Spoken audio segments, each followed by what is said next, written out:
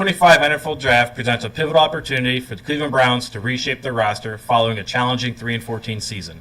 Holding the number 2 overall pick, their first round selection since 2021, the Cleveland Browns are poised to make significant moves to address key areas of need. With a high draft position and multiple selections, the team has the opportunity to address key weaknesses and build a foundation for future success. Strategic choices, particularly in the early rounds, will be instrumental in shaping the team's trajectory in the coming seasons. The Browns' 2025 draft picks possess a total of 10, including round 1, number 2, round 2, number 33, and round 3, they have 2 of them, number 67 and 94, 94 from Buffalo. Round 4, number 104. Round 6, numbers 179, 192 from Chicago, 200 from Minnesota, 216, and round 7, number 255, another compensatory pick. First round focus would probably be Travis Hunter. With the second overall pick, the Browns are widely projected to select Travis Hunter. The dynamic two-way star from Colorado, Hunter's exceptional versatility as both a cornerback and wide receiver addresses multiple team needs. His elite athleticism and playmaking ability could provide immediate impact on both sides of the ball. So when we talk about Travis Hunter, we really need him on both sides of the ball. Our offense was ranked terribly low. We were 32nd in points, 28th in yards. We need that good receiver. But we could also use him on our defense because our quarterbacks are hurting. A lot of them get injured very easily, and we need somebody that can provide stability on that side of the ball. Anthony? I mean, we were also ranked on defense. We were ranked 21st in defense overall. Mm-hmm. So just to have somebody, the major complaint that you always said against Myles Garrett is he's great on defense, but he can't help the offense. Mm-hmm. You have a player in this draft that can actually help with both sides of the field. Imagine just something like this to where you have a situation late in the fourth quarter where you have to go down and stop somebody. Mm-hmm. 2 minutes left, and you're down. Travis Hunter ends up making the key interceptions on one side of the ball, and then he catches the game-winning touchdown on the other side. You have a player that can be that dynamic, and it's never been seen before in the NFL. Okay. Austin? I love that aspect of it, but I also look in the other aspect of it, like playing both sides. That's kind of a lot. Just say he's doing super good on offense. If you're a 1,000-yard receiver, then we put you in on defense and something happens and, we can't get you back on offense anymore because you got hurt playing defense. So I'll be kind of worried about that a little bit. That's my only thing. Other than that, to me, is generational talent. I think they should try to focus on one thing more than the other, but see what he can handle. If he can handle it, then all is for it. But that's the only thing I'm really worried about with him. And he's kind of small a little bit. So I think he had to put on some weight, especially if you're going to be playing both positions. Because hitting, catching and getting hits and then hitting as well, it's a lot. It could be a lot. And it's not college no more. You're playing with grown men now. So you just got to see what he could do. That's the only thing I'd be worried about that pick. And that's something that I was thinking about earlier today is, he will be taking multiple hits, not only on offense, because he will be a solid number 2 receiver if the Browns draft him. Right. Jerry Jeudy has solidified himself as a number 1 receiver for us. And so Travis Hunter can take these next couple of years to beef up and, gain a lot more strength so he can withstand these hits. But hopefully, they said that they will have a plan for him on defense. I'm hoping it would be as a nickel corner. So He's not playing all the time on defense because, those hits just do add up. Right. And, that's something that we just can't afford is just to continue losing guys to injuries. It's just not good, and they try to remove from the game as much as possible. But at the end of the day, these are car crashes every single play. Right. I think something else that was brought up to actually another former player said this, and it made sense. Because of how good his ball recognition is, as far as him being able to diagnose offensive plays and react, he said, I would actually have him at safety and have him come up as a robber to watch the field. Right. So that way, just like a Ed Reed, he can kind of roam and decide, okay, if I see the quarterback leaning towards the left, I'm going to jump on that play immediately. That way, you can also reduce the hits that he's going to take because since he's back there, the first one that's going to make contact is probably, a linebacker or maybe a defensive end. Right. So that limits the hits he takes on the defensive side of the ball, but then on offense, you have a guy that won the best wide receiver in college football in the Heisman. And Deion brought up a great fact that he only did the defensive meeting, so he was not with the offense. So now you're going to have him, just like you mentioned, he can learn behind Jerry Jeudy. He's going to come in and do offensive meetings, learn how it works. That can be kind of the perfect situation so his game can actually expand. I mean, we all seen Hard Knocks? You know, they go through a lot of meetings during the week. So not Right. only does he have to carry that load as a wide receiver, but also in those defensive meetings, so he's not getting his Right. signals mixed up and understands what his assignment is on that play. Somebody actually brought something else to that. He said, technically, if you're on the outside as a safety, my job is literally just to tell you, hey, you got so-and-so or you're responsible for this area. He said that's just their responsibility. You don't have to do anything else in that. So he mentioned you don't technically need him in the defensive meetings. I'm going to just tell you what you have to do. That's and a then new that's thought. it. I didn't ever look at that in that perspective. Like that might be like a better thing. Like, and then it's how much faith do we have in Schwartz? Like, do you have enough faith in Schwartz to really, you know, I like Schwartz as a defensive coordinator, but like, do you really have the faith in him, like to mold him and, you know, get him where he's supposed to be defensively? All right, we're going to move on to the next player. All right, so we're actually going to talk day 2 strategy. So they need to build depth. All right, the Browns definitely need depth. That's something we're hurting on. Round 2, pick 33. The Browns are actually anticipated to take Josh Cornley Jr., an offensive tackle from Oregon. Cornley's agility and pass protection skills make him a strong candidate to bolster the offensive line. So that's something that, you know, the offensive line definitely needs. Possibly running back and Caleb Johnson. He's coming out of Iowa. He's a potential. Johnson's combination of size and speed could provide a new dimension to the Browns' backfield. Another pick in round 3 at number 94. The Browns will look to enhance their pass rush by selecting Jared Ivey, the defensive end from Ole Miss. Ivey's strengths and ability to disrupt opposing offenses would complement the existing defensive front. So with that, I think, you know, say they skip on Abdul Carter, right? These are, you know, he's definitely an Ole Miss player coming from the SEC. All they do is, you know, go after these fast quarterbacks. You know, for a while, the SEC was known as the best conference in college football. And so, you know, Ohio State may have won the championship this year, but that doesn't mean that the SEC doesn't have some of the best players out there. Correct. You know, how do you feel about that? I definitely agree with that. I think the best thing about being at that spot 33 when you have the first pick in the second round, we all have seen it before. We watch a bunch of drafts, somebody's going to slip. Right. Yes. So Right. you're going to get a first round talent. But then also the conversation becomes, do you decide to, hey, let's use that, package it to move back up if there's a player that you're really interested in Right. and you feel like can make a big difference on your team. You did mention depth. When you have a situation like we do, you need players that's going to come in and make immediate impacts. You're not waiting for somebody for, hey, maybe 1 or 2 years. No, we need help right now Right. at multiple positions. I agree. I think they really should do an offensive tackle. I hate to say it, but you got an older Flacco, you know, like you got to protect who we have right now as well. Like Pickens, I don't know how much faith you have in him. At least protect them, you know, like, so it's kind of difficult. Like, to me, it would be best player available, you know, that's on your board. The quarterback is kind of hard because if you have a Jackson Dart there and you really like them, you know, I could see them still doing that, but I would be kind of worried about protecting them, especially Flacco, you know, with that age. And Pickens is iffy. You know, who we have is so iffy, and we're not going to choose a quarterback. At least get somebody to protect the one that we have, you know.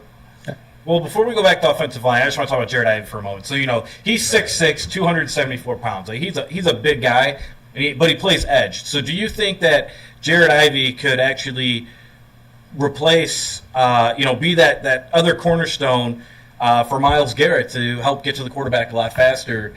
And, you know, that's something that the Browns have tried to fill via free agency. You know, we look back to Jadeveon Clowney. Who else am I thinking of? Who is Smith? Yeah, Darius Darius Smith. Smith. You know, it's something Right, that they've been Darius, trying to. yeah. So, do you think that, you know, Jared Ivey can come in and replace these guys right off the bat and get good, solid, you know, snap counts in there? I think it's something that's actually, I've noticed this from most defensive tackles. It kind of takes them a while to adjust to the game of actually seeing how fast the offensive lineman is, but then also building their bodies up so they can take the car crashes and make certain moves. So I'm not sure if he'll be immediate impact over who's the guy that we have now. Because his pressure rate, I think, was over 92% last year. You're not talking about Obo Okoronkwo. No, the other one. The other one? Isaiah McGuire? Yes, and then also you got Alex Smith coming back as well. So you have two people that you're probably going to put opposite of Myles Garrett and have them kind of going back and forth to give each other some rest. So I'm not sure if a defensive end is kind of the best thing unless it's an Abdul Carter in the first round. So, I mean, with question, what happened to Mike Hall? You know, like, he was a good prospect as well. You know, like, do we still expect anything of him, you know, being a tackle? Should this be like a up-and-coming year for him as well? Like, so we shouldn't have to look at that position? Hey, you know, you're not wrong. He was definitely like that first pick for us last year. Right. And it's a shame that, you know, he couldn't keep himself out of trouble. And so we had to play more than half the year without him, and then he got injured. So it's just, I don't want to say they're giving up on him, but it's kind of like, you know, can a zebra change their stripes usually? Right, You know, right. it's hard to do. So we may just have to go with him to just, you know, help solidify that defensive line. Now I want to go back to offensive line like we were talking about. Josh Cornerly out of Oregon. You know, he played in big games. He was blocking for Dylan Gabriel, who's also expected to Right. go. I think he's an early second round guy, possibly sneak into the third round or first round. I apologize. So he's coming in at 6'5", 311. Can he be that right tackle that we need? Because right now, DeJuan Jones is our left tackle, but we just can't seem to get him to finish the season. You know, he's doing his best Joe Burrow impersonation Right. and, you know, finishing 50% of his seasons. So, you know, is that a guy? Because he's a monster. You know, DeJuan Jones is a big guy, but, you know, Josh Cornerly may be his replacement or play well on the opposite side of him. I like Cornerly, but as a sleeper, I like that Cornerly, but I wanted him like that quarterback as well. Like, if we could get him in that third or sneak and try to get him, because I think he's going to be a little sleeper. Okay. I think he's a good player, and I think he's going to develop good in the league too. And you don't got to spend a lot on him. You know, with them doing all these other picks, you might be able to slip in, and maybe if you could get him in the third round, I think that'd be a good pick. And then they have history. So I was looking at that like, you could get him, and then if you could sneak back in the third, you know, and grab that quarterback because he doesn't have to play it, you know, immediately. Just somebody that you don't have to go as early to go grab, you know, but he's still a good quarterback. All right. Thoughts? You know, for this one, I know that we invested some money, not much, but in the offensive line. And just like you mentioned, you're thinking about the future as far as the right tackle goes. I'm just I would probably say the back half of the draft, I would think about maybe going with a right tackle at this moment, just because it's so much other stuff that you need that's going to have to make an impact now that I don't see. Because I think you signed the guy from the Bears, and then you also signed, I think it's Cornelius, a tackle as well.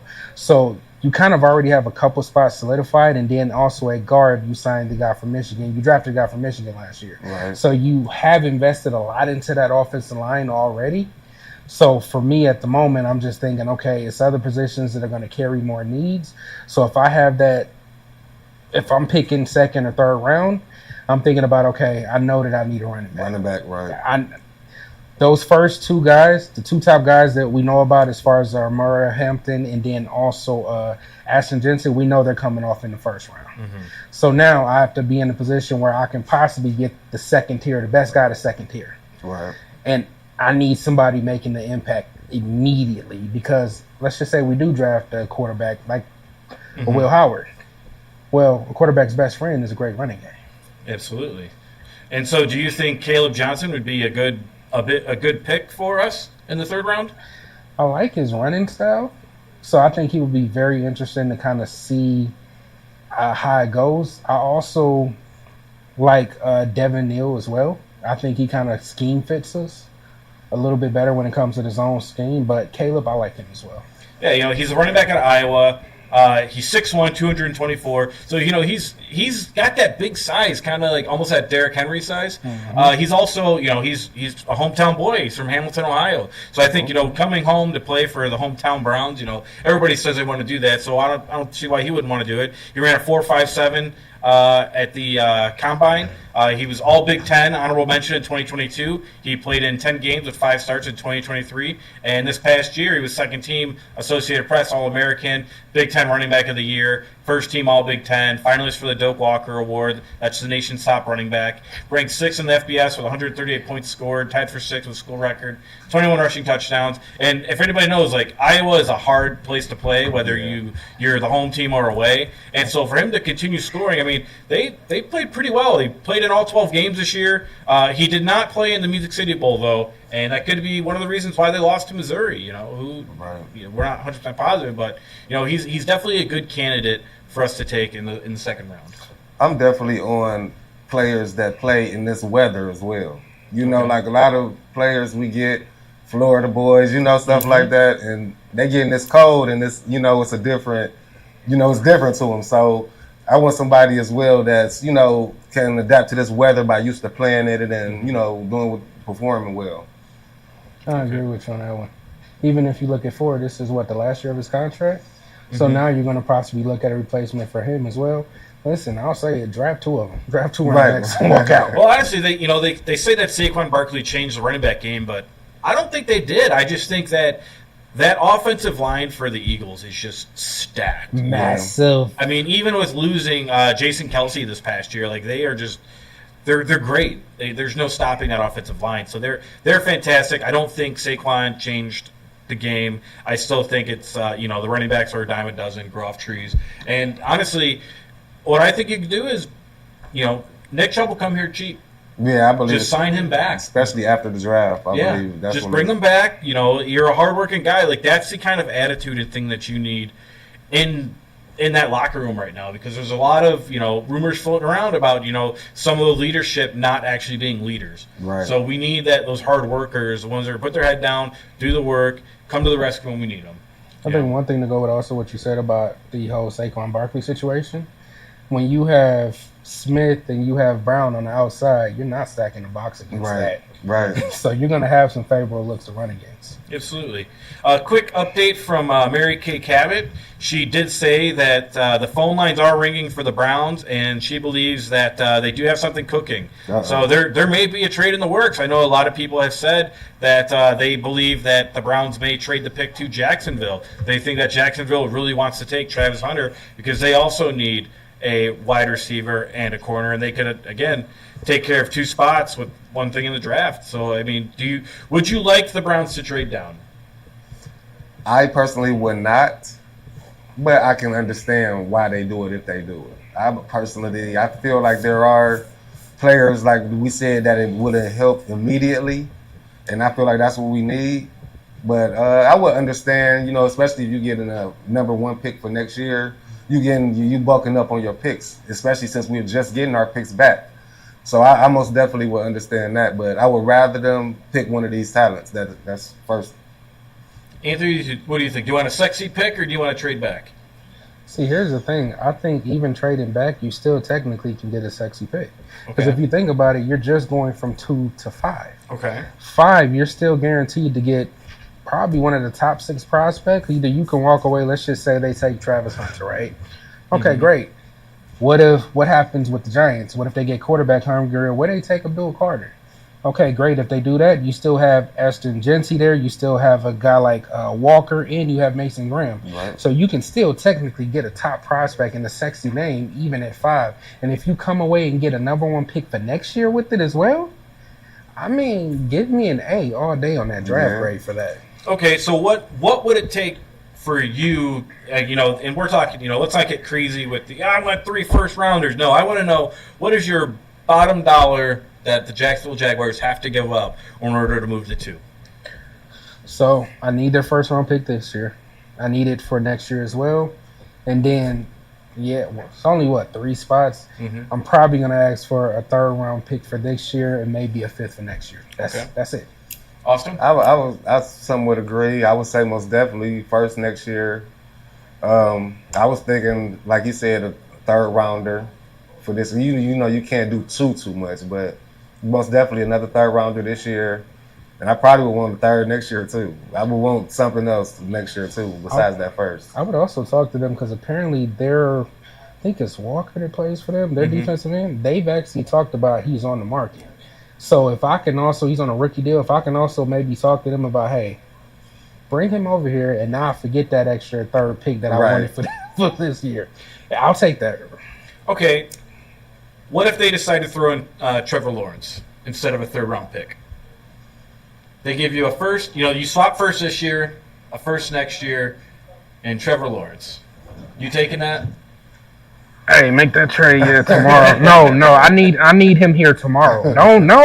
I come get him myself. Send the Jets. Go Same pick with him you? up. Go pick him up. Send the Jets. I believe in Stefanski. I believe Stefanski could. I think they could get to. I think he can get him to. I still believe in Trevor Lawrence. I might. They were kind of toxic down there. So I think like with a difference, sometimes just a new scenery. You see with Sam Darnold, like a lot of these other quarterbacks, I most definitely haven't given up on Trevor Lawrence. I'm in agreement with you. I didn't think he would be this big star-studded guy coming out of college. I thought he would be humbled a lot. But I definitely have not given up on him either. I think that he is a solid quarterback. I think he would play well in Stefanski's offense, especially because he's not afraid to turn his back to the defense. And that's clearly a problem that we have with our current, quarterback team. So Number 4. at quarterback, Never mind. the Browns have invested heavily in Deshaun Watson. The team's performance has led to speculation about seeking a new franchise quarterback. Prospects like Cam Ward and Shedeur Sanders have been discussed as potential targets. Clearly, we're not getting Cam Ward, all right? That's going to Tennessee as far as we know. We also need a receiver. Enhancing the receiving core is a priority. Prospects such as Emeka Egbuka from Ohio State, and I'm going to mispronounce this, Tachatroya McMillan, forgive me, from Arizona are considered strong candidates to invigorate the passing game. Our offensive line. Protecting the quarterback remains crucial. Adding depth and talent to the offensive line is expected to be a focus in the early rounds because, again, we have to keep our quarterbacks upright. All right, our defensive depth, strengthening the defense, particularly in the secondary and the pass rush, is essential. Versatile players like Travis Hunter could address multiple areas simultaneously. Like we said, playing corner, playing safety, playing nickel. The outlook of the 2025 NFL Draft is a critical juncture for the Cleveland Browns. We're going to, again, talk about some top prospects. Cam Ward, he's off the board, but just in case, he's a 2024 Davey O'Brien Award recipient. He boasts impressive stats with 2,219 passing yards, 20 touchdowns, and a 69.2% completion rate over 6 games. His dual threat capability and leadership position him as a likely top pick with the Tennessee Titans showing significant interest, right? And again, we go back to Travis Hunter, cornerback, wide receiver for Colorado. He is a very rare two-way player. All right, Hunter's versatility has drawn comparisons to Shohei Ohtani. I think you need to play a little first to get that, but hey, in 2024 he did record 49 receptions for 587 yards and 6 touchdowns, alongside 18 tackles and 2 interceptions on defense. His unique skill set makes him a top 5 prospect without a doubt, possibly the best player in this draft. All right, Abdul Carter, Penn State. He's transitioning from linebacker to edge rusher. Carter tallied 27 tackles, 10 tackles for a loss, and 4 sacks in 6 games. His explosive burst and ability to disrupt offensive schemes have elevated his draft stock significantly. You got Will Johnson, quarterback from Michigan. Johnson's standout performance includes 2 pick sixes in the first 4 games of 2024. At 6'2", that's a big corner. His combination of size and agility positions him as a premier shutdown quarterback prospect. Then you have running back Ashton Jeanty. Jeanty's remarkable season with 1,248 rushing yards and 17 touchdowns over 5 games signals a resurgence in the value of running backs. His physical dominance and versatility have drawn comparisons to Saquon Barkley, who we talked about. So, the team needs and strategic fits, right? When we're talking about the Browns, we got to look at the other teams that are at the top of the draft. You got the New York Giants. With pressing needs at quarterback and pass rush, the Giants are projected to target Abdul Carter to bolster their defense. If they don't take Shedeur Sanders, who, his dad has said he wants to play for New York, wants to be in New York, we'll get back to that. Green Bay Packers, they're seeking to enhance their secondary. The Packers are linked to Kentucky cornerback Maxwell Hairston, who's known for his 4.28 40-yard dash. That is fast. Super fast. That is quick. Dallas is aiming to reinforce their offensive line. The Cowboys are projected to select Kelvin Banks Jr., an offensive tackle from Texas. to provide stability and protection because they got to keep Dak Prescott healthy. The dude has been hurting, I think, every year the past 5 years. Arizona Cardinals. The Cardinals are holding the 16th pick, and they're evaluating players like Alabama guard Tyler Booker, Arizona wide receiver Teorta McMillan, and Texas A&M rusher Shamar Stewart to address multiple positional needs. All right, there's a lot of trends coming up for the defensive depth. Particularly in defensive talent, especially among edge rushers and interior linemen. All right, offensive line value. Teams are placing a premium on offensive linemen as prospects like Calvin Banks Jr. and Gray Zabel rising in mock drafts. All right, again, we talked about the running back resurgence. The exceptional performance of running backs like Ashton Jeanty indicate a renewed appreciation for the position's impact. Can other running backs be that and bring that significance back to that position? Again, I want to talk about Ashton Jeanty. He played really well for Boise State. I mean, there hasn't been a running back like him in college since. I mean, can you give me a name? What are you talking? Adrian Peterson? That's what I'm about to say. Back when he was playing for Oklahoma. Just a destructive runner. Like those destructive runners. That's what you're looking for. And then Saquon Barkley doing what he did, I think that's going to press a lot, like teams that reach for the running back a little earlier too. There's a lot of them in the draft too, so I think we're gonna see a few of them go earlier than expected though. Okay. I mean, I think someone said it's 30 running backs with a draftable grade at the moment. Yeah. And not 30 of them are gonna go, but the fact that the running back, it seems this high. This is why some free agents, who we'll probably talk about later, have not been re-signed because this running back draft is completely loaded. That's why I want 2 of them. So where do we believe Ashton Jeanty will fall? I was thinking the Jags. I had them going to the Jags at 5. Jaguars? But since they saying they might trade up with us, I don't think we'll pick him. So, then he might fall then. But that's where I had him going with my mock. I mean, if I'm just kind of looking down the rotation, I probably think the Raiders make the most sense. Mm-hmm. A shocker technically could be the Patriots to decide they already have their young quarterback. Mm-hmm. Let me get a star running back to go with them. Because I remember last year they kept basically going back and forth between their running backs. You get benched. No, you get benched. It was an issue. So running back's best friend, or quarterback's best friend, running back. That could be the pick right there. I think he could end up at number 6 with the Raiders, or with all this talk about the Jaguars trying to make a trade, you don't know if they're actually trying to trade back because they may be going to number 10 to trade with Chicago. Because I know a lot of speculation out there is that Chicago needs a running back, and when it comes to Caleb Williams, he needs some help. He didn't play too well. We didn't play too bad either. You get him a running back, you make that offense a little more versatile, then you're actually talking about, some solid points being put up. I think that would be a good pick for them. But do they still have Swift? Or did he leave? I think he left. Oh, okay. So he for sure needs one then. I thought that he still had Swift. So I wasn't so positive. But if Swift's gone, for sure. With the Bears, I know what everyone's saying. I feel like a running back doesn't make sense for them. And the only reason I say that is we saw last year that quarterback got killed. Don't you want to try to protect him? Because you already made the mistake of not protecting Justin Fields when you had him. So why would I make the same mistake and say, you know what, let me grab another running back and say, no, let me protect your blind side. You was running a little bit too much. They did, they did sign a couple offensive linemen, but don't forget that, the Bears' new head coach is Ben Johnson. Ben Johnson's coming from the Detroit Lions, and you know who they had when their running game was doing great each year? Jahmyr Gibbs and David Montgomery. Right. But that offensive line ain't got it. It doesn't. But still, you need somebody that can run the ball. If you don't have that, what are you doing? You do. You're correct. But at the same time, a great offensive line can make running backs look extremely well. Even before Barkley got there, the Eagles still had a decent running back where he was doing his job and what he needed to do because that offensive lineman was pushing people off the ball.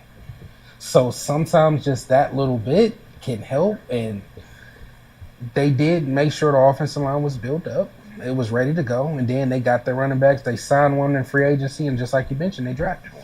I think it's give and take because I think that, running backs also make the line look good. Let's look at Nick Chubb. He played behind some pretty bad offensive lines Right. throughout his career here, and yet he was still producing at a high level. See, the hardest thing about going Nick Chubb is special. That man is different. Like, he wake up to bat signals every morning, okay? He don't play around with people. And yet he was a third string running back at Georgia. See what I'm saying? So if you're taking, somebody like Ashton Genty, he might be that guy to make that Yeah. offensive line look actually good. But Nick Chubb was also doing it in the SEC. True. Against the top competition, Nick Chubb was just going at everybody. If they trade up, they're going out for that running back though, because especially with their coach being so offensive minded, they just talking about he's going to revamp that offense. That's all I keep hearing. So I think they most definitely still get a running back. I think that's why they'll be trying to trade up. Okay, so say the Browns do trade back and we go to number 5.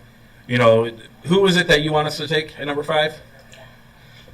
I always say you got to come away with one blue chip prospect if you're going to move back.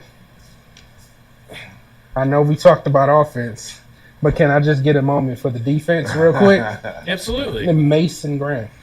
Because Mason Graham is one of those rare prospects that can interrupt an offensive day. You have him and Myles Garrett rushing on the same side. You have a quarterback that can't step up in the pocket to avoid Myles Garrett. You try to step outside, and Myles Garrett is saying, hey, you remember that quarterback graveyard? Your name is on it now. I feel like that may be the best move to actually unlocking Myles Garrett to him being even better, having a running mate. Well, again, with Mason Graham being a defensive tackle, are you just shipping away the idea of Michael Hall? Is he gone now, or is he just a reserve player, possibly on the bubble, his second year in the draft or second year in the team? So this is my thing. We run a 4-3, so we actually have 2 D tackles. So I wouldn't mind having both of them next to each other for the next 10 years. Okay, That was would one be thing scary. I was worried about. That Mike Hall, like especially you just literally got him, So, and like you said, we have so many other glaring needs. I would just, to me, I would just be thinking offense. Being last in the league of offense, you got to do something better. You have to grab us, go on and get Travis Hunter, and stop playing. Stop playing with it. Like you said, also, it's going to fix the defense too, because you can still throw them in there. But we have to do something. It's like a glaring need. I think one of the biggest things when people talk about offense, and I know we'll probably get into this later,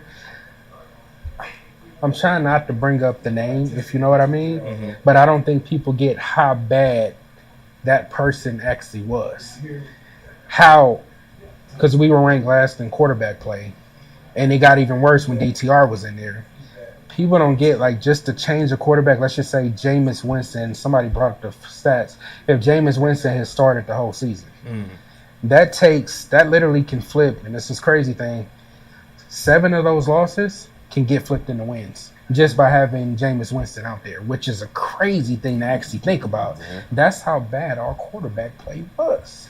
So are you telling me that the Browns are just quarterback play away from being a playoff team? Average quarterback play. Because we were bottom tier, really bad quarterback play. If you can get reliable quarterback play where you know exactly what he's going to do, and he is actually, you don't need him to perform at the highest level. You just need him to be steady. Don't wreck it, because that's the same thing we did the last time we went to the playoffs with the defense. Don't wreck the car. Just keep it going steady, and we won't have any issues. But last year, the quarterback was driving this way, swerving, calling Geico look like a good neighbor. So, what do you want from this draft? How do we feel about the Browns for the next, let's go with 18 months? What do we want from them in the next 18 months? If it's me, I know that the first pick is going to set the tone. I have to get a player that's going to make an impact right now. I can't have Andrew Berry. We talk legendary about his drafts, that he's been not the best when it comes to drafting. So he has to hit. Like, your pick has to be something different that is going to make an impact for this team, not only this year, but for years to come. And you can get the player. You can get him. You have the number 2 pick, and really, you have the number 1 pick, because we know that who they're going to get. And to me, they're still not even getting the best player available in the draft. He's not even the best, considered player football player in the draft. So you still can get the best football player in the draft. You know, like, of course, Tennessee, they fell in love with Cam Ward, so they're going to get Cam Ward. But you're available to trade back or get the best player really in the draft. To me personally, I want to get one of those players, and then if we could get a quarterback and then just fill those gaps, you know. But I still think I want us to get a quarterback too. So, you know, a lot of talk out there is people complain about the points per game and, you know, how defensive players don't win games, right? They don't win you games. But if we still don't have the quarterback that we want, why do we care about winning games? If we're talking about trading back to collect picks, like, why aren't we not, you know, why not just take next year too? You know, like, I don't understand this whole, like, oh, let's take an offensive player. We need this right now because we need to win games next year. For what reason if you still don't have your quarterback? Are you trying to win games to continually put yourself in the middle of the pack? Do you want to be the Pittsburgh Steelers where you're just a bunch of fakes the whole time? You know, like, think about it when they started 11-0, right? They were a fake team because they lost, 5-6 games after that? And then they got bounced in the playoffs. Constantly in that mediocre spot in between picks number 14 and 21. Never accomplishing anything or getting high enough to take that quarterback that you need. You know, everybody talks about this quarterback class next year is coveted. You know, it's got all these good quarterbacks coming out, but yet again, if you win games, you're taking yourself out of that, because just because you have 2 first-round picks next year, who's to say that they're like, you know what, yeah, I am going to take that trade from the Browns, take their 2 first, and let them move up to whatever. No, because if, you know, there's such bad quarterback play in the NFL right now, like, how do you know the next 5 teams, you know, ahead of you next year aren't going to take quarterbacks? Right. You know, like, what's to stop them from doing that? Because, again, you don't know how well you're going to play yourself out of a pick. To me, it's just how much does Stefanski love these quarterbacks? Like, you know, he's the quarterback whisperer. So, like, how much do you love these quarterbacks? Do you love Jackson Dart? Do you love Jalen Milroe? Do you love them enough to get them? I mean, even if we get them in a later round, because you know they could sit. I know they at least could sit this year. You know, like, I feel realistically, okay, Flacco might could survive for a little while. Then you might be able to get Pickens for a few games. So they realistically do not have to play this year. So if you could get Jalen Milroe or Will Howard and they sit a year, is that okay with you as well? Like, and then you just give them the reins next year? Oh, absolutely. Honestly, the way that Will Howard has played, you know, he showed that he can play in big games. Even when he was playing at K-State, you know, he was putting up solid numbers, and they only got better every year. And I actually did this in a comparison between his first 3 years and Josh Allen's first 3 years. Almost identical. And then you go to the 4th year with him playing at Ohio State. Yes, he's playing with elite talent, but at the end of the day, you still have to get them the ball. Right. You know, everybody talks about his arm strength. I don't care if he can throw it, you know, 50 yards, 55, 60 yards down the field. If you have playmakers, you know, get it there. That's all you got to do. Right. You know, and so I think Will Howard would be a solid pick, because guess what happens when Pat Mahomes got drafted? He literally sat there behind Alex Smith, didn't even play. Right. See, with Will Howard, the issue is it's not really his arm strength. The reason he has a weak arm is because of his throwing mechanics.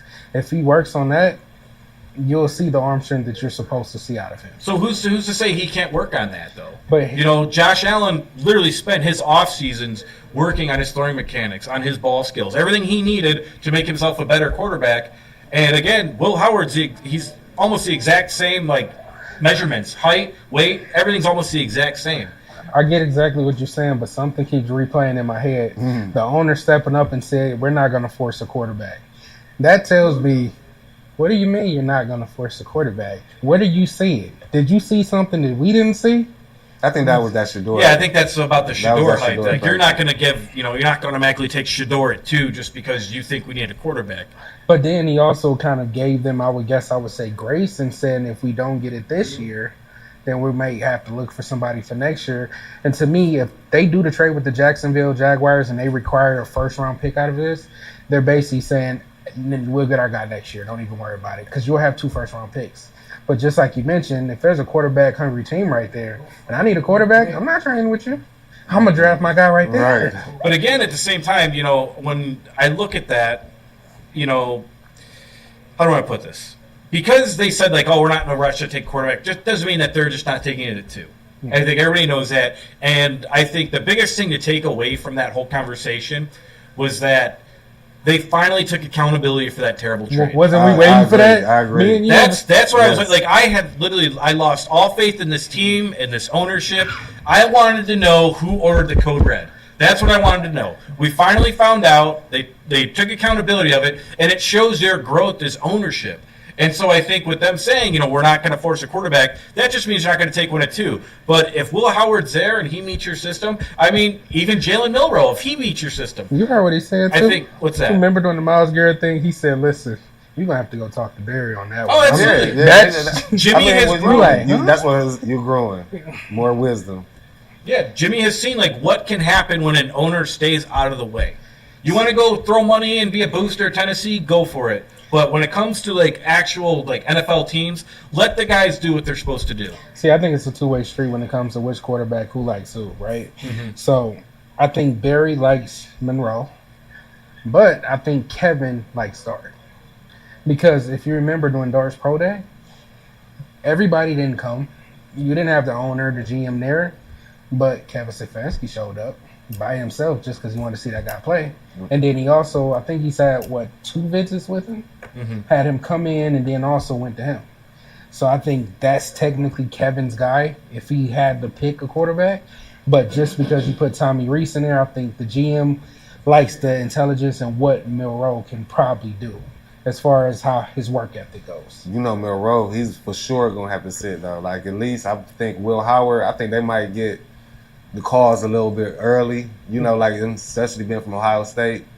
So I feel like, the fans after a while, especially if Flacco get to throw in a few they had that 4 interception game.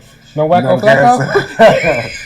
The Browns fans going to get we want Will Howard. Let's see Will Howard, so. Do you know who the 3 favorite quarterbacks in the Cleveland area are? The 3 favorite? Bernie Kosar. Bernie is one. Ooh. Flacco. Nope. It's not Flacco? Nope. I know Bernie is one. You going oh? I'm Like just with asking Brian Sight? if you know the 3 quarterbacks that every Browns fan loves. Can I say Baker Mayfield? 'Cause No. he's not one of those. No. Bernie Kosar, Brian the Sight. backup quarterback, and whoever the quarterback is at Ohio State. It'll never be the starting quarterback, and we all know this. That is true. That's the messed up thing about it. Yeah, that's true, though. Because remember last year, man, put in DTR, man. Put in DTR. He going to fix all of this. Look at what he did in the preseason. All of a sudden, he gets in. Everybody like, oh. Hey, Zappy look good, too. Yeah, Put put in in Zappy Zappy. real quick. I'll tell you what, that was a big fumble because we got rid of Josh Dobbs in order to keep DTR. Yes. And man, were we sold a bag of bad beans. I tell you what, we really played ourselves when it Who came was to the that. other We had quarterback? Tyler Huntley, too. Oh, you noticed when you played Miami, he was licking his chop like, Yeah, we had Tyler Oh, I'm Huntley, too. gonna I was eat this like, up. why he had did we made the draft Pro him? Bowl the year before because I'm like, that's crazy. And you What? get rid of him. Listen, when you have, we all like, at some level we play some kind of sport. We all know that and somehow you have people that look really, really good in practice, like they practice superstars. But then you also get some people that they ain't ready for game time. Right. We've all seen that. They look good in the scrimmage though. They look amazing until it's game time. Of course. All right, let's move on. Let's talk a little bit of Will Campbell. The offensive tackle out of LSU. I think he's the one that they said he has small arms. But they said he's also a guard. He's possibly, some people put him as guard Okay. instead of a tackle. What do you have him as? I think he's a tackle. Same. You had him in the tackle as well. Again, he's coming out of LSU, another SEC school. So, does he have the tangibles in order to be able to survive in the NFL? I had him going relatively high to the Patriots. Same. Really? Mm-hmm. Why do you If think everything they- goes, if everything goes, Cam first, us Travis, the Giants Carter, then the Patriots, Will Campbell. And that's just because, just protecting your quarterback. I don't know how the fans will react with Andrew Berry drafting another offensive lineman in the top 10 picks. Yeah, and I don't think that'll pan out. I think, yeah. I don't think he'll be here tomorrow if he did something like that. Yeah, I think they really do need to make a splash, and it's kind of just kind of figure out where they're trying to go with these picks. It's definitely a mystery. Again, we gotta solidify somewhere. Are we picking defense or are we picking offense? And then when it comes to around the AFC North, like what are the Steelers going to do? Like, are you worried that they're going to take Shedeur Sanders? Are you worried that they're going to take Will Howard? That's my fear, is that they're going to take Will Howard. They did it with Ben Roethlisberger, and I'm worried that they're going to do it again with Will Howard. You think they're gonna take him in the first? I mean, why not? They're at 21. It's not like you have anything to really miss, So I'm scared of the Shedeur factor. If he goes there and they just gets a chance to light us up 2 times a year, that's gonna be insane. Man, and you had the chance to pick him. No, he gonna go to the Saints. I don't think he make it past pick 9. I didn't think he was gonna fall that far either. But with everything being said, sometimes it's true. yeah. Okay. Let's see. I think we might have a commercial lined up here shortly. So right before we go into a commercial, I just kind of want to talk about Abdul Carter. Are you guys worried about his health? No, I'm not worried because I feel like right now, from what we've heard, is rehabbing everything went well. He's doing okay with getting back to where he needs to be. So I think he'll be fine for probably OTAs. And then also the other interesting point is Denzel Ward was asked who would he like it to, and he said he wants Abdul Carter. I bet because they don't have no time to throw the ball, and if they do, they just throw it in the air. So if you have ball hawks, they're going to go get it. Oh, listen, you can't get cooked if the quarterback's on the ground. Exactly. So but with our quarterbacks, I would love that pick, but I am kind of worried about his health. Especially the way that it came out too, because it seemed like they were trying to hide it for a minute and it just snuck out. But you know how they bring all the stories come out as soon as the draft is coming. Yeah, so I was kind of worried about it. Well, he also started out as a linebacker. Like this was the only year that he's actually played edge. So he's playing a position that's still relatively new.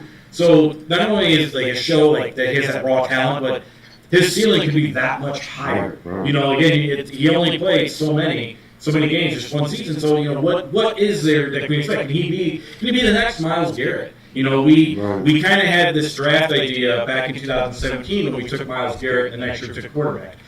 Is that the same plan that they're trying to follow through with now?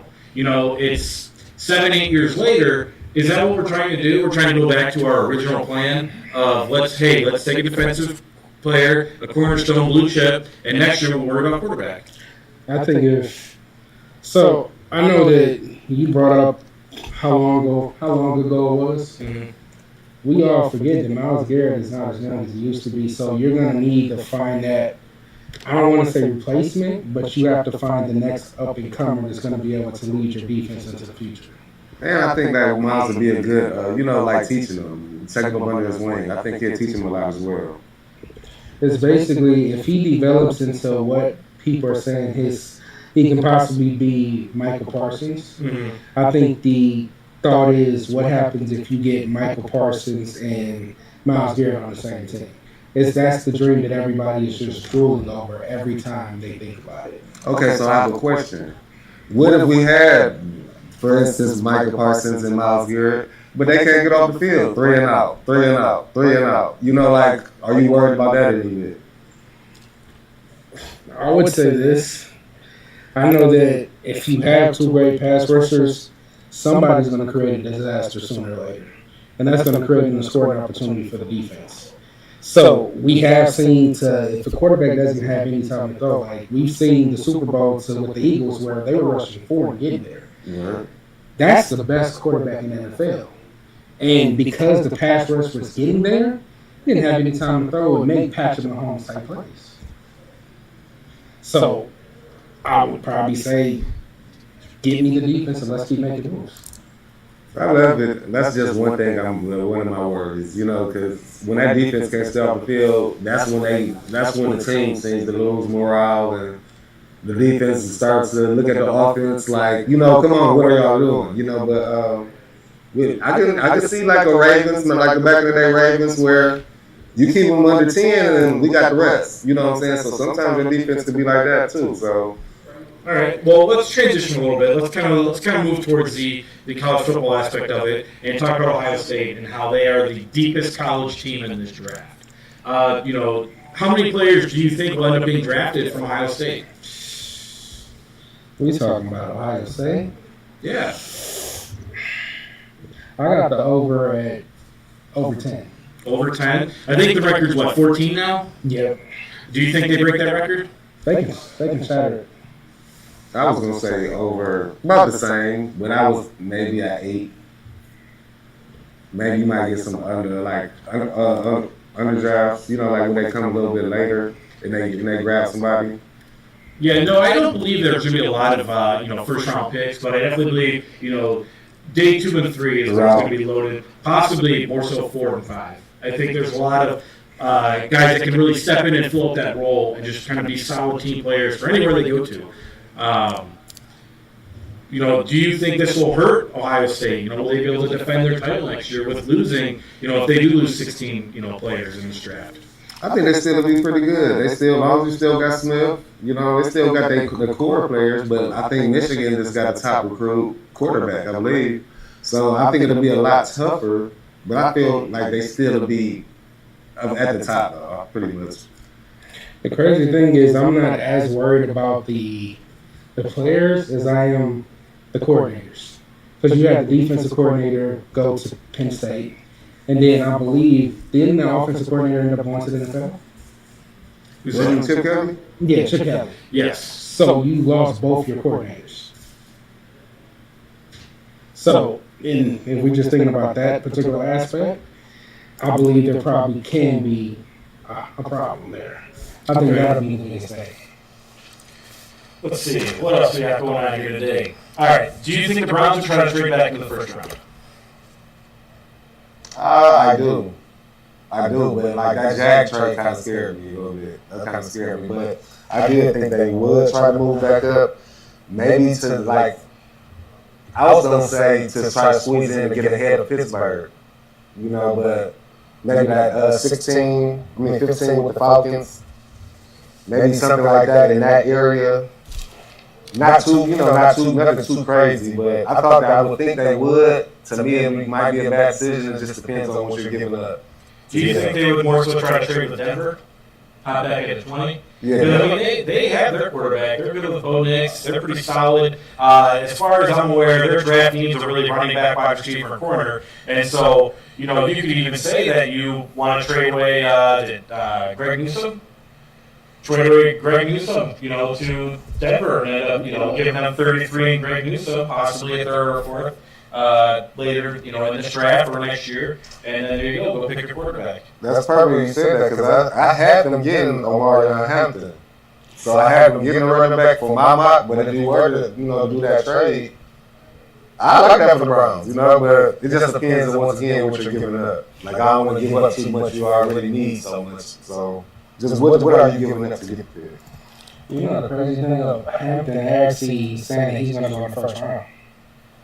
I think he is. Because if Genty's going to go so high, that the next best running back is going to be him. So I can see somebody trying because you have Chicago that needs a running back, but you also have Denver as well that needs one. So I can see either one of those guys decide, hey, I want to make sure I can at least get one of the top 2 running backs. Right. Okay, so I want to hear how your mock draft shapes out. What do you got? From what picks? Let's go 1 to 5. All right, so I got Cam Ward, as we know, number 1. Travis Hunter, number 2. Abdul Carter, 3. Will Campbell, 4. Ashton Genty, 5 to the Jags. Okay. I think it gets really interesting as you get to 10. That's when it starts to get really interesting because. With the Saints, with their Derek Carr situation. They need a quarterback. So, do they go Shador? I got them going Jackson Dart, but that's really early. But I think a lot of teams going to reach. Well, do you believe, if your guy is there, go get him? I agree, yes, I do. So then, why is it a reach? If that's your guy, you have to go get him. I mean, even if, let's go back to the Lamar Jackson trade. If he was their guy, would people, not knowing how it turned out, do you think people would have, killed them if they decided to trade up to number 1, number 2, number 3 for Lamar. It's just me personally. I think Shador is better. So like I would rather go Shador. I don't have a problem with it, but I think Shador is a little bit better than Jackson Dart. But if it goes like that, I had them getting Jackson Dart or Shador, but I'm hearing like it's getting closer to Jackson Dart. Like I guess they really love Jackson Dart. So like you said, if that's your man and that's who you really want.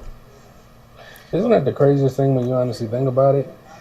It's so many things with the quarterbacks that they're flip-flopping positions of who is the actual second quarterback that's going to be taken. I think this draft can get very interesting, and I'll say it like this. If, let's just say, the Cleveland Browns and Giants, they end up going Travis Hunter and also Abdul Carter, then who's the next team in line that technically needs a quarterback?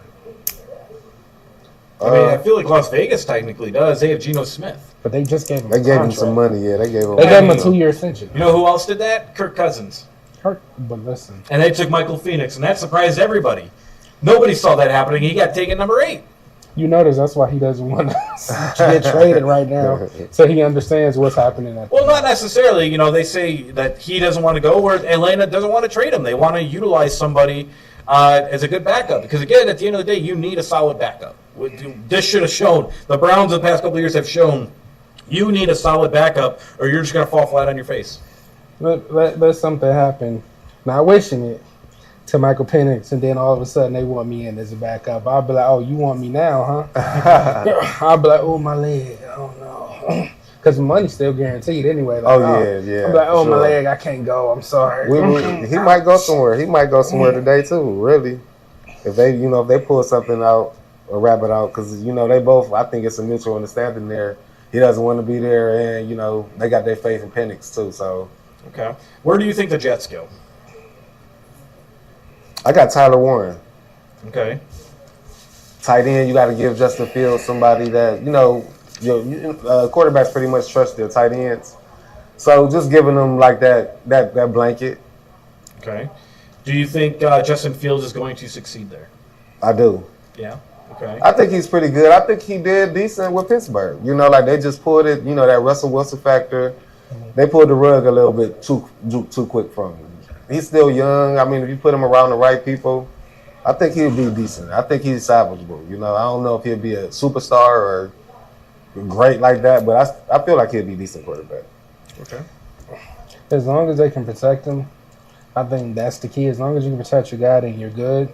You just lost a wide receiver, but you still have Garrett Wilson.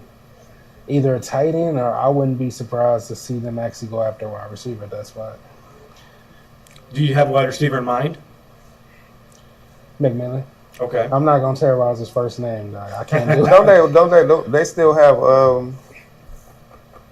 they still got wasn't the same Wilson? Yeah, Wilson. Garrett Wilson, yeah. But I would think And they still have Lazard too, right? I thought Lazard was a free agent. Not positive. I think he just travels kind of everywhere that Aaron Rodgers Rodgers goes, and he doesn't even know where he's going. Is he going to retire? Or is he actually going to sign with the Pittsburgh Steelers? What do you think his goal is? I actually think he might retire. Okay. I think he wants to see what they do. If they do get a Shador or something like that, I don't think he wants to be a role model or anything like that. I think he might, I've been hearing he wants the red carpet rolled out. So I don't know if Pittsburgh is, red carpet that type. They said he actually tried to contact the Vikings and tried to give them a plan. He would be their quarterback and mentor JJ. Really? He sent them out a nice little memo, allegedly. So Pittsburgh should know, he you're not the first chosen anyway. Right, but I think if they get that quarterback, I think that might deter him. And he's the type to be like, well, I'll sit out this year and still win him retire, and then just make him do it again next year. Who's going to go to Aaron Rodgers? He just to me, it's about the attention for Aaron Rodgers. Listen, he just need to go ahead and retire. If you don't love the game anymore, it's okay to say that and say, hey, I want to do different things. You acted, you did other stuff. It's okay to put the ball down and go somewhere else and play. It's okay. Nobody's going to judge you. I don't know if he wants to just say, I just want one good year, but I don't see if a team is kind of courting you, why would you decide, hold up, I want to go talk to this other team first, and then I'll get right back to you? It's like he wants to do it on his terms, and it's looking worse and worse. The way that it's going on. Like you are MVP, Hall of Famer, and now you just like it seems like no teams are calling, where less teams are calling, and they're just waiting to see what you're going to do. And it's sad to me, because Aaron Rodgers was a great player, and it's like now what are you doing? It's like it doesn't look good to me at all. I'll say he was good. I won't say he was great. I always thought Aaron Rodgers was overrated. Did you? Yeah, I truly believe that he was definitely overrated. Definitely like his ego just was way too much for him. Yeah. And I even want to say like when they beat the Steelers that like it was more so their defense than it was their offense. Yeah, he could throw that. His arm though is insane. Some of those throws. Aaron Rodgers, I don't see too many people can throw that ball like Aaron Rodgers. I think my favorite thing is the mindset of how he pre-snap, where he would get him off sides and then go for the big play. That was Aaron Rodgers doing Aaron Rodgers type things. But you're right, he hasn't lived up to where we think he should have been.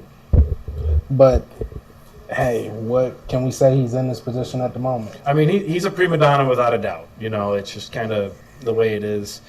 So reviewing some mock drafts, CBS actually has Mason Graham falling all the way to number 11.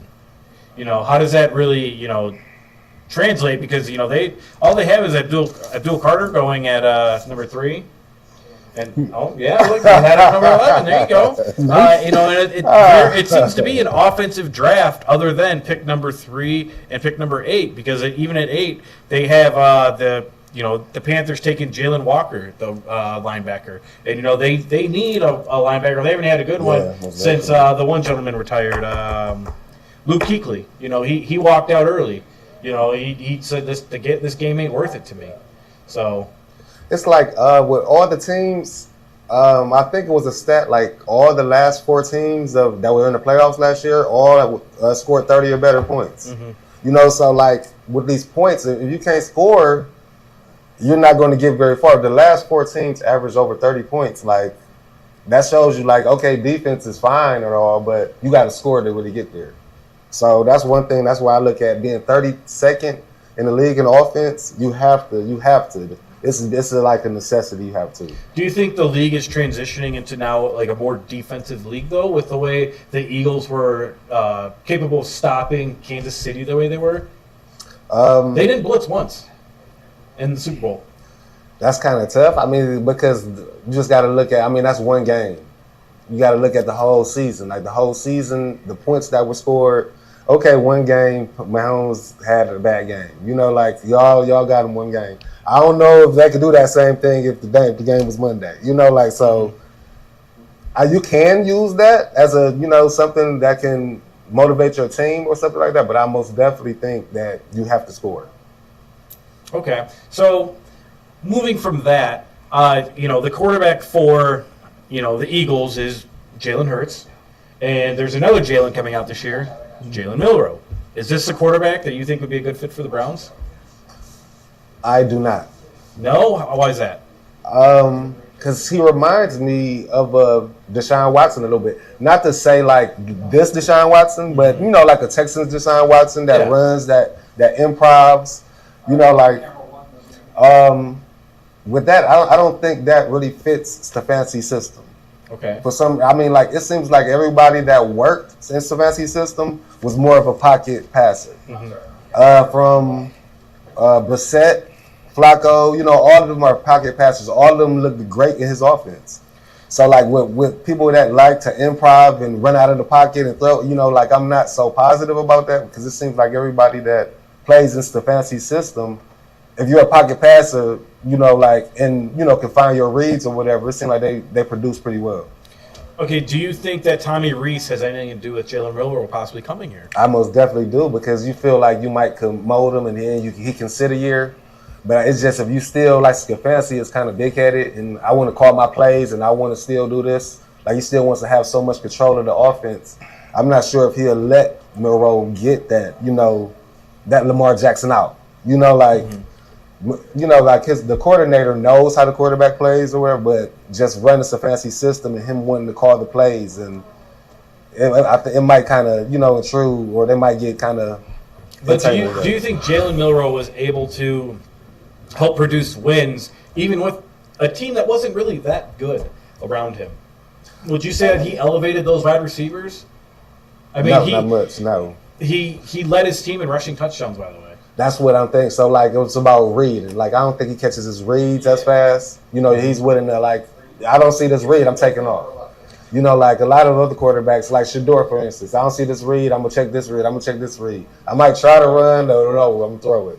You know, so a lot of, you know, so just the quarterbacks that don't prefer to run than the ones that, if I don't see one read, I'm taking off. And you know, Stefanski, you can mold that and you can change that, but it's just if Stefanski can do that, and I haven't seen them in prior years, you know, be able to do that. So, with the way Stefanski runs his offense, it's a timing offense.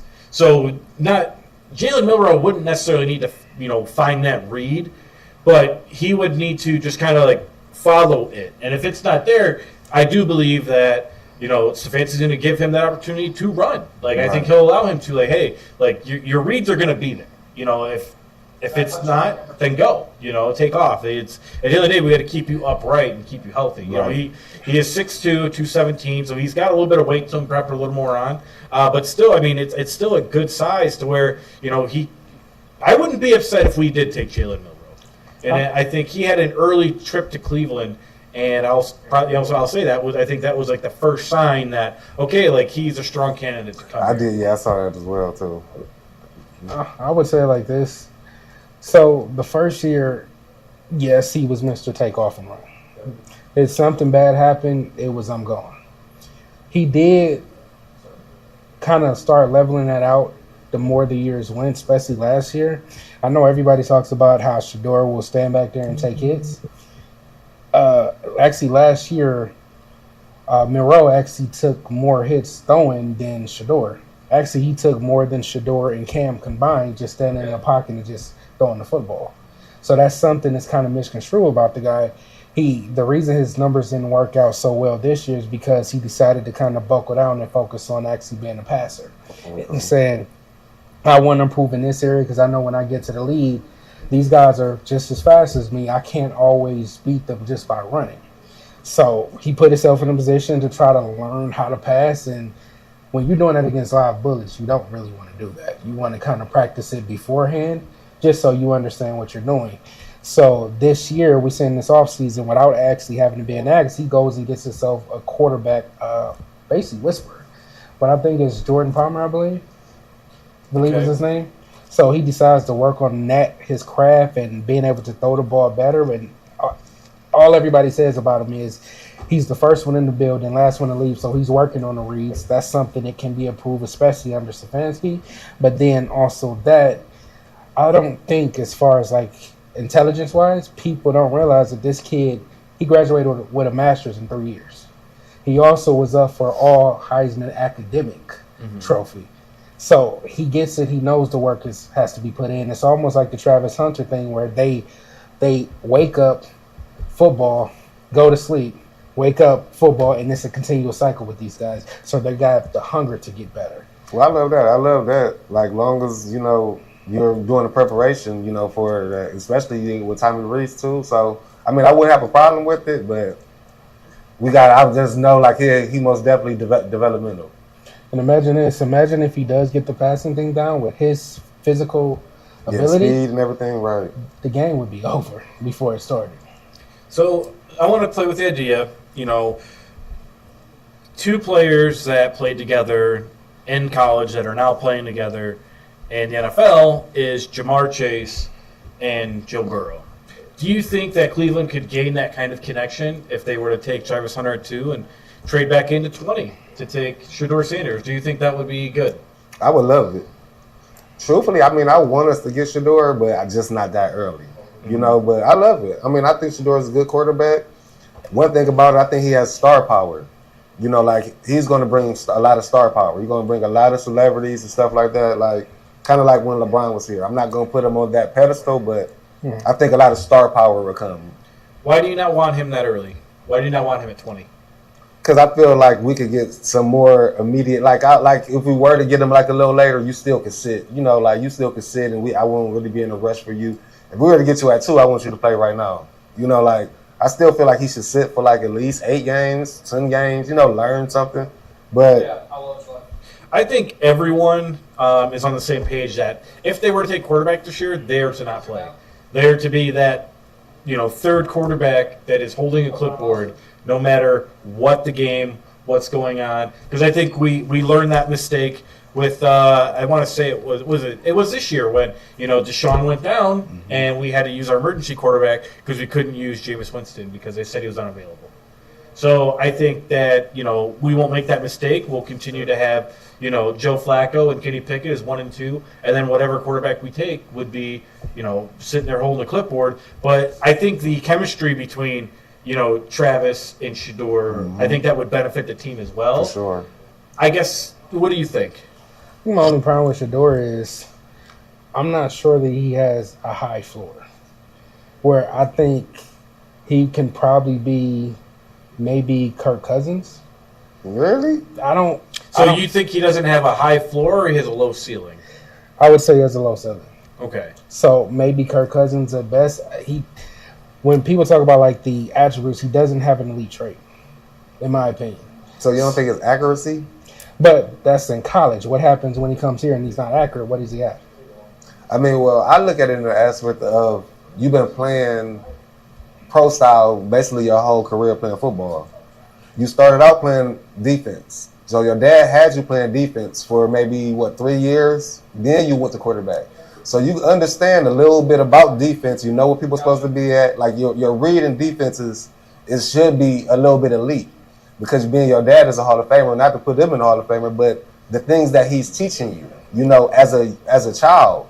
And you grew up in straight pro offense your whole life. So, like, it's like nothing is too big. You already been growing up, in pro style. The only thing different is you got a coach.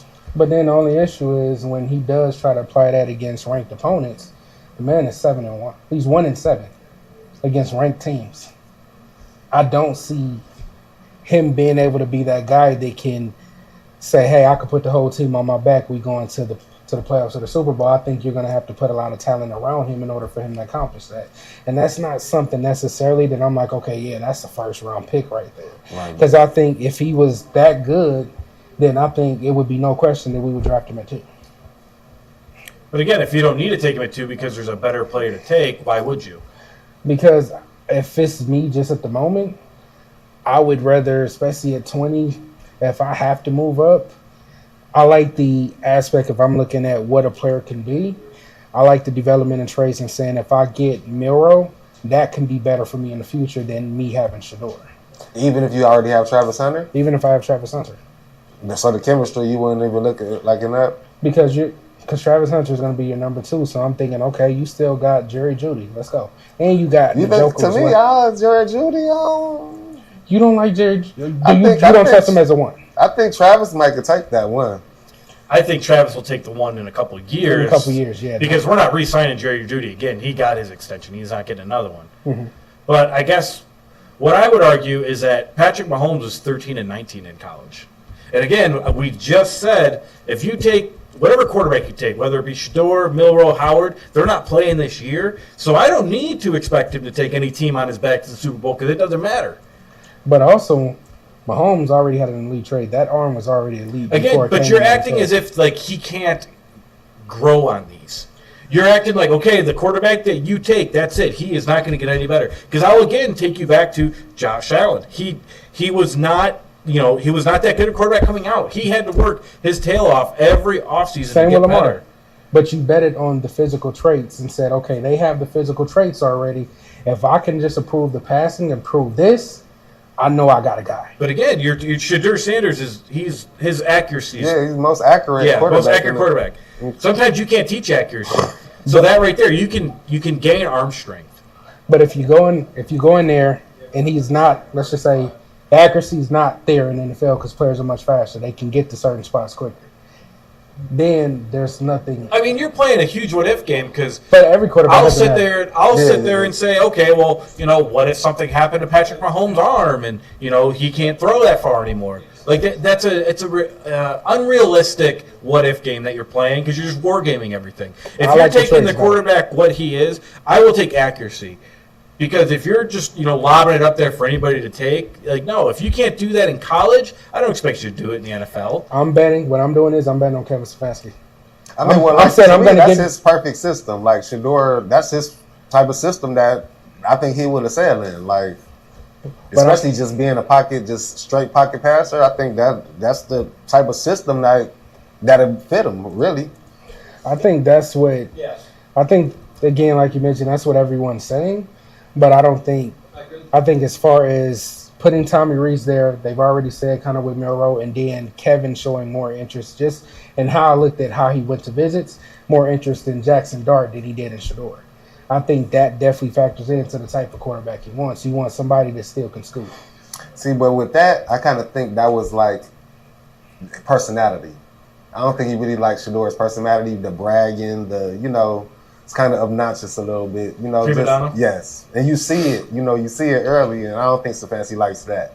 He might love his game, but he might not want to deal with that, Do you think that just comes from who his father is? Yes, I do. So if you remove the father from the equation, do you think it would be more beneficial for him?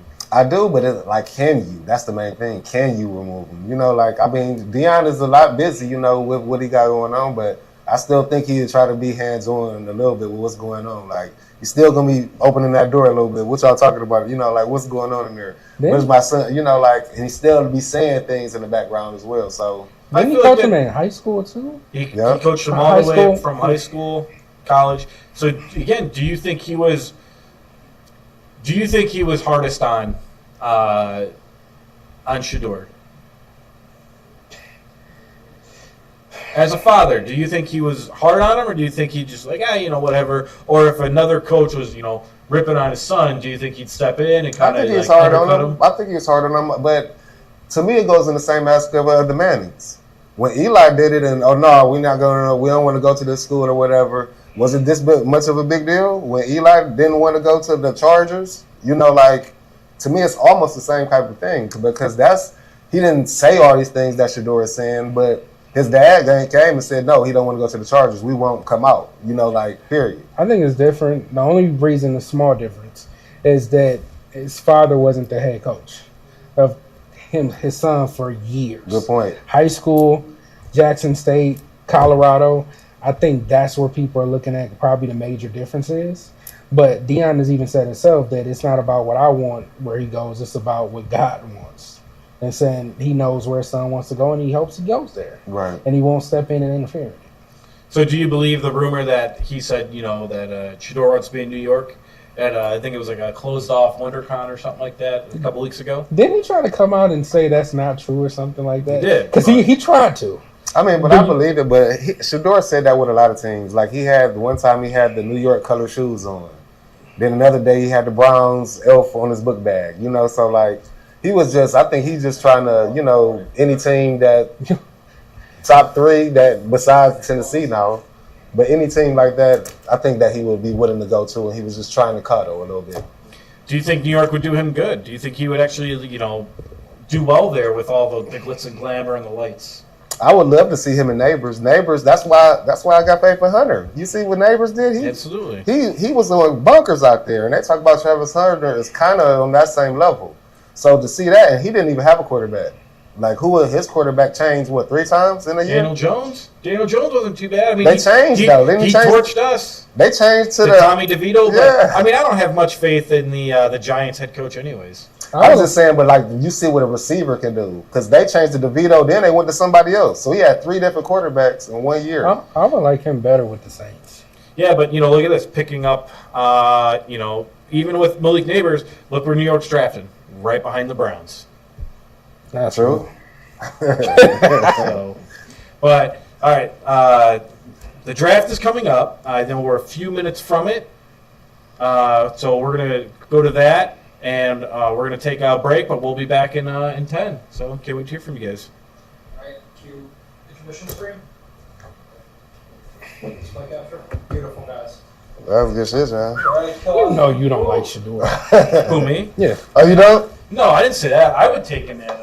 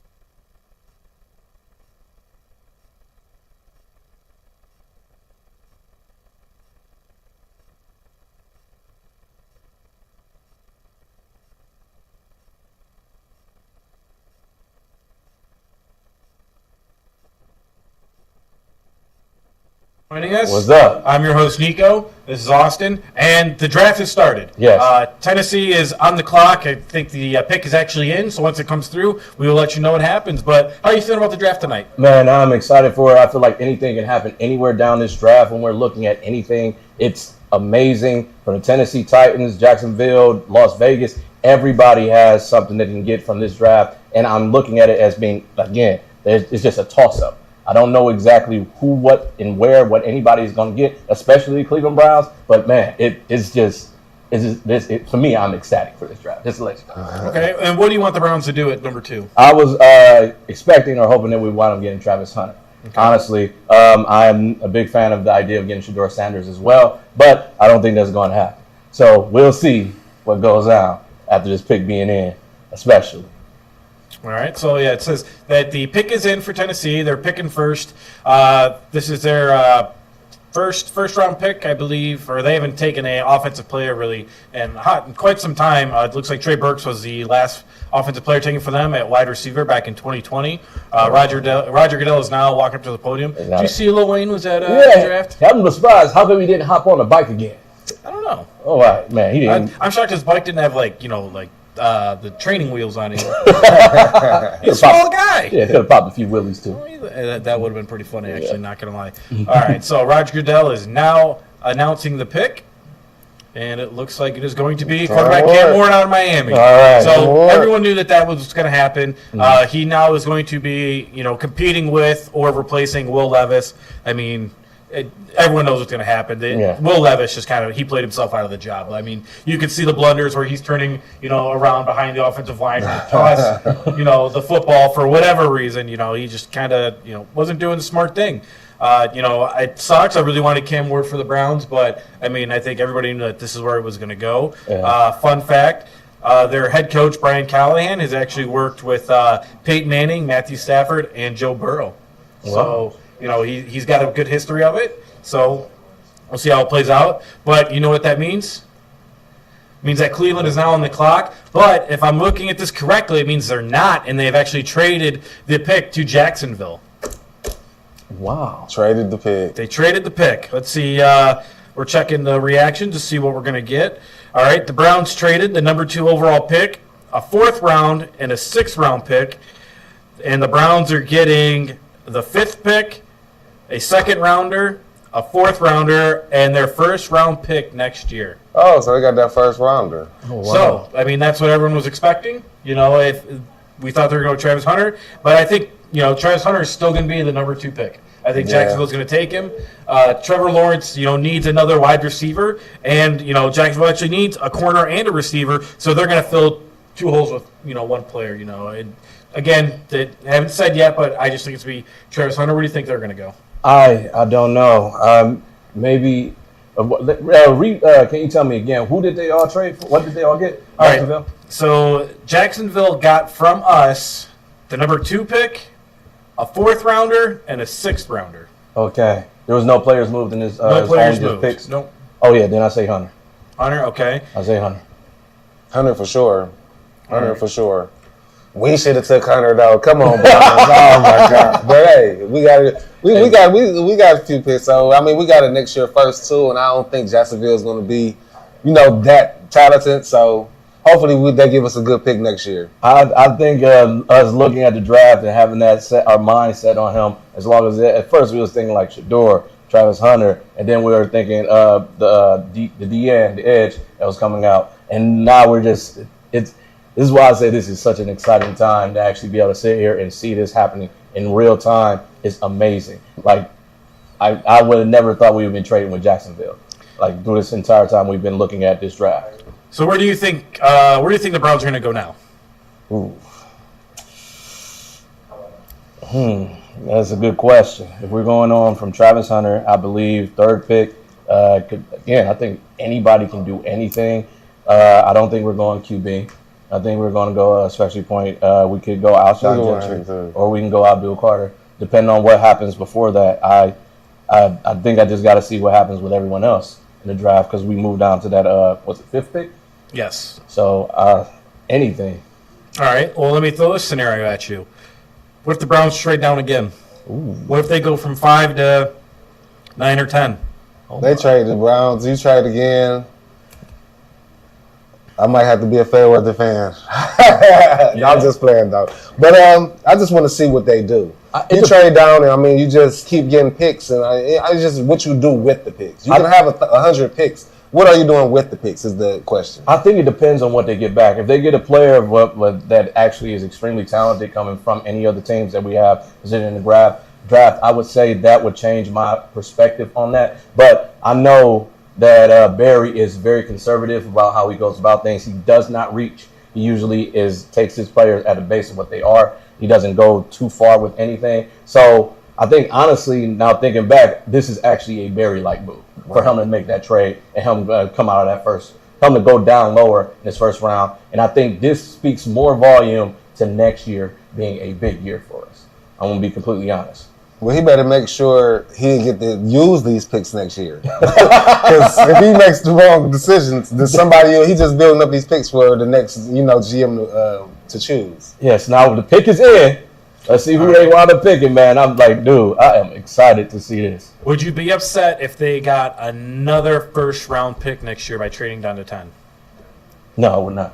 No? I think us trying to get, like I said, us looking towards next year, it would make a lot of sense for how Andrew Berry has operated. Even with his job may be in peril, but I think he's still going about his business as always. You would have 3 first-rounders if you could make that trade happen. Do you think it's a thing? Hey, man, wasn't the year we had 3 first-rounders at one point? What was that year? 3 first-rounders was what, 2017, I believe, wasn't it? Who did we get in that? Njoku. Njoku. That was a good pick. Ward. Yep, and that was a good pick. And Myles Garrett, I think. Hey. That's solid right there. Can we do the same?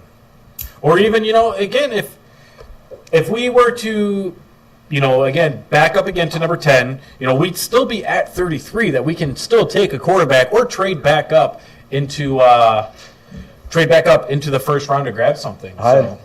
I think we could probably get what's his name? Dart. I think down at the coming out of this almost into the second round, 33rd pick. Is that the quarterback that you want? The quarterback that I want, I'm a Shedeur fan. So if they keep trading back, I believe they're probably going to try to get Shedeur if they just keep doing it. But because they're saying Shedeur's been dropping. I think if they stay, I think they'll get Mason Graham. But if they trade back again, then I would assume they're just getting more picks, and then you're just going to get Shedeur. Man, I am curious. Yeah, but that's a big shakeup off top, second pick. Well, this is the first time, I believe they said, since 2017 that there hasn't been a trade in the first round up until they were on the clock. Oh, wow. So, a lot of teams weren't wheeling and dealing because this draft is not looked at as a draft that has a lot of, blue chip guys or, heavyweights that you can, take. But next year's draft is supposed to be coveted. Yeah, so, we'll see what we can do with that. All right, Jaguars selection is in. The commissioner is going up to the podium now. Mm-hmm. So, it looks like, Green Bay did a good job with the hosting the draft this year. Yeah, it looks nice. It looks beautiful out there. Like I said in the radio room, I said, hey, it's just a perfect day to ride a bike. That's why when they came out there. So let's see what we got. About to go down. Come on, man. All right, let's see what the Jaguars' pick is. It is. I wonder how good I can read lips. I know, that'd be very great. Who's that big dude next to him? Huge. No idea. Is that Calais Campbell? Calais Campbell is notoriously bald. So I forgot. So that would be no. Okay, the 2024 Walton Payton NFL Man of the Year, Eric Armstead. That was my second. That helmet make it hard for him to recognize anybody. Yeah, right? I figured everybody was bald at that point.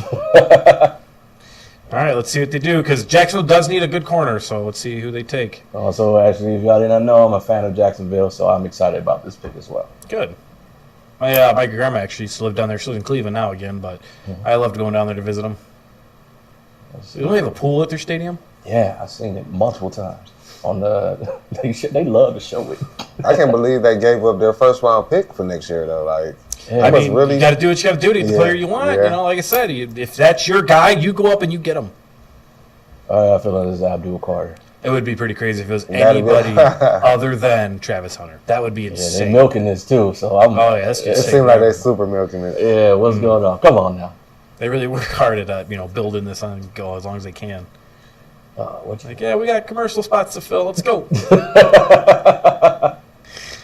All right, he's reading the whole trade over again. They My got Travis goodness, Hunter. buddy. Like, maybe he wants to go into broadcasting later. If he does, Ohio Media School. We have one of Yeah, these. that is. Every shout month out. we're starting new ones. Shout out to Ole Miss. Tuesday, Wednesday, Thursday. Travis Travis Hunter. Hunter. All right, as expected. So Travis Hunter off the board. Jacksonville gets the corner that they need, as well as the wide receiver for. Did his tie Trevor come off? Lawrence. Or is, I just think that's the way it's set up. I don't know. is that It's a? kind of the bag? I didn't. Does he? Wait, what is It's that? just a weird looking. I don't know. Oh my goodness. I'm So sorry. some say that he is the best player in the draft. Did the Browns just give away another great player like Julio Jones or what? I mean, what do you think? I think everything is going to be determined by next year. I think that is one of the big things because I really feel like as much as we've been talking about this draft, I think everything from this draft and from everyone's perspective, they're not just looking at this draft, they're looking at next year's draft so much more closely than they are looking at this one in a lot of ways. So I think it can easily be that, but he went to Jacksonville and I don't know if they're going to do the best as a Jacksonville fan. I'm Really, not sure. it's what they do with the picks. Yeah. You can have 1,000 picks, but if you're not picking the right people, so it's really what they do with the picks. Yeah. I like that. We got the second round, 36. Mhm. So since we got 33 and 36, they might push them together and move back up. We still never know. I mean, you could. Yeah, because There's- you got 33 and 36 now. So And since they were saying that Arancaro and Greg Newsom were available, I can see us a lot going along and trading them as well in a package to move around this draft or move into the next year's draft. So there is so many things that can happen, especially with them announcing that they were available earlier in the day. that Travis Hunter, now if they would have got Travis Hunter, that's when I really would have thought Greg Newsom would have been, they would have been having something on the back burner with Greg Newsom getting traded. But, the Browns they draft corners. So Yeah, I would I say still wouldn't put that out. I could still see them probably moving past them. Greg Newsom. There's always been, if any Brown that's always been put in trade rumors has been Right. looked at as the most expendable Brown. No offense to that man, but he's always been looked at as the one Brown that we could probably wind up getting rid of. Right. Almost every single time. With the other quarterback that we have, if I can't remember his Emerson. name, Emerson being there and him probably being able to take over that position, or them going between the two. So I think since we do draft corners as much as we do, I think it is a thing that we can see about moving them on from him, Right. seeing what we can get as much as we can. I mean, yeah, if we're good at developing them. So, and I'll be honest. Andrew Berry's not bad at drafting defensive players in the mid to late rounds. Where he struggles is drafting those wide receivers in the third Right. rounds because no one has really panned out. But at the same time, who's to say that it's necessarily that? Because Cedric Tillman kind of came on towards the end of the season when you had an average quarterback playing. Right. So Cedric Tillman could, easily make. Joe Flacco could easily make Cedric Tillman look like a solid third receiver that you need. Well, right now he's currently the second receiver. Yeah. Because the third was when I was thinking we got Travis Hunter, but clearly we're no longer hunting Travis Hunter. Also, I think I read a rumor about Amari Cooper coming back to the Browns, maybe. No, Also, see, I I've hope seen not. about I hope us not. re-signing him. And that's I don't know. I don't see how that could happen. That was an ugly divorce. Yeah, We don't want to exactly. pay him what he wants. He's better off going, somewhere else. I just think that, that's not where we're looking. It looks like the Giants pick is in. Who do you think the Giants are taking? Abdul Abdul they're Carter. getting Abdul Carter. Abdul Carter. You think they're trying to replace Michael Strahan finally? I think it's going Abdul Or Carter. who was the guy that blew his hand off? John Pierre Pierre-Paul. Jason Pierre-Paul. Pierre-Paul. Jason Pierre-Paul. Yes. And yes. he wound up playing. He had a decent career. Yeah, Oh, he he still did, has a good absolutely. career, yep. Defense. Well, I mean that would be solid. They still need a quarterback as well. They have three not very good quarterbacks. It'd be crazy if they take Shador. Shador right here. Well, they That would might be see Shador, that guys. would be insane. Right now, it's been almost cookie cutter, apart from the trade that just happened, of where these players are being picked and the position they're being picked. But man, if Shador jumps up right here, or we talk about Milroe jump up right here, or any of these, that would be a be jump. Boy, that'd be a super jump. Because I've been hearing so much about Milroe being that player that a lot of people are looking at growing up and getting bigger in this draft board. And that's saying something. I don't know if that's saying much because the draft board seems to change every single day or every single second, not even just day. So One thing about it, if Shador doesn't go here, then this where the drop comes a little bit. You know, that's where I think the drop comes. Where do you think he will go? You think 9, right? To the Saints? I said that's close. That's where I would try to predict, but I think, yeah, I would say 9. I'll go with 9. Do you think Dallas tries to jump up here and take him? Shador. Get to Shador? Yeah. Do you think the Giants try? Or, I'm sorry, not the Giants. The Cowboys. Do you think the Cowboys jump up or try to jump up from 12 to try to get Shador? I mean, Is that the Deion connection that we talking about? it's a or- Deion connection. They really didn't hire a head coach. Like they definitely hired a fall guy. You know, I mean, yes. I think Dak might have a problem with that, man. I think Dak might have something to say I about mean, that. Dak's So- about 34. Would Dak be on the move then? At Yeah, that point? I mean, He honestly, most definitely would have to think do about it. If they, say they want to go from 12 to 5. Abdul Carter. Yep. So All right, say they Yep. want to go 12 to Also, they 5 did to take pick Abdul Carter. to take Wow. Shador. Do you think they would, trade away I Dak think Prescott? right now, funnily enough, I can see Shador falling to the Steelers. See, that's a long way. So that's why I think they might trade back up. You know? I can see that happening. That's now. why I think they might trade back up. And I can really now that is a possibility, and you know what? If that happens, we can see it. that is going to be terrible. I mean, like for the Browns. Are you afraid to play him twice a year? Man, I would hate that. I would hate that. And then It's going- especially if he ends up being good. If, All right. if Shador Sanders goes to a competent team of any nature, I feel as though he's going to be a great quarterback. I feel as though he goes to a team like us or any other team besides that, I'm going to say there is a definite maybe he might not be very good. So I don't know, man. So you don't want you don't want Shador Sanders, but you don't want the Steelers to take him. No, I do want Shador Sanders. you but I do. said it's a definite maybe. It's a maybe. The main thing as well is you're gonna have to see him twice too. Yeah. So and then you already know he's gonna have a grudge. You know how he's been talking, so he's always gonna have something to say about Cleveland. He already got a grudge. He wasn't number one. Right. He immediately I don't like nobody. Everybody. So just so you guys know, Deanna Rossini is putting out on X that the Cleveland Browns are taking calls from teams interested in the number 5 pick per source. They're open to moving down again. So again, do you think they could again either move down to 10 so Chicago can jump up and take Ashton Genty before the Raiders get there, or again Dallas might try to move up to 5 and take Shador? Dog. Like I said, I think everything is pointing towards next year. Question: what do you take for With that- 5? Do you get another first for 5? Yeah, why not? I would. How bad do Why you want not? that player? I mean, you're not going to get, the additional second round or anything, but you could trade, you could get a 1 and a 4, 1 and a 3. Yeah. That'd be insane. That'd be. Again, then you'd have 3 1s next year. The Browns are trying to be crafty, and we hope it does not bite them in the butt. I just hope it doesn't, because then it's gonna get to the point. Who are you gonna pick? It's like you're moving out of the way of the blue chip talent. Yeah. Because like Mason Graham, I'm pretty sure somebody's gonna get him if you move to. So you said if they move with the Cowboys, then that's 12, right? Yeah.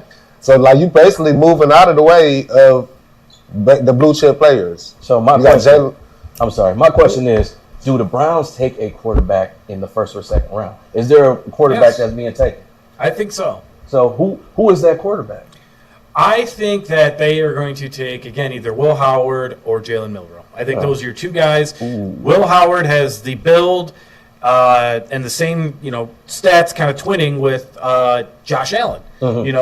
Yes, there is work to be done on all these quarterbacks. Yeah. But again, if you use that first rounder on him, then you are definitely setting yourself up for next year to take as many positional players as possible. Yes. I mean, you're taking the best receiver off the board, taking the best running back, probably the best offensive tackle too. This is going to be any way, shape, or form. This is going to be a very interesting season with the Browns coming up. It is going. Like I say, I am hyped. I don't know if y'all can tell from me. Like, I am excited about what's coming up for the Browns going forward. And I'm also excited for what's going on with Jacksonville as well, getting Travis Hunter. It is going to be an interesting thing. And with Jacksonville taking Travis Hunter, what is he going to do? Is he going to be that dual threat? And he's going to play cornerback and play wide receiver? Or is he just going to be that wide receiver that they need? Because, hey, they need both, I believe. So you will give him a little bit of both worlds and just see what he can handle. Jacksonville need a lot. Let's say they need a lot. Man. Well, we got to see what the Patriots going to do because they on the clock now, right? I know they really wanted Travis Hunter. They was thirsty for him. Or Abdul. I think they would have liked Abdul Carter. Well, anybody would have loved Abdul Carter, but I got them on my board taking Will Campbell. So all right, we'll see. Let's see. Well, according to X, okay, so they're a little behind. They took forever to interview, so But yeah, so it said Cleveland's back on the board, but I mean, I wouldn't be surprised if they end up taking an offensive lineman. Mm-hmm. So we got the pick in for the Patriots, New England. Oh man, they got Mike Vrabel out there. He was just over here like 5 minutes ago. Now he over in New Right. England. I mean, I think everybody knew that's where he was going. Yeah, He spent his whole career there.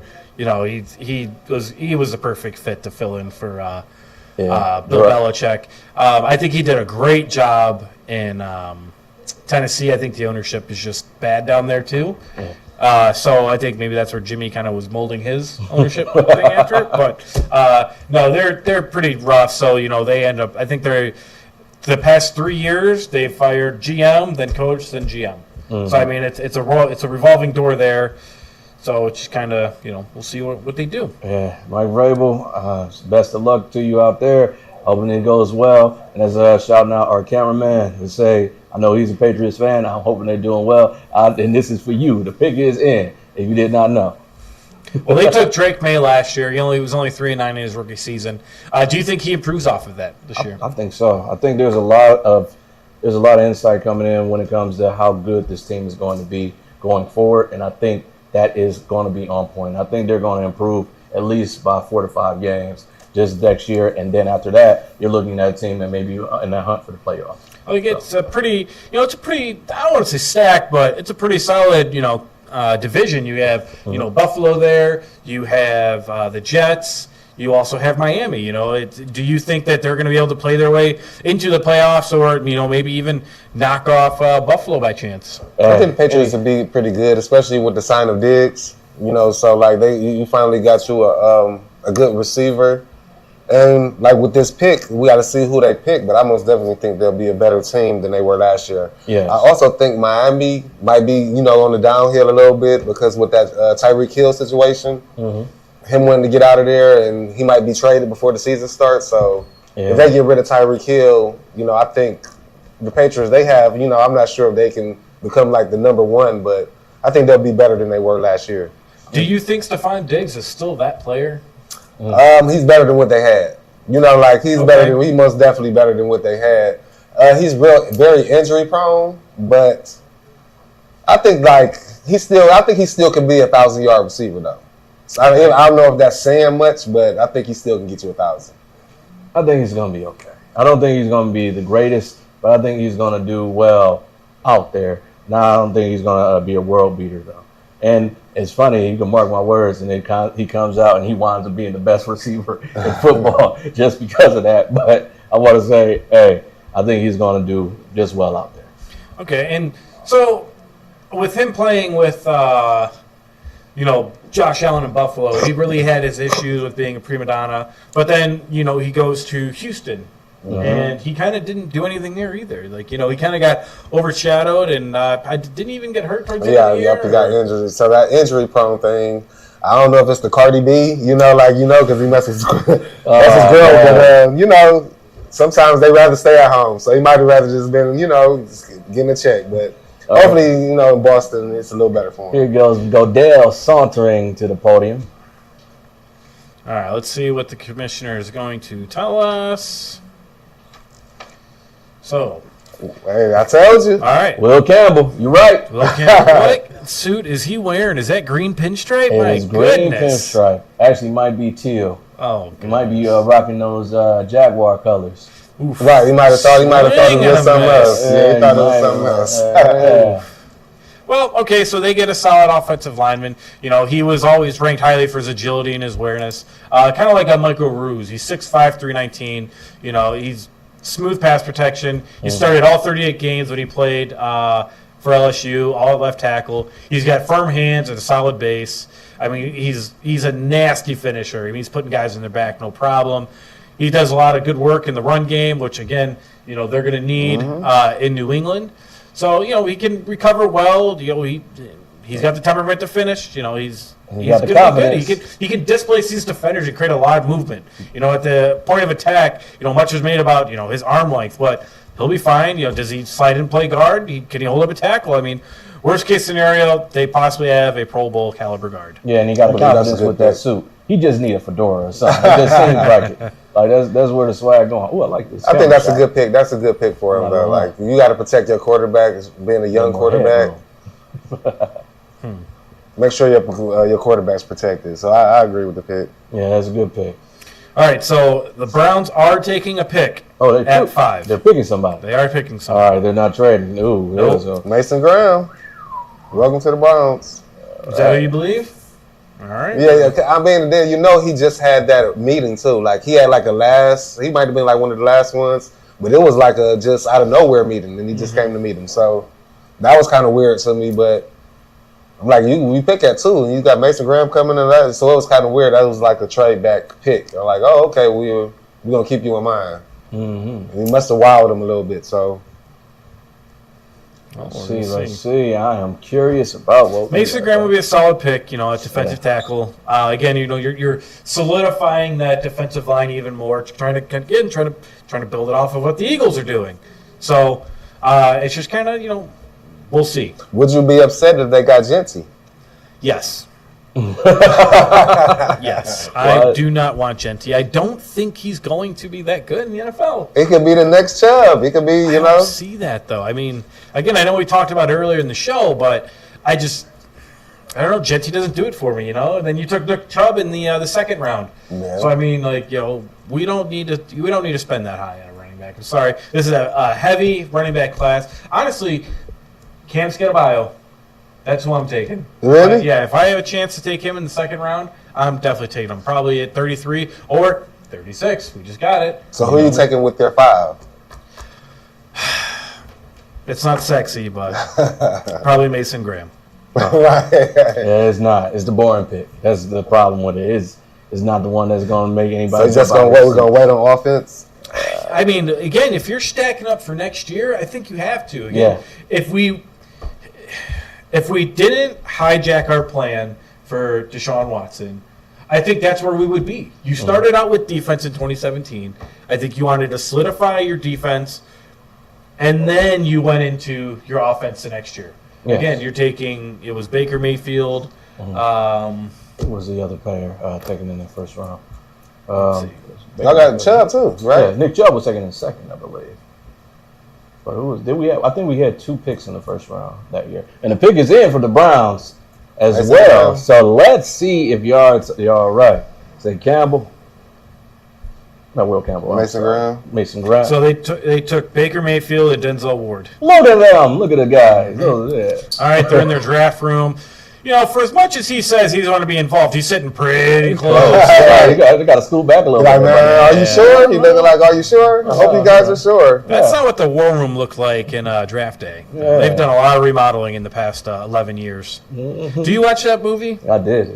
That was a good movie. I like. So it. so before baseball season starts on opening day, I watch Major League. On draft day, I watch Draft Day. They need to make a Cavaliers movie so I can watch that on the when the season starts. It's kind of tradition. So If we win this Shall year, we see. might just be doing that. well, they're trying to build a new stadium, so you never know. You know, you had the Ohio Media School. Maybe you can make it. I'll try. See what I can do. I made a couple videos. I showed you the one we being in Stone Cold. Yeah. It doesn't matter. That was hilarious.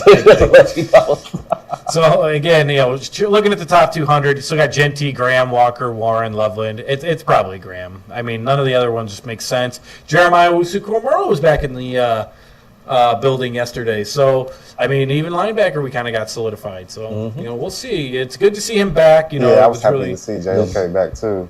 Wow. I'm going to say it again. What if Shador wound up getting picked right here? I don't know. That sounds like somebody picked up here. Yeah, years something's and going on years. somewhere. It sounds like that might be Shador or something. All right. What if our Brownsies doing Yeah, let's go. Mason Mason Graham? Graham. All Mason right. Graham. All right. So, Browns get Mason Graham. Michigan. again, big guy, played in Michigan. He's used to the cold weather. You know, that's somebody that we can really utilize. 6'3", 296. You know, he could be solid for us. You know, it's just how well is he going to play if we're running a 4-3? You know, is it him and Michael Hall Jr.? Can he finally, get healthy enough and stay out of trouble play? You know, he's got a lot of leverage, block destruction. You know, he's a terrific defensive lineman. It's what we needed, honestly. So, and I think again, this solidifies that next year is what we're really looking at. yeah, They're gonna be that defense. I'm happy for that defense, but still kind of disappointed. But I think it's a good pick. It's a good pick. It's not sexy, man. It's not Right, sexy I at all. agree. well, again, he has a wrestling background, so he's able to penetrate. He's able to make his way into the backfield and just be a dominant player against the pass. I mean, and the rush. I mean, there's a lot of room to grow as well. He's still a kid. At the end of the day, these guys are still 20, 21. They're juniors, seniors. Like, they're still kids. Oh man, I can't imagine getting all that money at that age. Oh wow. They usually say, he's got, they got a high motor, a lot of production. He's gonna go from whistle to whistle, from the start of the game to the last second. Like, he's gonna give it all every single play. You might even be doing it on the sideline. You never know. I think that a lot of these they looking at our division as well, and they're looking at the quarterbacks. Like you're going to be having to chase down Lamar Jackson. You got Joe Burrow. And we're gonna have to be seeing these guys twice a year. So you got to make sure that you got somebody that's getting to them. Besides Miles. With a draft class that's supposed to be deep at the defensive edge and defensive end position, do you think we could have just got somebody later? Possibly. I mean, there's quite a few, defensive ends that you could look at. There's the one from Texas A&M. He was good. I mean, even when it comes to moving guys down from linebacker to edge. I mean, you could do that. There's Jalen Walker. The junior out of Georgia. There was plenty for us to go with. But I mean, I heard a lot of draft pundits say that Mason Graham was the safest pick. Yes. All right. Well, you got a blue chip player too, so you got one at least. So you still, I'm not disappointed with that. Now we gonna see because you got 33 and 36. So do you use those two to come back down? I mean, there could be some movement. You never know. I even say that because we were talking about moving this pick, and I think they may have had that idea at one point as well, that they may be able to get that defensive end somewhere later in the draft. Well, they probably were fielding the calls, and nobody's offering up that other number one. I Right. think that's really what they were looking for, and no one was going to give it up. I think everyone's kind of might just stay where they're at. Maybe Carolina will make a trade. I mean, they kind of needed a defensive end.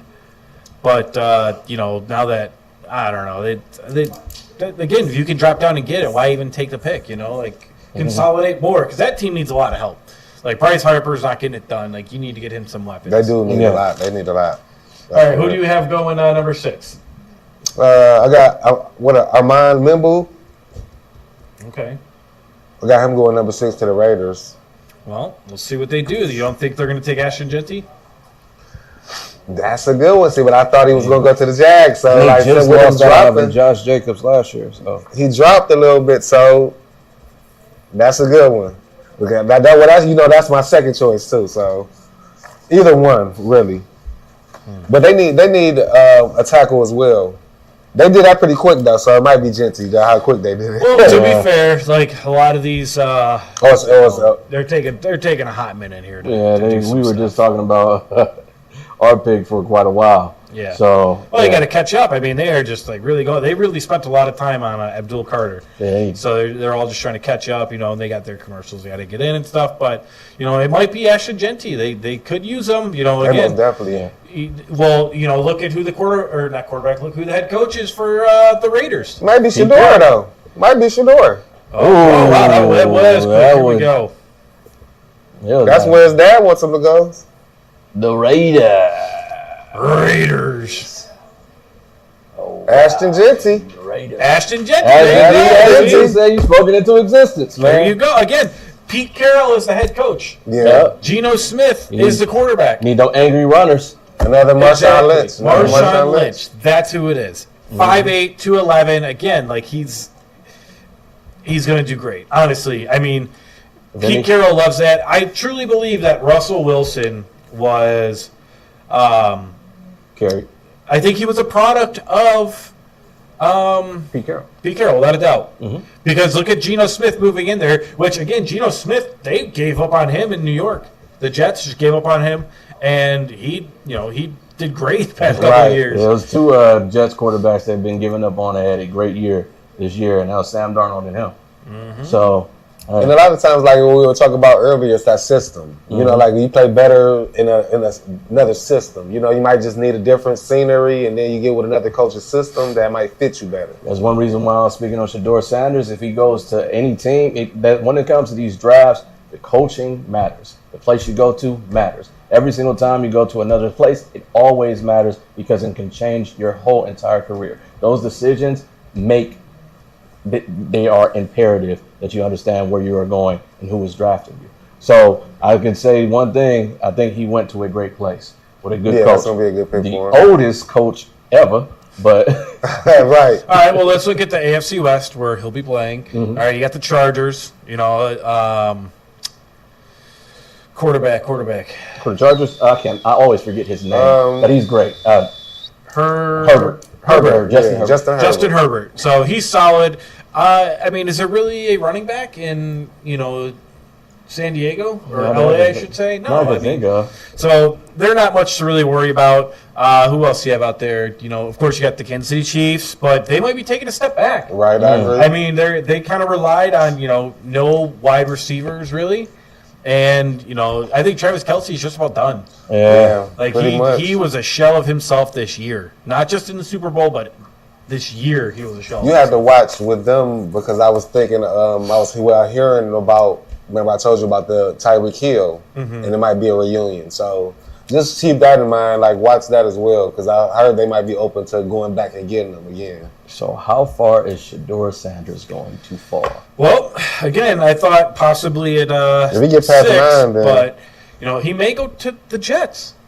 Golly. Yes, they have Justin Fields, but it's not like you have to rely on Justin Fields, It's not bad. It's, you're taking a flyer on Justin Fields. So you can take Shedeur, but again, with it being this high, I don't know. Like, you're kind of putting that pressure on Justin Fields, like, hey, bud, like, we really don't care whether you I succeed don't or think not, that. Yeah, I don't think they would do that. So- Not just yet. Like maybe if it was they gave him 1 year already and he was deep, like just average, but just getting them, I don't think they would do that yet.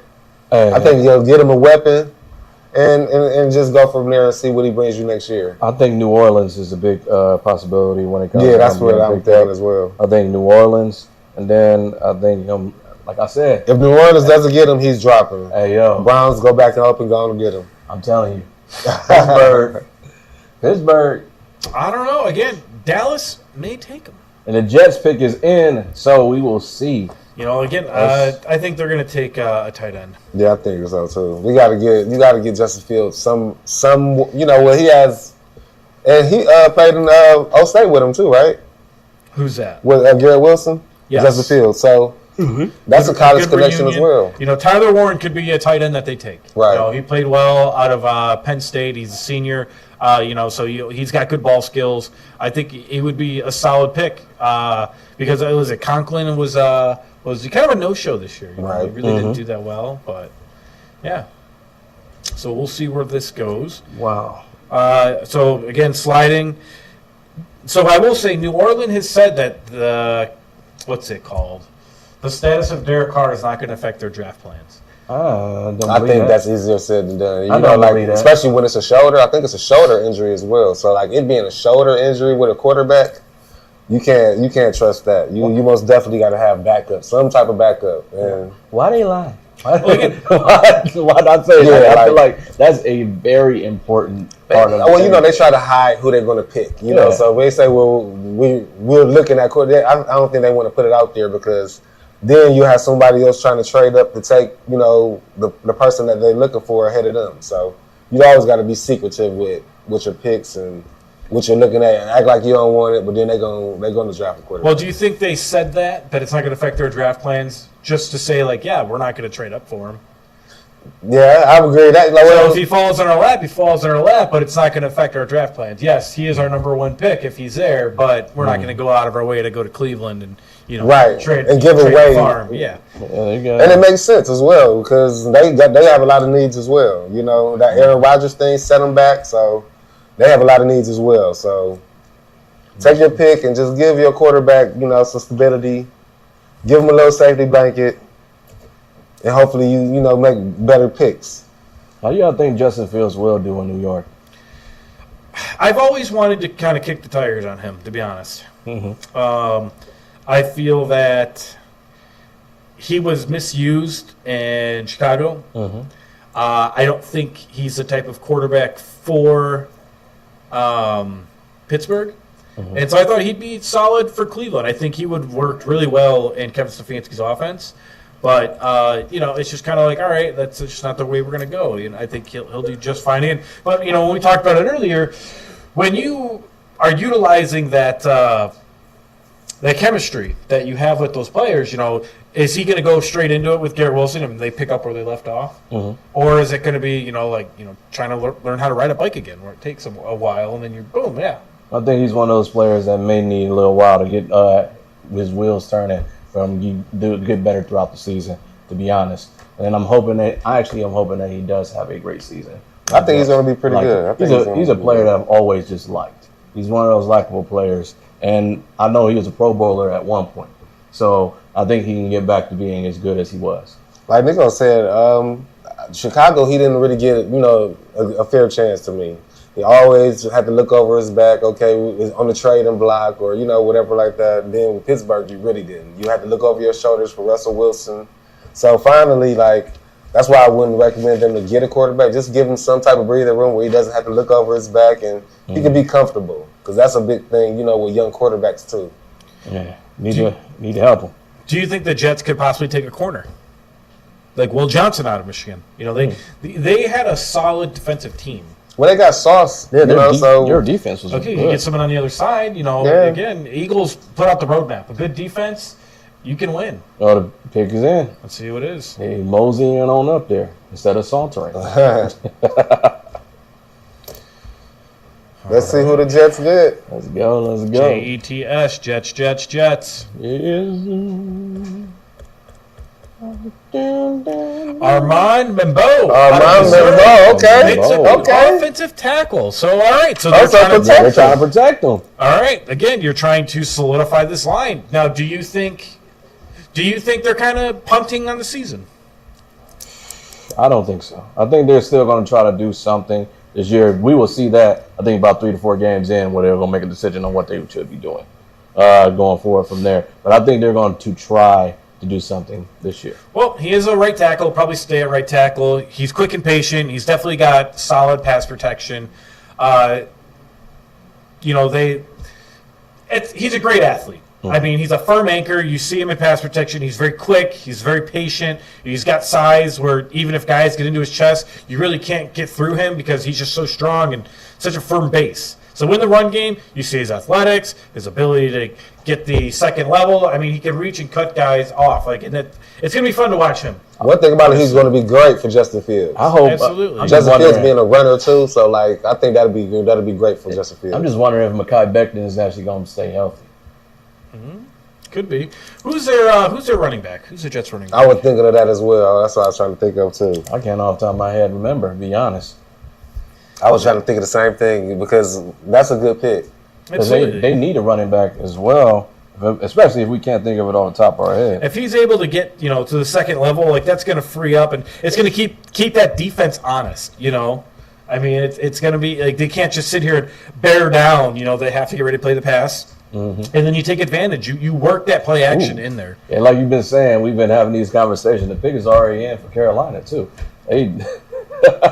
They need, so since Tyler Warren didn't go with them, they could use Tyler Warren. I mean, you like I said, you need a safety blanket. The quarterback always needs that tight end. So Oh, he needs weapons without a doubt. For sure. I mean, Bryce Young has not performed Yeah. right. at all. You know, I mean, I honestly felt that he would be a bust coming out of Alabama. I feel like a lot of Alabama quarterbacks do not do that well, and so I just think he's not gonna do well. You know, he started the year 0 touchdowns, 3 interceptions. He got benched. Right. And the last 10 games, he actually went 10-6, 10 touchdowns, 6 interceptions. So he brought it back a little bit, but I mean, Chuba Hubbard, he does solid in the rushing game, but it's not enough. Bryce Young needs more Weapons for sure. Need more weapons so he actually succeed. And the the NFC South it's open. It really is. Like, I mean, the Falcons and the Buccaneers were literally battling for it. The title at the end of the year. In Carolina, it's like they turned up at the end. They turned up at the end of the season, like towards the end. Mm-hmm. So it was like how we were saying, like sometimes that quarterback needs to sit. So like maybe they did bring him out like when he was doing bad at first, and he sat a while and learned a little bit more, and then was able to come back and perform better. So hopefully this offseason helps him.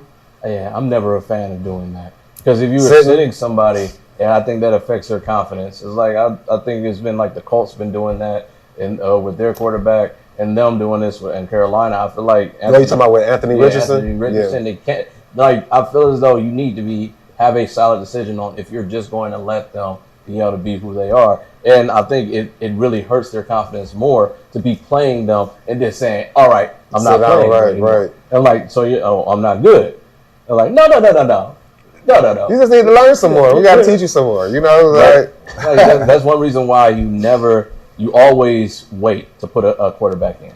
I know a lot of people always try to call for that quarterback to come in. When those young quarterbacks come in, there's a reason why they just say only absolutely when it's necessary. Well, I think that's one of the reasons, like with the Shador thing too, though, because if you would have drafted him at 2 or 5, whatever like that, you expect him to play so soon. Yep. So like with him being drafted a little later, he doesn't have to play immediately. Like he can sit for a while. And the fans won't. I mean, they might call for him, but they understand that he needs. He might have to sit a little longer before he can play. So I got a question since we're on that subject. With Will Levis being in with the Titans, do you think Cam Ward comes in there and immediately is the starter? I do. There's going to be a They're gonna say it's a quarterback. Quarterback, Right. Yes. I mean, everyone knows it's going to happen. I mean, I'm shocked Will Levis isn't out here, tweeting like, "I want to be traded right now." Traded to where? Whoever's going to take him. The name of the Jets running back is Breece Hall. Bryce. Breece Oh Hall. yeah, but yeah. He's decent too. He's yes. decent. I was going somewhere with that, but it doesn't matter. They're solid. I mean, their offense can do better this year. They're set up to succeed a little better. But we'll see what Carolina does here. I had the Panthers getting Jalen Walker though, so let's see if they go offense or defense. Well, they went offense last year, I believe. They went receiver, they went Leggett, and a running back. So we will see. Well, Jalen Walker would be solid for them. Again, they've been trying to replace Luke Kuechly since he retared. Right. I mean, He retired early too, didn't he? He did. He did. Yep. He realized it wasn't worth it to him. Your body. He ain't trying to have his Especially body, when you play melt. violent like that, like hitting and you're doing like you most definitely. Yeah, he didn't want to have oatmeal bones. All right, let's see. This big been in for quite a while. Usually is. So let's see what's going on.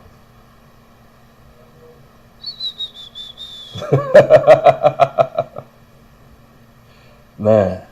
So just a quick update from Mary Kay Cabot on X. Andrew Berry said that he and the Jaguars have been working on the blockbuster deal for the better part of 2 weeks. Oh wow! But they were unable to finalize it until just before the pick. All right. They were trying to hold out. Like, no, we don't want to give you that much. No, but then when it came down to it, all right, we'll give it to you.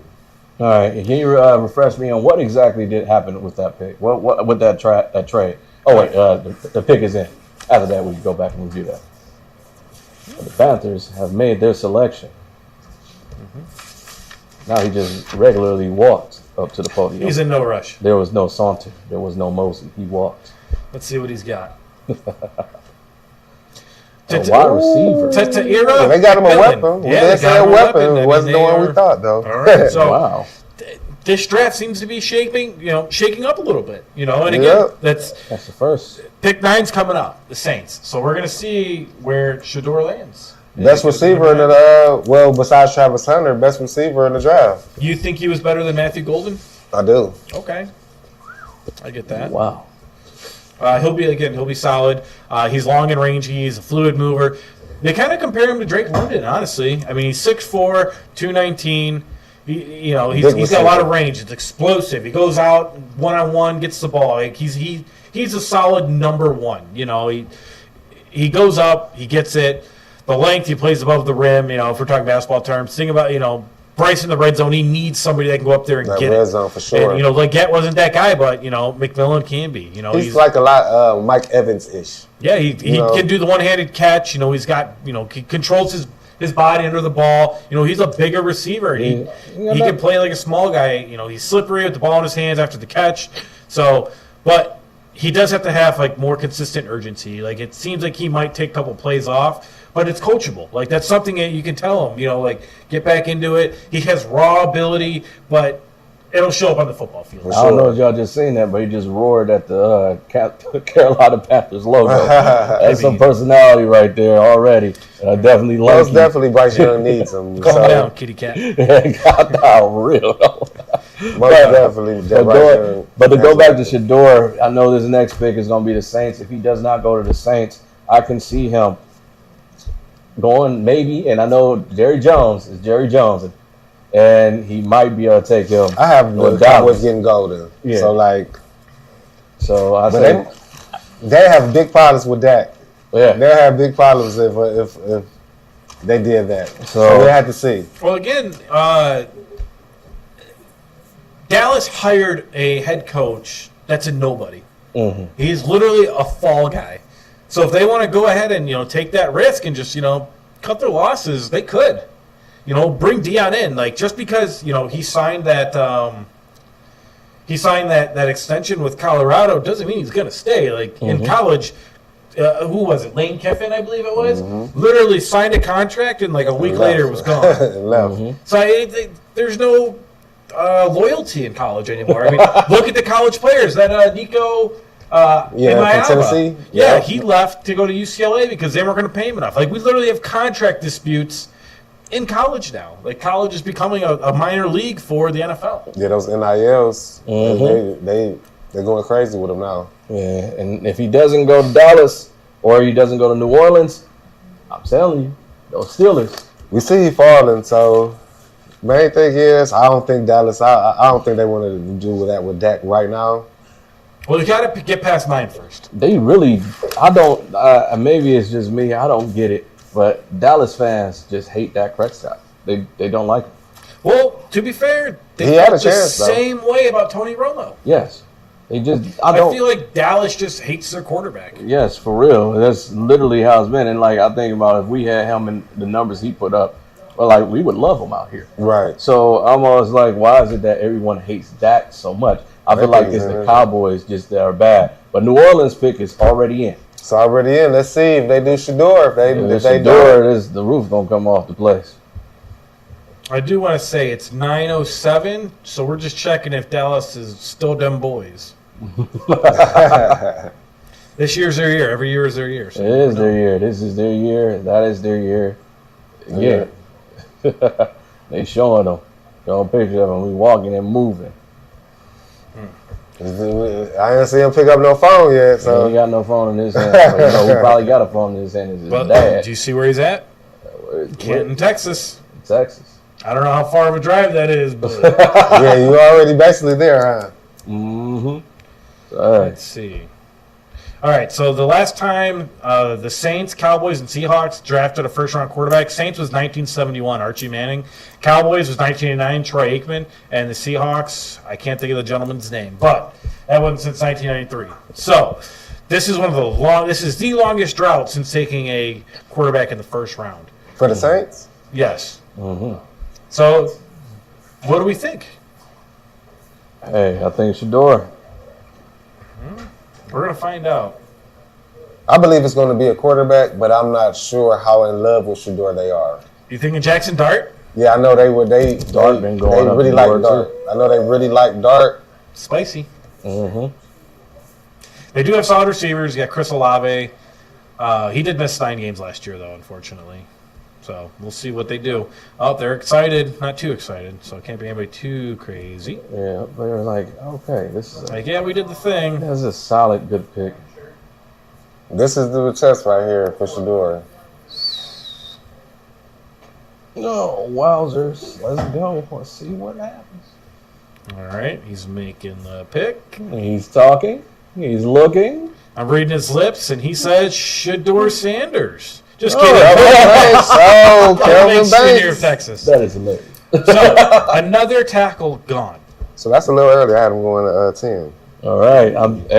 I'm gonna keep saying this. Pittsburgh jumping on the Shador train. I think Brown's gonna jump ahead. I think that's what they're gonna say. Hold on. They're like, hold on, what you doing? We Calm might- down now. We might have some time before they do. You never know. Yeah, because we have capital. We do, but let's see. Chicago's still at 10.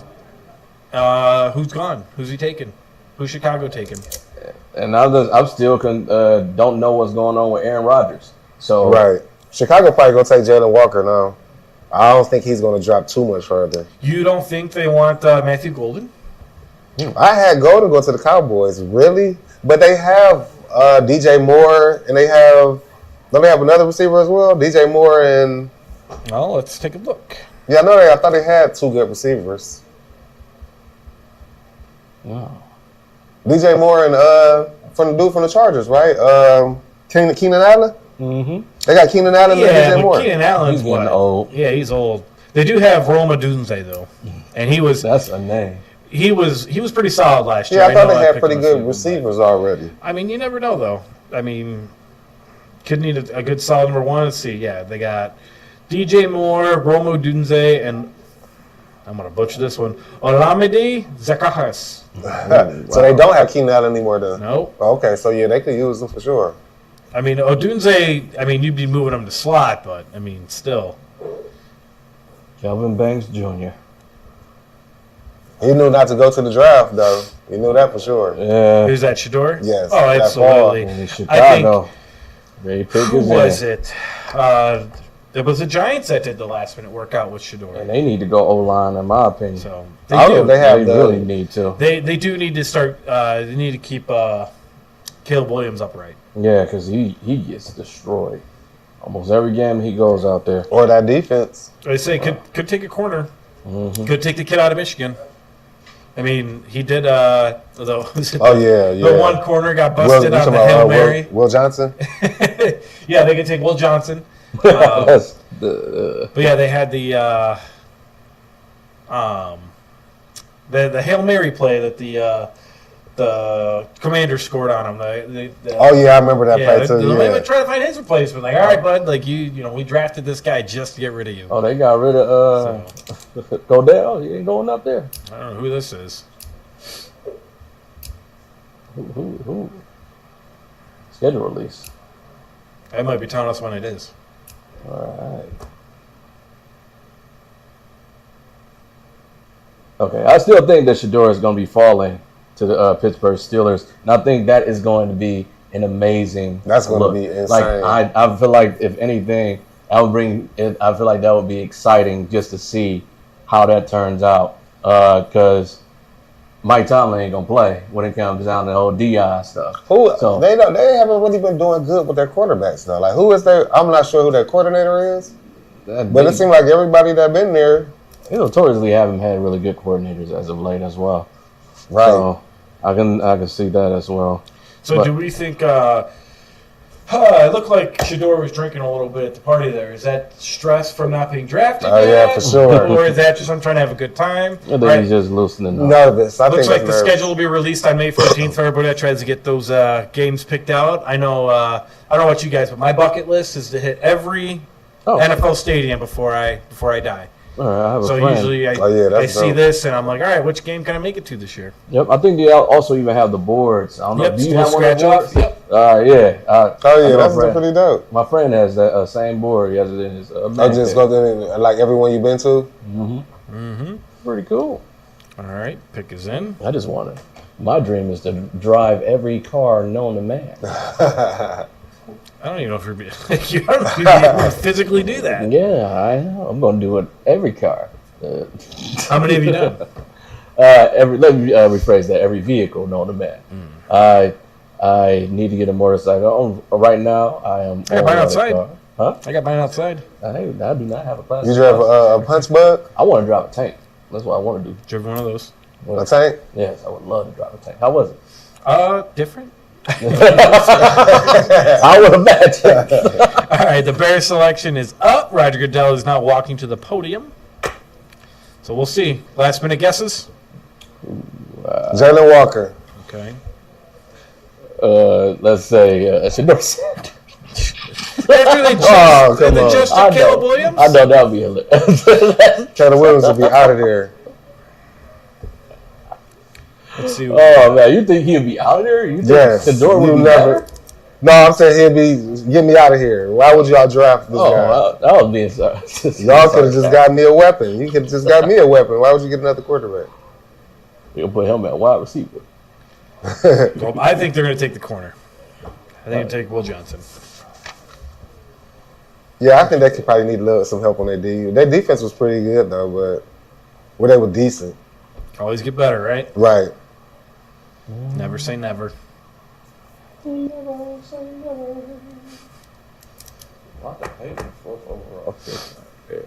Yeesh. Wow. See how this goes eventually. Quite the monologue for him. If y'all didn't know, I was actually named after Brian Song, which is a movie about the Chicago Bears player. Oh, It yeah? wasn't the guy with the guitar? No, that's me. No, I remember watching that movie when I was in school. I was named after my uncle, who was named Brian because of that movie. So, there's some noise going on in the Yeah, background. let's see who they take. They might have took Shador. That would be crazy. Man. They do got a new coach there, if I'm correct. Yep. Oh, Loveland. Colston Loveland out of Michigan. So they got him a weapon. Michigan's doing good in this Yeah, draft. 6'5", I'll say that 248, smooth mover, rangy athlete, kind of like Mark Andrews.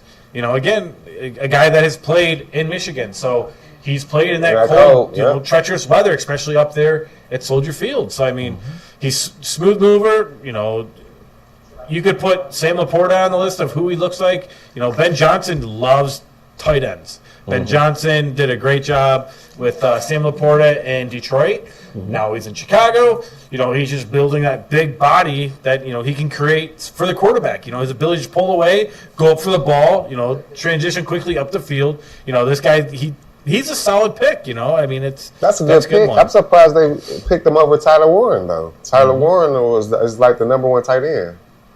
He seems to be dropping. Who's that? Tyler Warren? Yes. Oh, I mean, again, it's just kind of, if this draft is This is so... your preference. Yeah, I mean, because San Fran might take him. You know, I feel like they already Yeah, have Kittle. George Kittle, so they don't really need him there. Ooh. And Tyler Warren is, he played at Penn State, so like. Quick question. Has San Fran finished a long-term deal with Brock Purdy yet? I don't think they No, I haven't. No, I don't think so. Could they take Shador Sanders? Oh. How would he look like in a Kyle Shanahan offense? Oh my Oh God. yeah, that would that'd be insane. amazing. That would you take that chance? And Purdy took you to a Super Bowl. I feel like Brock Purdy is one of those. But did he? Is he? Because Was it Brock Purdy that got you to that Super Bowl? I don't believe so. that is Purdy before that he was 10-1. Like he did, it was something. He didn't lose a game. He didn't lose. He got hurt in the playoffs. But Like, mainly they will put in as if he was a system quarterback. It's because of Kyle Shanahan that he is as good as he is, not because of Brock Purdy. So a lot of people will put that forward when it comes to him.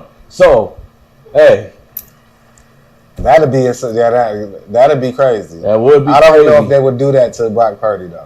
Yeah, I don't know. I don't think because so. you got to think with McCaffrey getting hurt, that was like a big deal for them for their this season. So with him coming back healthy, with the pick is in early, Yeah, so that's pretty quick.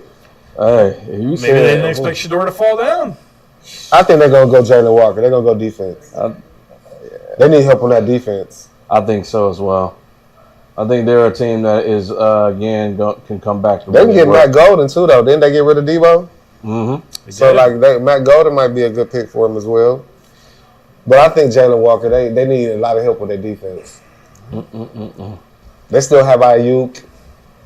I think their offense is decent. What Still. about Will Johnson? Again, Yeah. another corner they could utilize.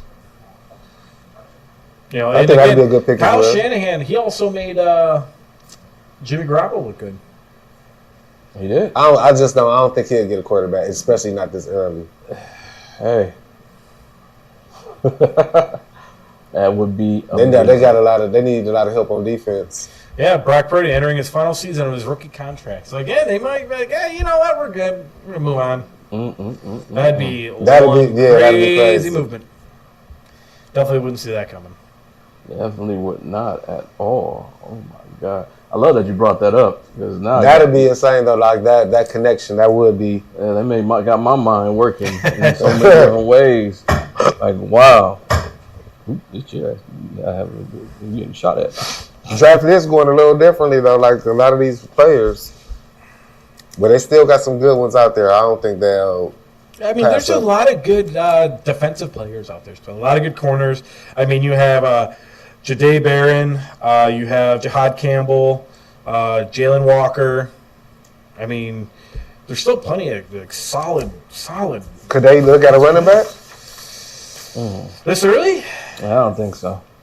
Yeah, I think the draft is so like, what's what I'm looking for? Deep in running backs. I mean, even 'Cause I know they need one too, don't they? yes, I think I believe they do. need one too. Well, I mean, not really because you have Christian McCaffrey. Yeah, you do. Oh yeah, McCaffrey. I'm So, forgetting he you got know, they hurt. might- I'm forgetting he got hurt.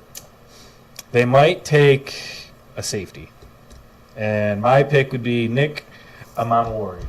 I most definitely think it's going to be defense. I think it's going to be defense for sure. Because I feel like they live and die by that defense. Yes. Like, you need to be the right player for them to take you on offense, and I just don't think any of those are in here right now. But And the NFC is kind of relatively open. It's more open than the AFC to me. So, like, they make a couple good moves, and McCaffrey comes back, they could be right back. true, very true. So, like, really, it's just defensively, they got to plug some holes. It's Well, funny. didn't they also just no, that was Joey Bosa that left. Mhm. Where did he go? Where did Joey Bosa Did he go play with Nick? He's playing in San Fran, I think. Is he? I believe so. I think they teamed up with San Francisco. Let's see. Oh, and they added Mac Jones, so yeah, they don't need a quarterback.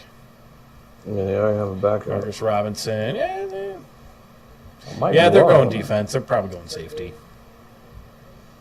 That's what I'm thinking. Yeah, they need it for sure. All right. You don't mind me? Can you go over? What the Browns Yes. got? Because I So- never asked earlier. At the Browns, number 2 trade, I traded number 2. They gave the Jags the number 2 pick, a 4th rounder, and a let's see, I think a 2nd rounder. Okay. What did we get in The return? Browns got a 5th, a 2nd, and a 4th, and a 1st next year. All right. So what is the first for the Jacksonville will be picking for next year? I don't think they're going to be that good next year. Honestly, think if they're Trevor gonna be Lawrence good is either. not that good, yeah, you're picking high again. You're picking top 10. Like wow. And then you have 2 picks in the first round. Yeah. Man, I think that was a great trade. I'm thinking. I know we still have to make a decision on what it is going forward because at least within a year of having some idea of what's going on. But I would say that I think that was a good trade. I don't know if it was a good trade for Jacksonville just yet. Giving up that first, that's going to hurt them. Yeah, I know that's because in that next year's draft, it's I don't. So, do you think? Do you think they made the right move? In all honesty, The Browns? yes. I think they did.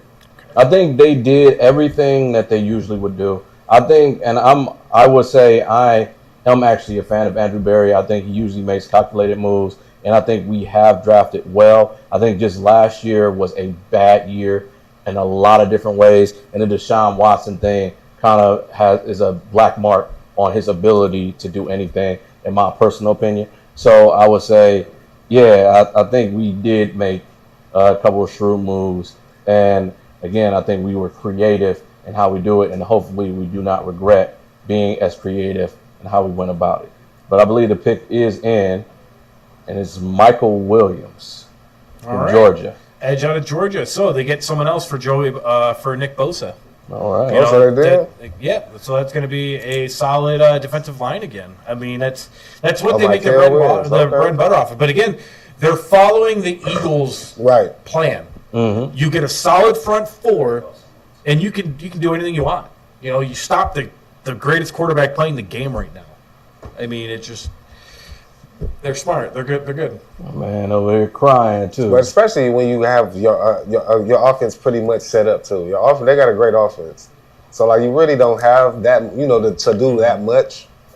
With the Browns, though, it's just I just hope you do something with these picks that you accumulated. Yes, I think like we were speaking on the last time they had those first round picks. I think they did pretty well. Yeah, I it might agree. be in a different was it John Dorsey? Yes. Yeah. It might be in a different regime, but I think we can do something good. At least one of those picks are gonna hit on.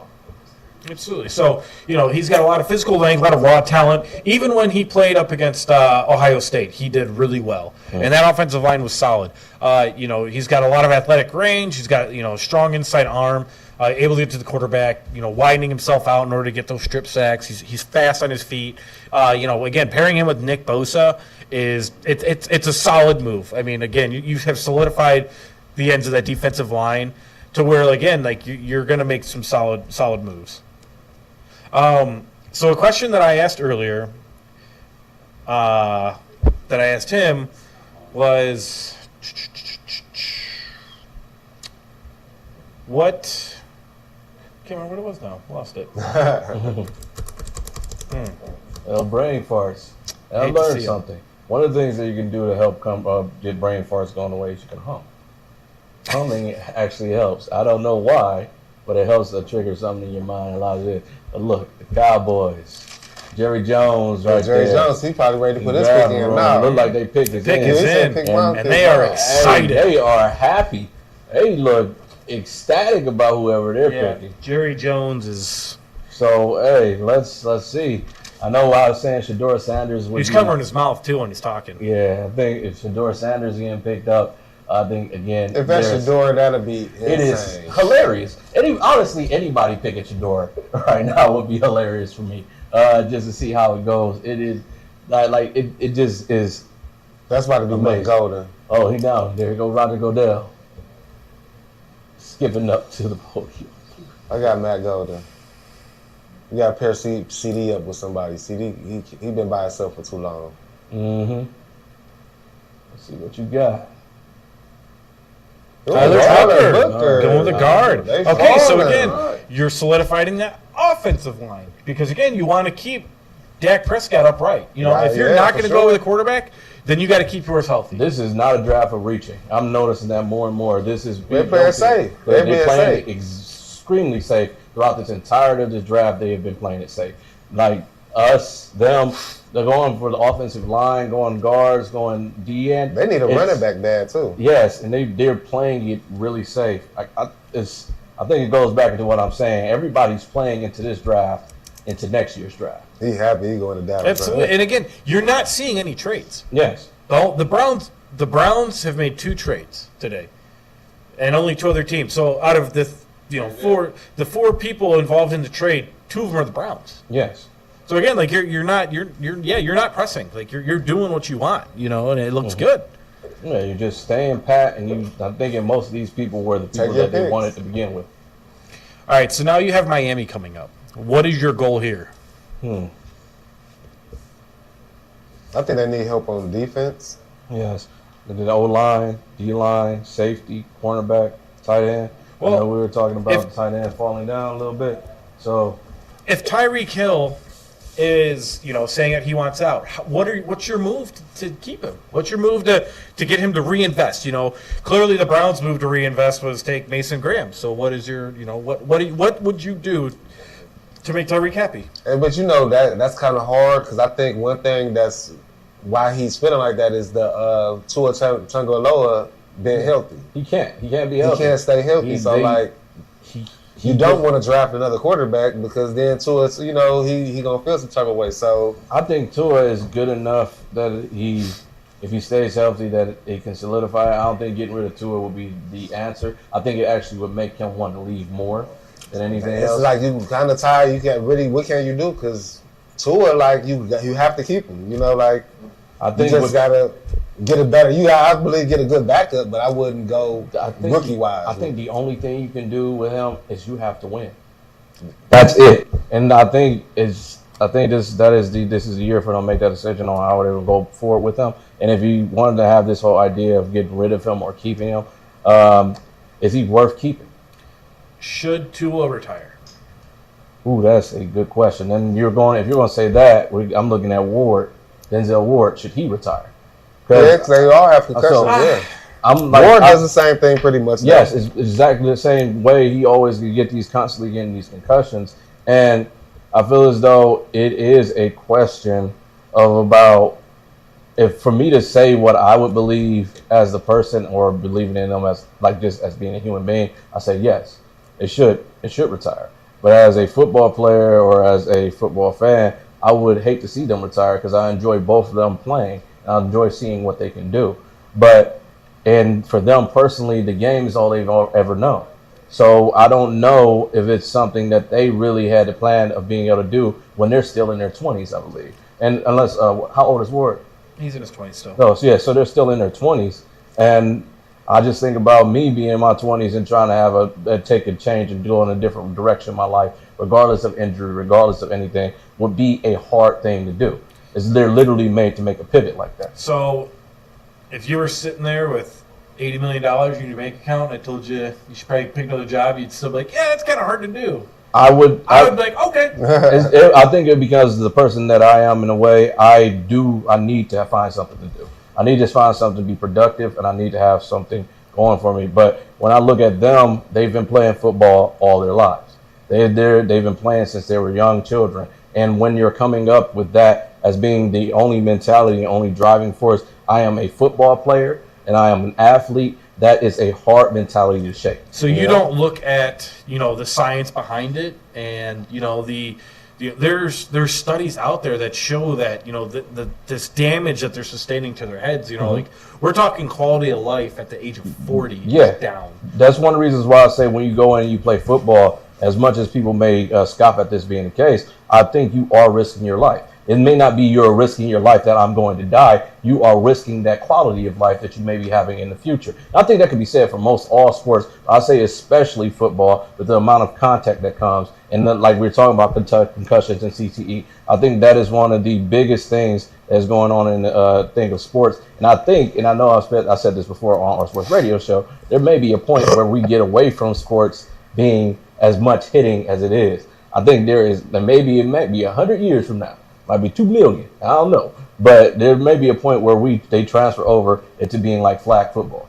Do you think that Tua and Denzel are sustaining the same type of concussions? I wouldn't say exactly. I wouldn't even be able to say that accurately because I think I lack the information to be able to make that perfect assessment. Yes. So I wouldn't just be able to jump to say yes or no. Somewhat. Allow me to rephrase. Yeah. Have you seen Denzel laying on the field Oh.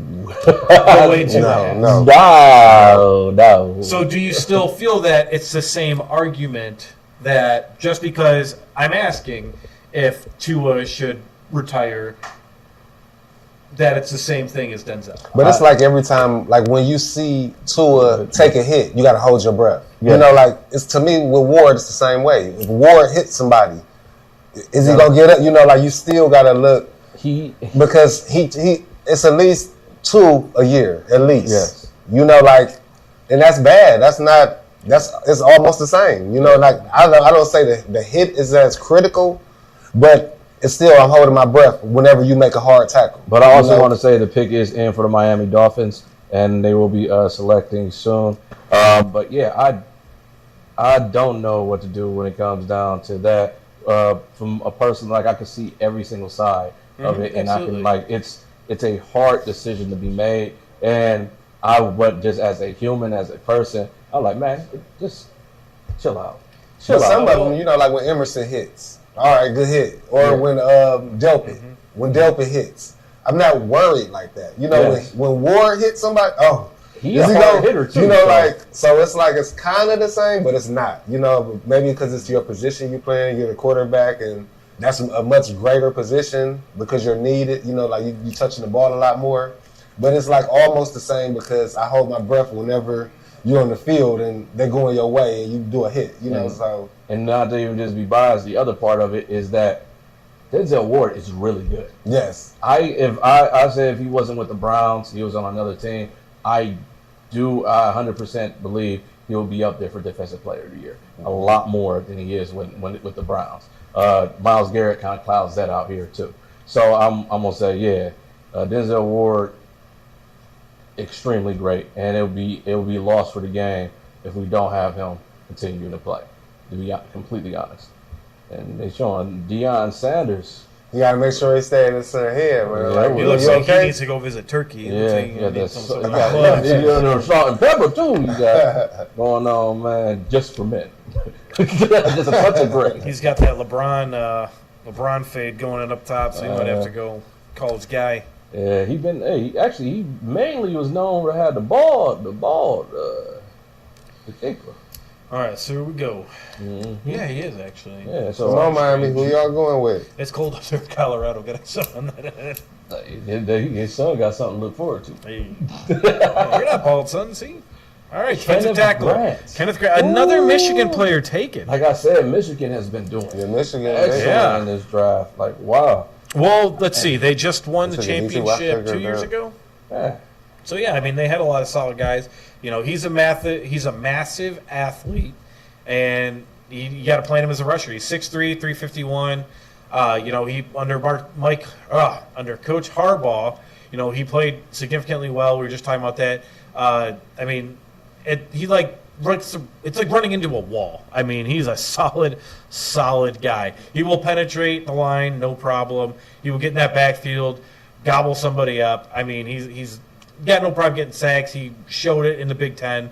He had a career high last year of 6.5 tackles for a loss. So I mean, the kid can play. We're seeing a lot of defensive linemen that are being taken.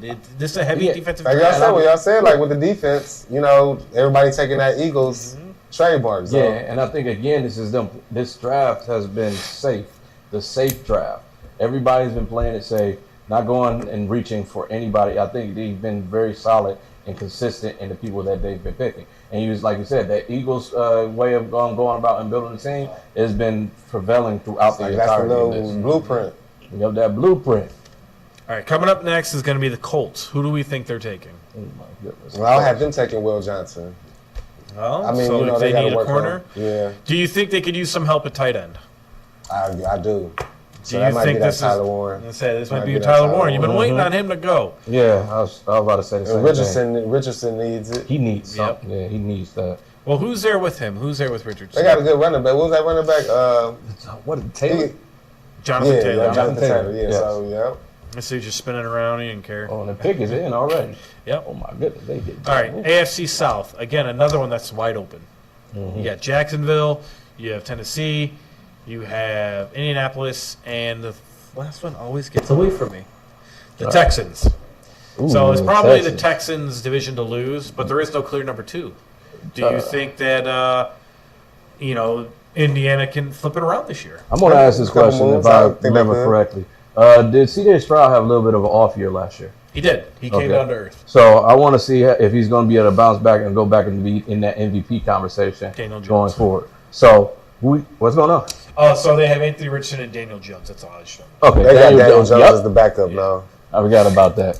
Ooh, Daniel Jones, Danny Dimes. Danny Dimes. I mean, so we'll see how this goes. Because, I mean, they're only, their third year with Anthony Richardson, so they still got 2 to go, so they'll see if they can still And then the shake one something year out he of them. didn't even play like the 1 year he got hurt. So Yeah. Yep, and now the pick is in, and we have Roger Goodell speaking and talking about the pick. And it is Tyler Warren. Warren. All right. Yeah, they- that's yeah, they- wild. Okay. Yep, Tyler Warren finally getting picked up. He's got, big size catch radius. He's 6'5", 256 pounds. He's like a Dallas Clark, possibly Gronk light. Everybody wants Gronk. He was a solid catcher for Tom Brady for the longest. So, people thought he was going to go earlier, just as you did. But he finally finds a home. They haven't had a good, solid tight end since Dallas Clark. Yeah, for sure. So, I mean, he likes to play downfield a lot. He will go up and catch it. He's both definitely going to be some security for Anthony Richardson. And so that security blanket for sure. I mean, he will make a one-handed catch. If it's underthrown, he'll get it. But he's not afraid to run you over in a block. I mean, he will get downfield and block like crazy. He was a Big Ten Tight End of the Year award winner. So you got that going. All records for tight end at Penn State: 150 receptions, 1,800 yards, 19 touchdowns in his career. So I mean, the kid can ball. Again, you're getting some help for Anthony Richardson. So let's see if he can. That was a great pick for them. Yeah, an interesting especially thing. due to that he failed. So it was All a right. good pick. Yeah. Atlanta Falcons. Interesting. They are going defense. Defense. Yeah, so I got a question, though. Who is starting at quarterback? Michael Penix Jr. All Michael right. Penix, yep. Because don't they still have Kirk Cousins? They do. Kirk Cousins. Kirk Cousins. So yes, that's a good one. So their offense is pretty stacked. Yeah. Kyle Pitts, Drake London, Bijan Robinson, Michael Penix Jr. I mean, that offense is ready to rock and roll. Yes. How far do you think they can get this year? Again, you make the right pick, and you're looking at winning the division. Yeah, fix that defense up. I mean, Kirk Cousins played, a little behind this year, without a doubt, so he may have held them back. But again, the division is weak. That's probably other than the AFC South, that is the weakest division in football.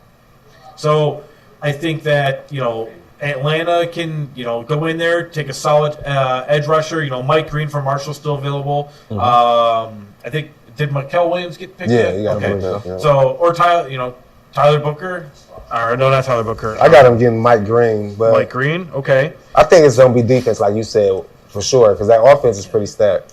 could be Malachi Starks. He's a solid safety. I don't think they have a good safety.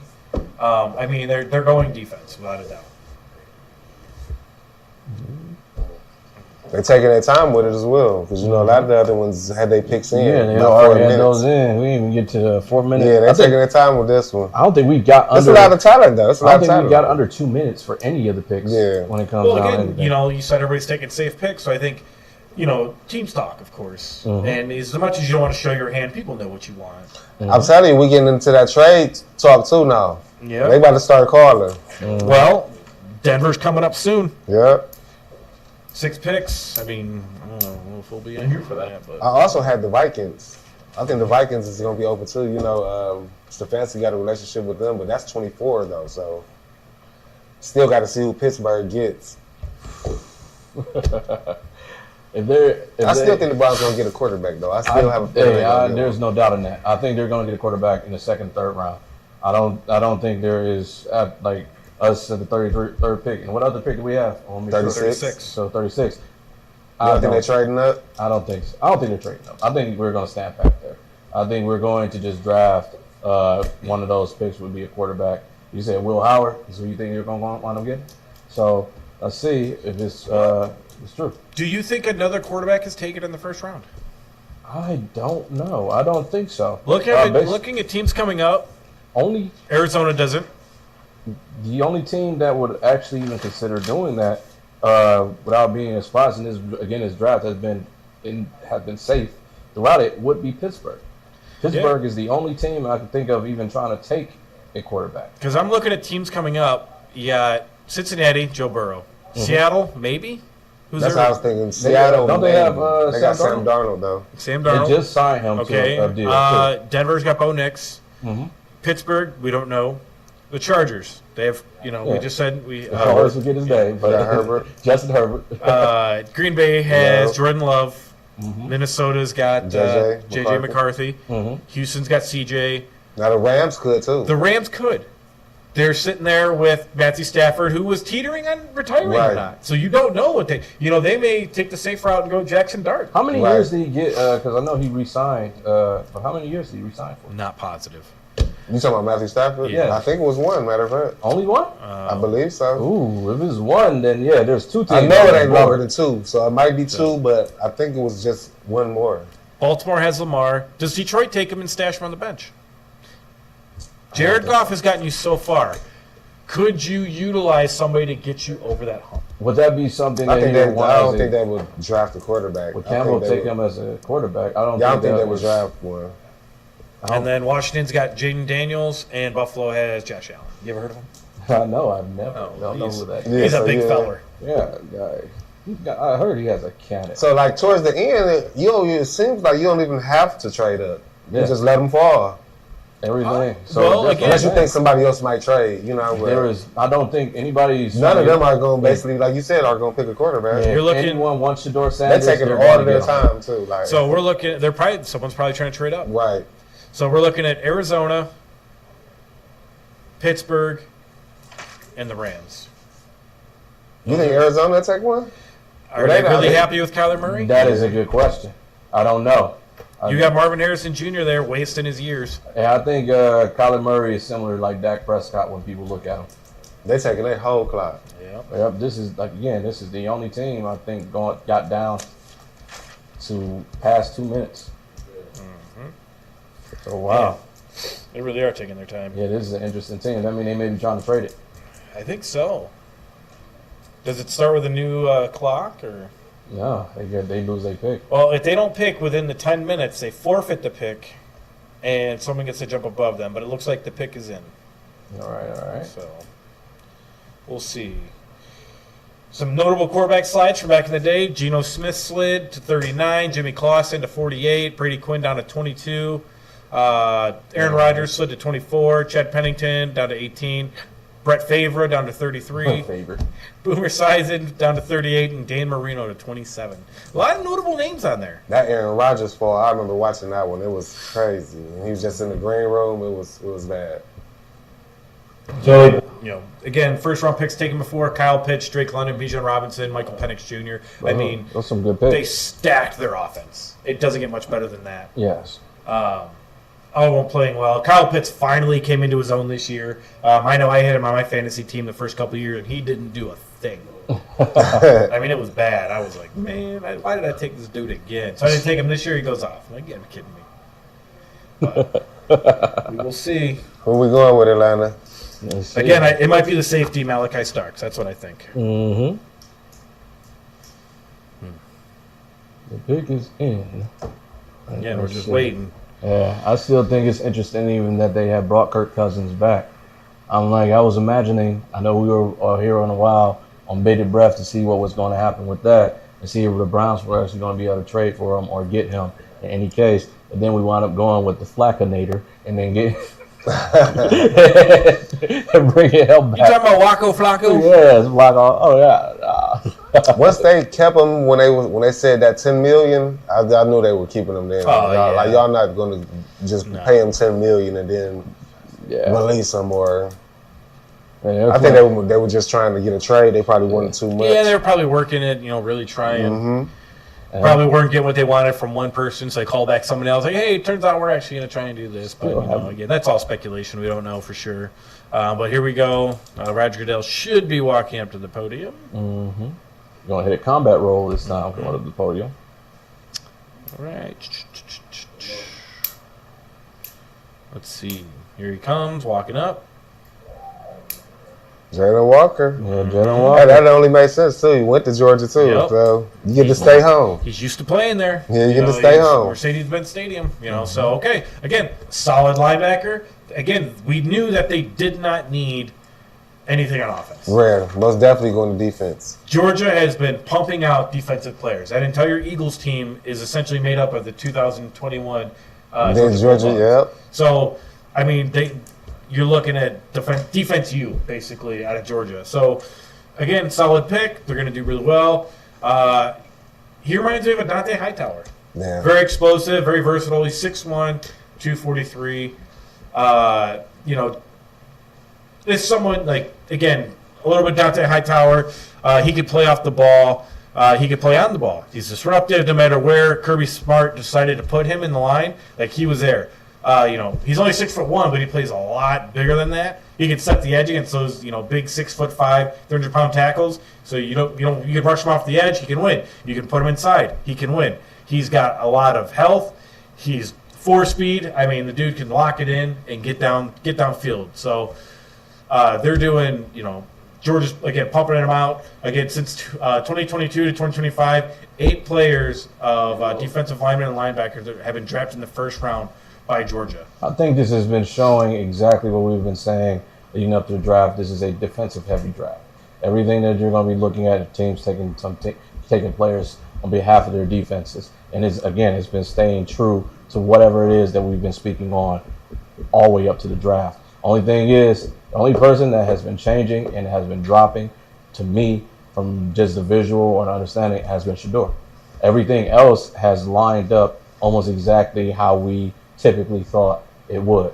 So one of the reasons why we thought Shedeur would go is because we thought people would need to reach. Right. We thought people would have to feel the need to push to get something and try to make something to happen that may not have been actually there. So, hey, I think again the draft, the dramatic parts isn't going to be in the first round. It's going to be that second and third round. We're going to be seeing a lot of things happening around that time. But again, we do still have the Pittsburgh Steelers on. Yeah, I'm getting fidgety for that one, man. Yeah, I'm telling you, it seems to always happen in that way. So, what would you say the difference between Cam Ward and all other quarterbacks is? Like, how big is that difference? I don't think it was that big of a difference for me, and honestly, I feel like even when it comes to the difference between him and Shedeur, I didn't think it was that big of a difference. From what I've seen from them when their workouts and I've been playing, I don't think it was that big of one. I think there were some more solid things, character things that they've really hammered in on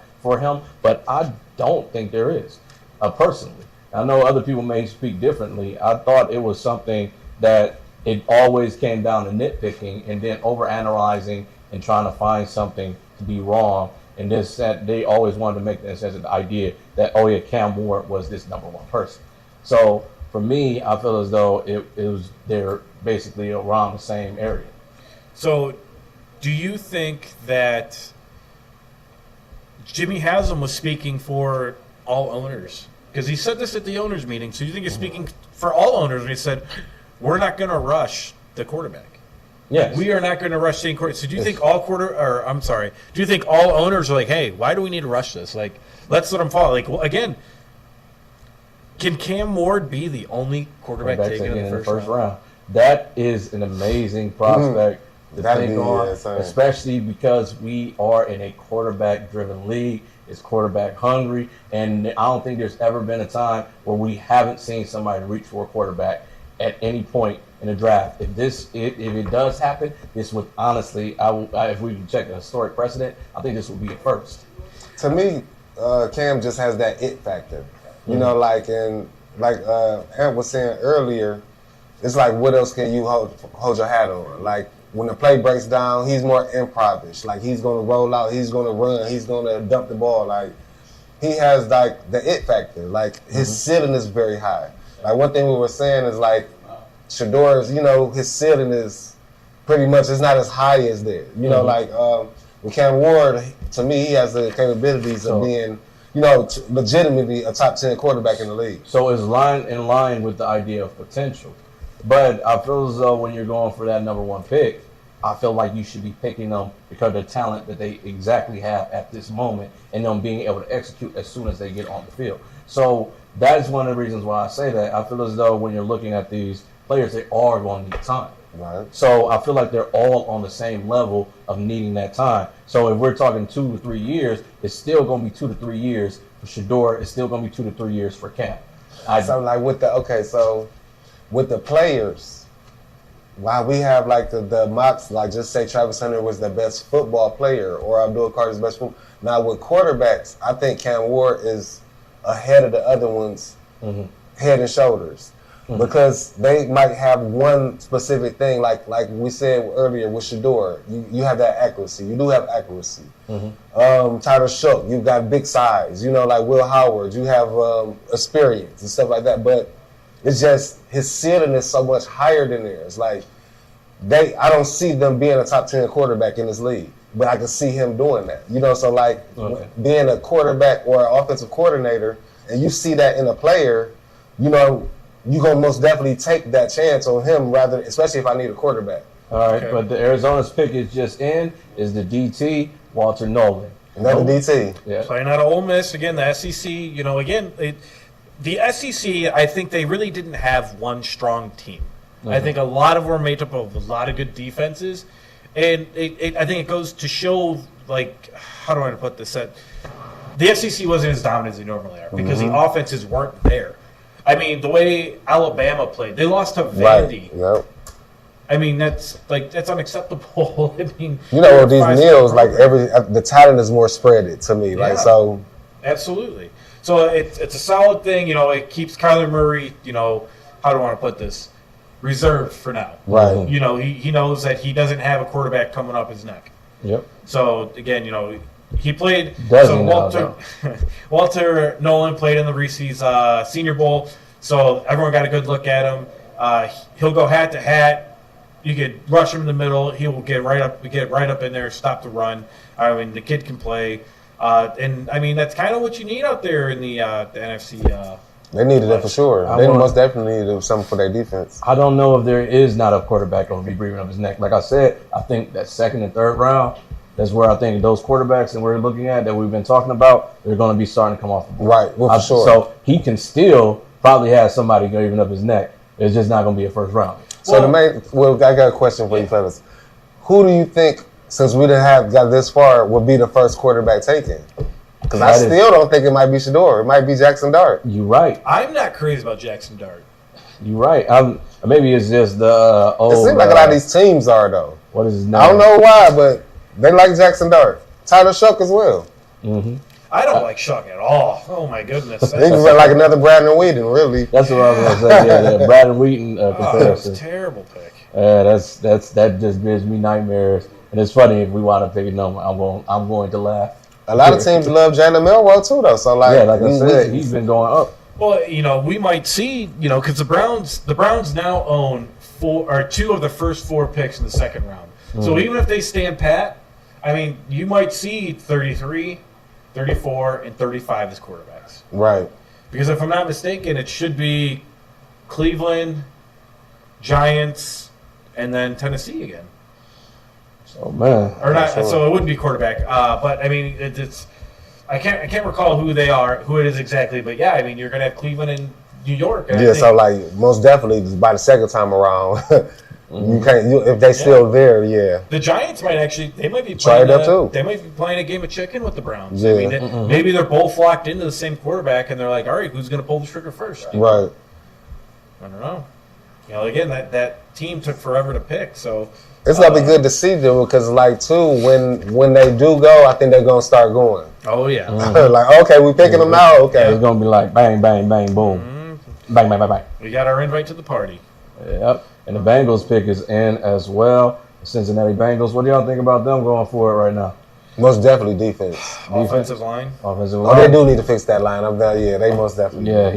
he You forgot about that. You got to protect because they just spent so much money on that offense. Yeah. Did they? At the end of the day, too, like They their goal is to score more than the other team. I'm not sure. That's Did why they- that defense. You got to fix that defense. Did they lose Hendrickson? They still have him. Yeah, they still have him. But Oh, he wants he- money, so he's planning on Oh, holding he's out. doing the Miles Garrett. Yeah, Uh, that's gonna be tough because they have to fix that defense. That defense is looking crazy right now. So let's see if we're able to get this this pick in before the end of the show here. We appreciate everyone hanging out with us. We've had a lot of fun. Yeah, I Good did, conversation right. going on. I mean, really picking each other's brains and just seeing how again we're not going quarterback heavy. I mean, it's just you are playing it safe and taking what you got. yeah, It's like the first time I've seen one quarterback go this long without getting another quarterback. Yeah, Like, that's why I said this may be the only time I think I've ever in my lifetime of watching sports seen them not reach for a quarterback. That is insane to me.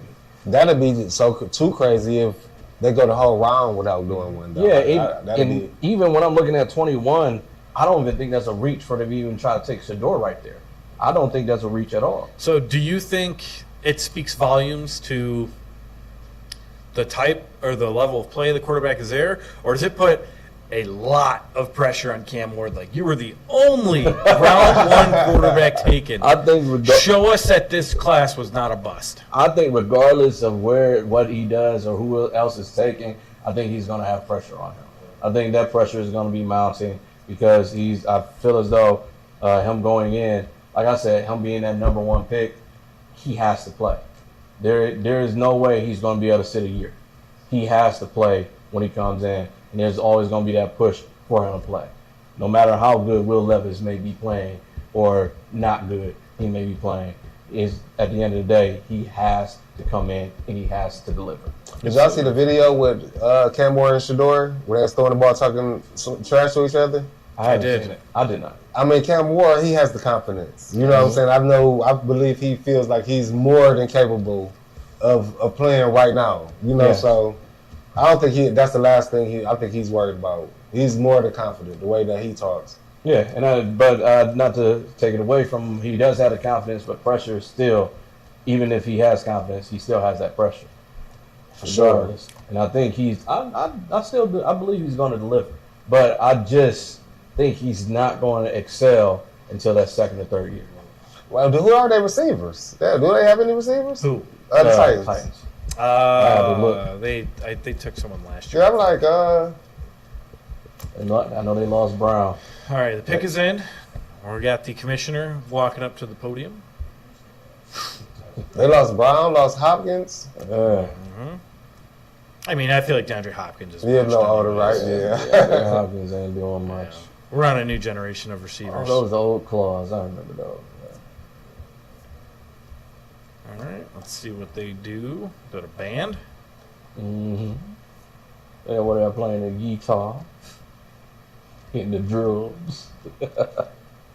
They had to look though to see the Browns got Mason Graham. They might. All right, Shamar Stewart. Shamar Okay. Stewart. Keeping with the line with the defense. Yep. Like this, the safest draft I've ever seen in my life. Straight defense. Straight defense. No sexy picks. I can't think of a single pick that was really just, I need to get this guy. It's been, this guy's here. We got him. All right, so more disruption than production, big time burst. Kind of like Trey Hendrickson, but playing on the edge. He's able to get past those tackles.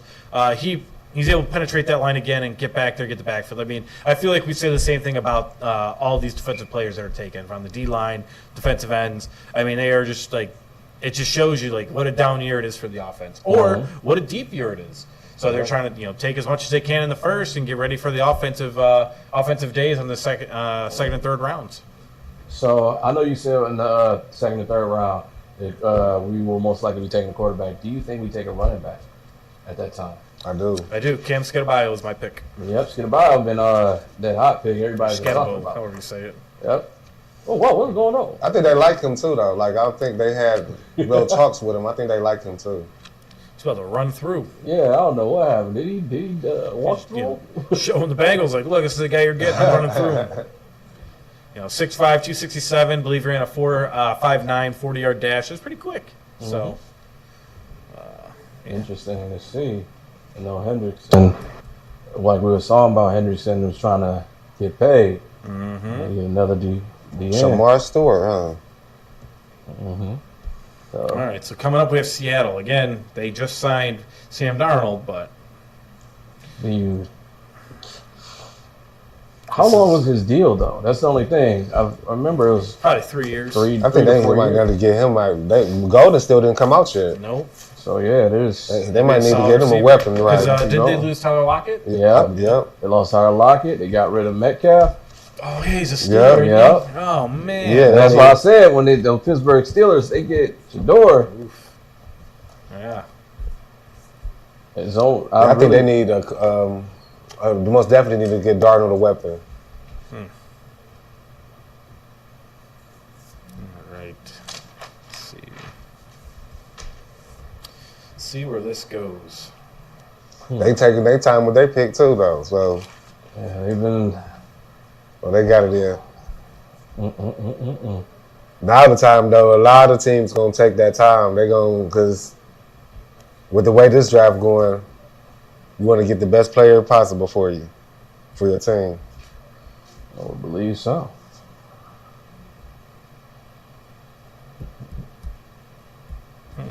With Sam Darnold going there, and I know the year that he had with the Vikings, I know it was a big year. Do you think Sam Darnold's year was predicated on his receiving core more so than his actual skill? I mean, with Justin Jefferson, it's hard to be bad. Mhm. You know, Justin Jefferson is an amazing receiver, and I want to give Sam Darnold his credit though. His ability to throw the ball, he has one of the strongest arms He does have in the one league. too. Yes. So as much as, and he was a top pick for a reason. So I'm going to say I believe in him, and I believe he's going to do well out in Seattle. But also saying this, a reminder: who is the coach out in Seattle? not positive. Not Pete Carroll. I know that. I know Pete Carroll was Raiders right now. They got a Raiders. young coach, I believe. I think they got a younger coach. Yeah, and Yeah. I'm hoping that infusion of youth can also help propel them to being better. I'm a sort of a Seahawks fan. I can't admit it to it yet, but I think I'm a Seahawks fan. I enjoyed the Seahawks. I mean, I think they're a fun team to watch, especially in the NFC. Also, would love to probably live out in Seattle. It seems like a nice place to live, other than the rain. I think they are they in the rebuilding though? Like when they were getting rid of everybody, Could be. They basically. got rid of everybody. Yeah, you getting rid No. of everybody basically. Yeah, they might be aiming for next year's draft too. Hmm. So So basically, they you want might- to see if Sam Darnold can do something for you, and That's why you might see them play it safe again. Well, the pick is in, so we'll see. Create another Legion of Boom. Let's see who they take. Roger Goodell's walking up to the podium now. Raise a you got to bell. protect them. You got to They protect got a them. guard from North Dakota State. Again, building through the trenches. I mean, these are a lot of safe picks. Again, you're looking at these skill player positions being taken, and tomorrow and again next year. Like Yeah. teams are like, they want to build them. So I know like, Sam Darnold loves this pick. he definitely need it. 6'5", 312. Big. You got a big guy too. Mm-hmm. Senior. Left tackle. Boy. Get off the ball real quick. You got to protect Sam Darnold at all costs.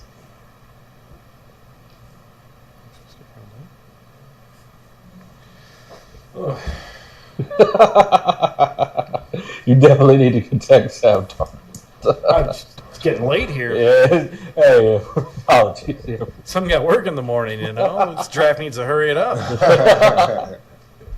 We got to get to that Pittsburgh pick, man. We got to see who Pittsburgh That's is. really what I'm looking for. That will make the draft for me, just to see what's going on there. If it doesn't change anything during that Pittsburgh pick, I want to say everything else is just going to be as it was before, as it is and as it was. Safe picks, just defense, guards, tackles. I don't think we even had a corner come off the board. Do we have any corners? That's what Pittsburgh Few. could go for. So maybe we might have see our first corner come off. We got Jahade Barrett, cornerback from Texas. So, hey, I know Tampa Bay needs a cornerback. Still a lot of talent out there. Mm-hmm. Still a lot of talent. So do Hopefully you the think? Steelers don't get So the we right think one. Tampa Bay is going defense. I would think so. I think it's a similar thing that's been going and prevalent throughout all of this. Again, defense, O-line. Yeah, I got the That's one it. defensive That's line. just DNs, O-line. Not much anything outside of that. I know we've been talking about how deep this draft is at that defensive end position. Edge position is just, I don't think there's much of a change that's going to happen. And this draft is actually both exciting and boring at the same time. Just because it's simply just, They going right. Yeah, They're it's- just picking, like you said, no sexy picks. yeah, Well, you are literally you just know, picking who, like, Do you think this makes Browns fans feel better about the pick? I Then? do. I believe so. I do. Those Yeah. that wanted the sexy picks is like, well, guess it's not happening. Right, because Yeah, 'cause nobody's nobody's done it. nobody's jumping outside the box. So There's nobody, not one person. You actually gained a new number one for next year. Yeah, you got a pick 2 spots back from where you picked next. So, and you still got a blue chip player. So, you know, it might not have been a player that everybody wanted, but I mean, you still could be all right with the pick. Like, I just look at this draft and I say it is amazing to see that there has been nobody who reached. There's not been a GM who felt like I need to put my hand in that cookie jar and grab out those crumbs that's at the bottom, because I know those crumbs are going to taste extra good. So I don't think nobody has done that. They just looked at the cookie jar and said, I'm just going to take a cookie. I think we're going to start seeing corners. We're going to start seeing corners come off. I think that would be a little bit of a change of pace. Pittsburgh might have to go with a corner too. Mm-hmm. And the pick You is got to in think with that for Tampa with Bay. Cincinnati. Like, you got to make sure you're ready for them. Like with that Chase and Yes. you got to make sure you're ready. Not to Because they're mention gonna Flowers be monsters. and Yeah, they're gonna be monsters out there. They got their money. They about to be monsters out there. all right. Only had one running back taken, and everyone has particularly been just offensive line and D ends.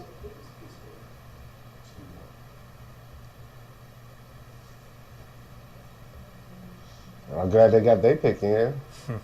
They're not taking too long with theirs. Mm-hmm. Well, that's a lot of people. See if Denver get them a running back for Bo Nix. next. Golly, that's a lot of people. Like ants.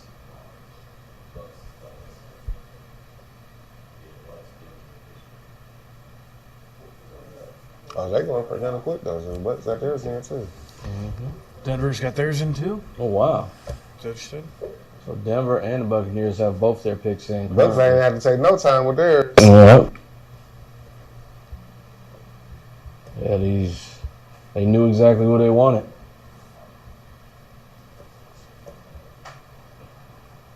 And they're in there, and they're happy too. Look at that. They got who they wanted. Or at least they're going to show Going that. defense. Yep. And Baker Mayfield. Baker Mayfield. How you feel? I got them taking Jahai Campbell. How you feel about Baker Mayfield doing as well as he's doing out in Tampa Bay? Hey man, sometimes you just gotta get a change of scenery. Honestly, I don't think he was gonna win a Super Bowl though. That's the same thing he was doing here, right? I mean, you could take him to the playoffs and get knocked the first round every year. That's hilarious. you know my pen? Yes. All right. The rejected Will be will respected. be respected. All right. Quote unquote Deion Sanders. That was Deion Sanders Jr. Junior? Oh, Yeah. hold up. I didn't see that. Maybe I need to get my eyes checked. That was a junior? Let me go ahead and clean my glasses. Turn to handsome Squidward real quick to put this back on.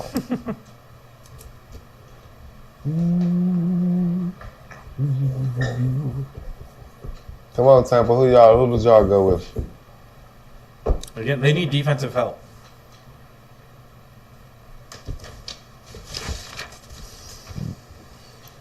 Wild West. Again, I think it's gonna be a defensive pick. They need a linebacker and corner, edge, safety. I mean, they took an offensive line last year. They got Tristan Wirfs still. I mean, it's probably gonna be a linebacker. Well, I say, yeah, I'm about to go down. He getting his steps in today. A wide receiver. Emeka Obuku. Wow. Wow. I thought he was going far. O-State. Oh, my. Oh, So him wow. and Mike Evans, huh? Yeah. That is the first surprise of the Okay. draft. Yeah, that definitely didn't see that coming. Yes. It's not even. And him being the first receiver. Wow. Yeah. Yeah. Wow. Didn't see that coming either. Over Golden? I know Golden. And he there, so. Again, you're getting Baker another weapon, and that's what he needed. If you weren't going to go defense, then you definitely needed to go ahead and snag up another receiver. The only thing is, do you think they could have got him later? Yeah, he would have failed. He would have I failed. feel like this was a reach, and I think this is again the only reach I think I've seen. But I think he could have gotten later. What are the picks that they have? I know most we probably wouldn't be able to bring it up on top of our head. I had But him early believe they second. have a second or third round pick. Well, I mean, if it's your guy, you go get him. You're right. Yeah, if they And- later in the second, then they Yeah. if they later in the second, then I can see that's your Maybe. guy.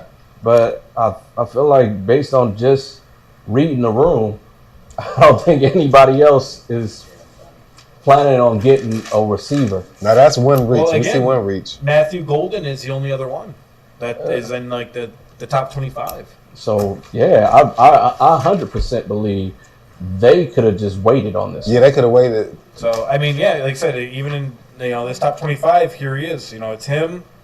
Oh no, McMillan went first. Right, yeah, McMillan So did go he's number first. two. Yeah. Yeah, He's a second so receiver, but maybe the receiver class isn't as deep as the defensive draft is. that's I always assumed that coming into this draft, but I don't know why. He they would take he him at wasn't. 19. Well, they must have just really liked him. Yeah, 'Cause he wasn't even the second best receiver. But that Ohio State factor, yeah, we could are be know. school factor as well. Wide receiver, I mean, Right. we just keep churning them out, and then Jeremiah Smith. I think he's Yeah, he's gonna be a high pick too. He's gonna be a good player. he's a freshman. He wasn't redshirted, so he's got the next 2 years. I mean, I would love to see the Browns be able to snag him at one. Yeah. Take a quarterback next year as well as Jeremiah Smith the year after if they have to. Wow. All right. So Denver is picking. About 3 minutes left. We'll see if they trade out at any point. How you feel about Bo Nix? I watched him when he started out at Auburn, and I thought he would be solid. Then he went to Oregon, lesser competition, but he didn't do too bad. Yeah. So I actually like him. I like his personality, like how he holds himself, I like how the games play. So I really enjoy Denver, and I'm looking forward to again them having a good season going forward too. And then Sean Payton, he got his, he's supposedly the quarterback whisperer too. So he got him a quarterback he wanted. Well, Bo Nix reminds me of Drew Brees a little Right, bit. right. And I mean, you saw the way he was slinging the rock with Jameis Winston on that was a Monday night game. I mean, they were just whipping it all around the yard. So, I think they might go receiver. I won't miss famous James, man. He was fun. See, I got running back. We're gonna see. We're gonna Running see. back? Yeah. Running I back? mean, he need Who you got him taken? Amari Hampton. Okay, there was arguments about who was the better running back, Omarion Hampton or Ashton Genty. Oh, really? Yeah, they were unsure who was the actual number one in the class. So Omarion Hampton would be good because they don't have one, do they? They don't have running back. Right. And you most definitely, Bo Nix needs it. He gonna need that because after a year of tape and all of that, he most definitely gonna need Yeah, some help. keep the defense honest. But they also are taking a little while to take this pick in. Again, they might be talking trades, or they're trying to decide between Matthew Golden and Omarion Hampton. Right. They're definitely going offense, though. That's Yeah, that's for without a sure. doubt. So we'll see. They probably got slipped up from that pick ahead of them. It was like So. maybe that was who they wanted. Yeah, the Browns calling him like, come on. Well, we don't deal with them all the time. Yeah. That's where we got Jerry Jeudy, right? Yeah. So I mean, Like we took Judy off your hands, man. Y'all do us a favor too. Yeah, give it somebody else. Somebody else had it. see what happens. Less than a minute to go. I know Still Pittsburgh. looking- You think they happy right now? Oh, he fell to us. I wonder Again, what's we their don't thoughts. know. I'm like I was. Aaron speaking with Rodgers Ryan. calling. I just was speaking with Ryan in there. He said he would love it if that happened. So he's a Shador? big Pittsburgh fan. Yeah. So he was like, that would be beautiful. And I was like, hey man, it can definitely happen with how they've been projecting this draft, and it's actually coming to come to be true. Fruition. Yeah, it's just God. They lost 3 wide receivers, so yeah, they're probably taking a wide Yeah, receiver. they're starving at that position. Looks The like. pick is in, So they so might they have. did not trade it. That So may have been why Tampa Bay took the pick that they did. could have been. I think this is one of the reasons why they took so long, because they may have been eyeing him as well. Needed their backup. So especially if they pick a wide receiver, we know that that probably was the case. Again, Marion Hampton or Matthew Golden. Those are my Yep. thoughts. I'm gonna go with Matthew Golden though. I think Golden too. Just I think based off Pittsburgh the might last take pick. Will Johnson too. They need a corner. I'm telling you. Everybody do. thinking about Cincinnati. That Again, Chasing Higgins. if that's the case, the slide's gonna keep going down to It's just like the Rams. I mean, honestly, Yep. you might see a trade with Houston. We might be able to grab him. Yeah. You might see a trade with Houston. Let's see what happens. Pick is in. Waiting for him to walk up to the podium. All right, you're a coveted prospect, right? Mhm. You go into the draft. Am I going there? You- Yeah, I'm going there. No. It don't matter if I get drafted or not. I want to have that experience Okay. and just to see it and just to understand that because that's a once in a lifetime experience. If I don't get drafted, I'm gonna cry. That's because because I gotta leave. I think I try to do. I like to do it like how they do at the house with everybody there. You know, Yeah. good cooking, everything. You comfortable. Do you Just sit show and watch. up? Do you show up to day 2 if you don't get picked in the first I'm going round? fishing. I'm Yeah, going you Joe know. Thomas. Just That didn't work out for Travis Hunter, so. I'll go fish. All right, yeah. making our way finally. Mm-hmm. So if Broncos selection is in, is walking to the stage right now. Let's see. Let's see. I think it's going to be wide receiver, and you, like I said, Matthew Yeah, Golden. they need I a think receiver Matthew bad. Golden is going to come off the board. And I think that pick just slipped them up from before. All right, they're doing a promotion for the Make-A-Wish Foundation. So, you know, NFL is very good at doing charity and raising, money for causes. So, we Yeah. respect that. Like NBA Cares. I know I work with Boys and Girls Club, and we got to meet Myles Garrett, speak with Joshua Cribbs at one point. Also, we had a program where Kareem Hunt had came through, and he had it was an esports program. They played games with him, so it was pretty cool. Oh yeah, that's dope. It was him, Denzel Ward, and Nick Chubb. And Nick Chubb Wow. was very, very good at Fortnite. Hilarious. Wow, they went totally different too. They went Texas. Cornerback. Cornerback, Jahdae Barron. So I definitely will say that Tampa Bay reached. Yeah, they super reached. Wow. I'm 100% saying that. And when we're saying we didn't have any They reasons could have to got draft. Will Campbell. Yeah, they could have got quite a bit of people. Will Johnson. I'm tripping. Yeah, well, what does that say about Will Johnson? He continues to fall. He was Wow. supposed to be the number 1 ranked corner. You got, Jahdae Barron taken now. I mean, Yeah, something will have to come out a little after then because that's crazy. wow. All right, so the Steelers are coming up here. As soon as we announce the Steelers pick, we're going to take a 5-minute break and then come on back. Well. So all bets are off with Pittsburgh. We don't know what's going to happen. They don't have a quarterback. And so we're thinking it might be Shador. Yes, I Anybody disagree? Oh, I think she I pray they don't get him. We hope they don't. Yeah, so Jackson Dart or Shador. I really think it's going to be Shador.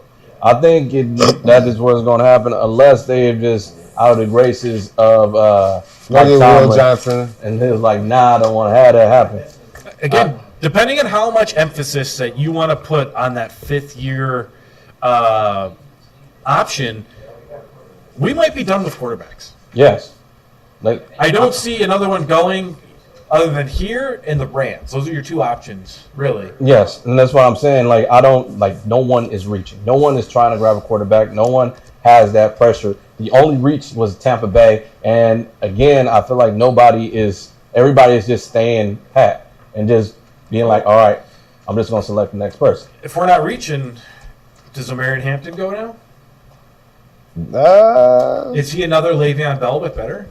Yeah, they do need a They, running they back. need a running back They too. need a running They back? do need a running back. I'm Yeah. not sure if they would. Because Najee Harris, I don't think he's there anymore, but if he is, no one cares. And do you think Yeah, I don't think he's there no more. do you I think there's still it's a deal in place with Aaron Rodgers or something that's going forward with that? Well, supposedly it is, but just the wait, and not knowing for sure that he's coming. you still have to do something at quarterback. Yeah. I don't even know who their quarterback is. If Like, who the get- backup is. They have Mason Rudolph. And, Oh, they still have Mason. Okay. Yep, and I think Well, the there's- pick is there's in. one other quarterback. Shador's not on the phone.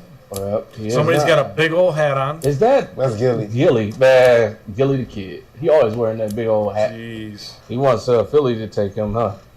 Maybe. I mean, what's he going to do? Sit behind Jalen Hurts forever? Yeah. Kid never playing his life. Right. And then he's playing against his dad's team. Mm-hmm. Cowboys. So, I mean, that ain't happening. That's one that Deion's going to shut down.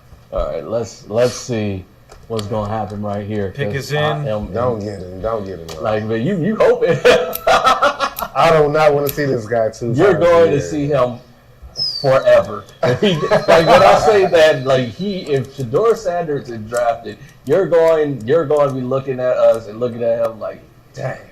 And it's, I can only imagine. Man.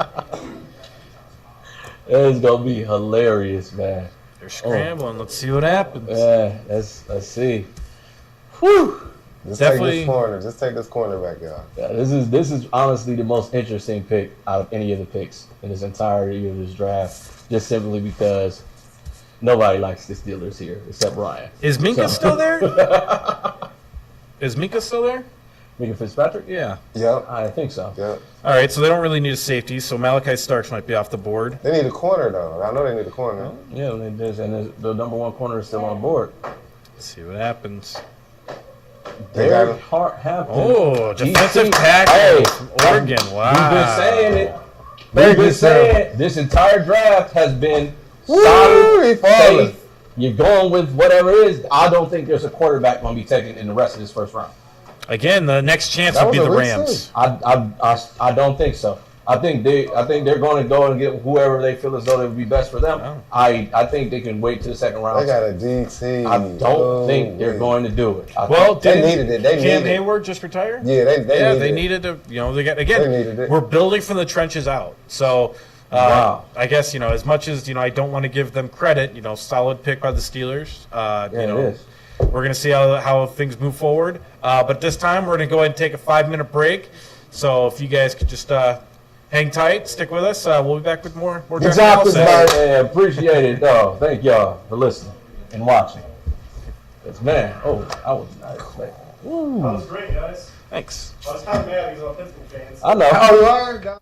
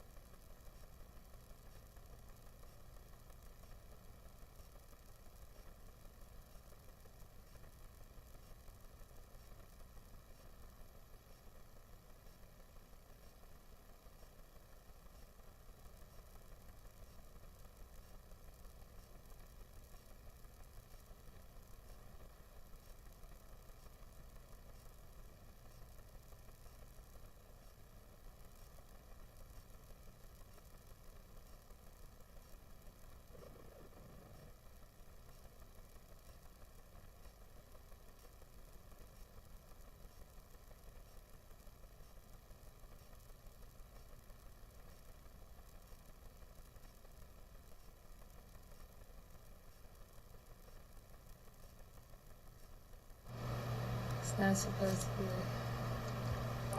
Wait, the teleprompter off. Everything is backwards. Everything's backwards. Chris left? Oh, We don't need worry it? about Don't worry about All it. right, We don't need it. All right. Okay, let's go.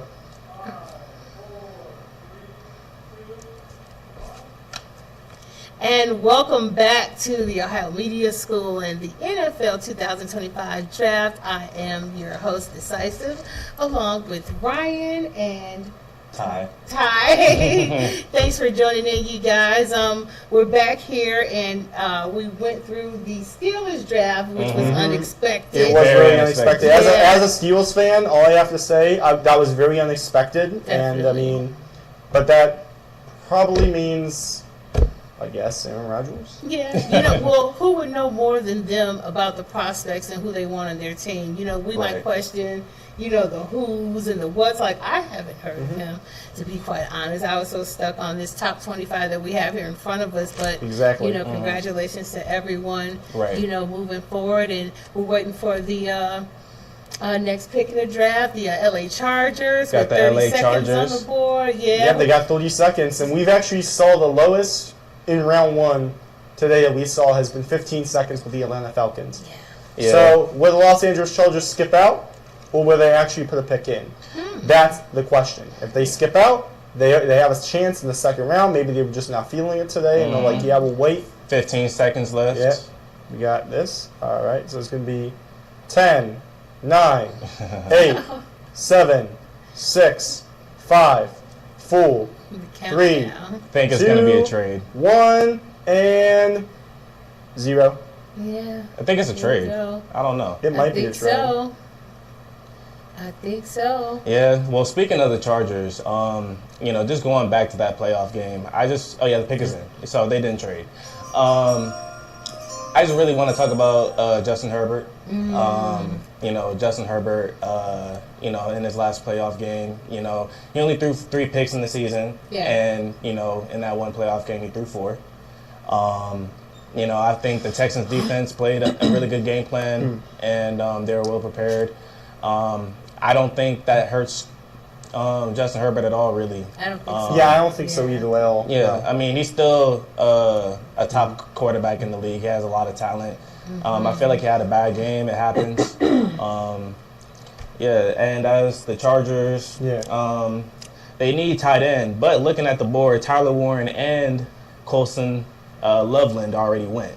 So they might not take tight end. Who knows? You don't know what they might take, but again, looks like someone. They else also need receiver as wrapping well. on safety. Yeah, and safeties. Like, all of these teams need safeties. A lot of them too. do need Yeah. safety. So the fact it that should be a problem. Nick Emanwari are still up there on the board is surprising to me right now. Yeah. It is also surprising to me because I think that they wouldn't be up on the board. I thought there was going to be a lot of safeties drafted in I thought the so first too. round, and there was a lot of juniors that actually got drafted.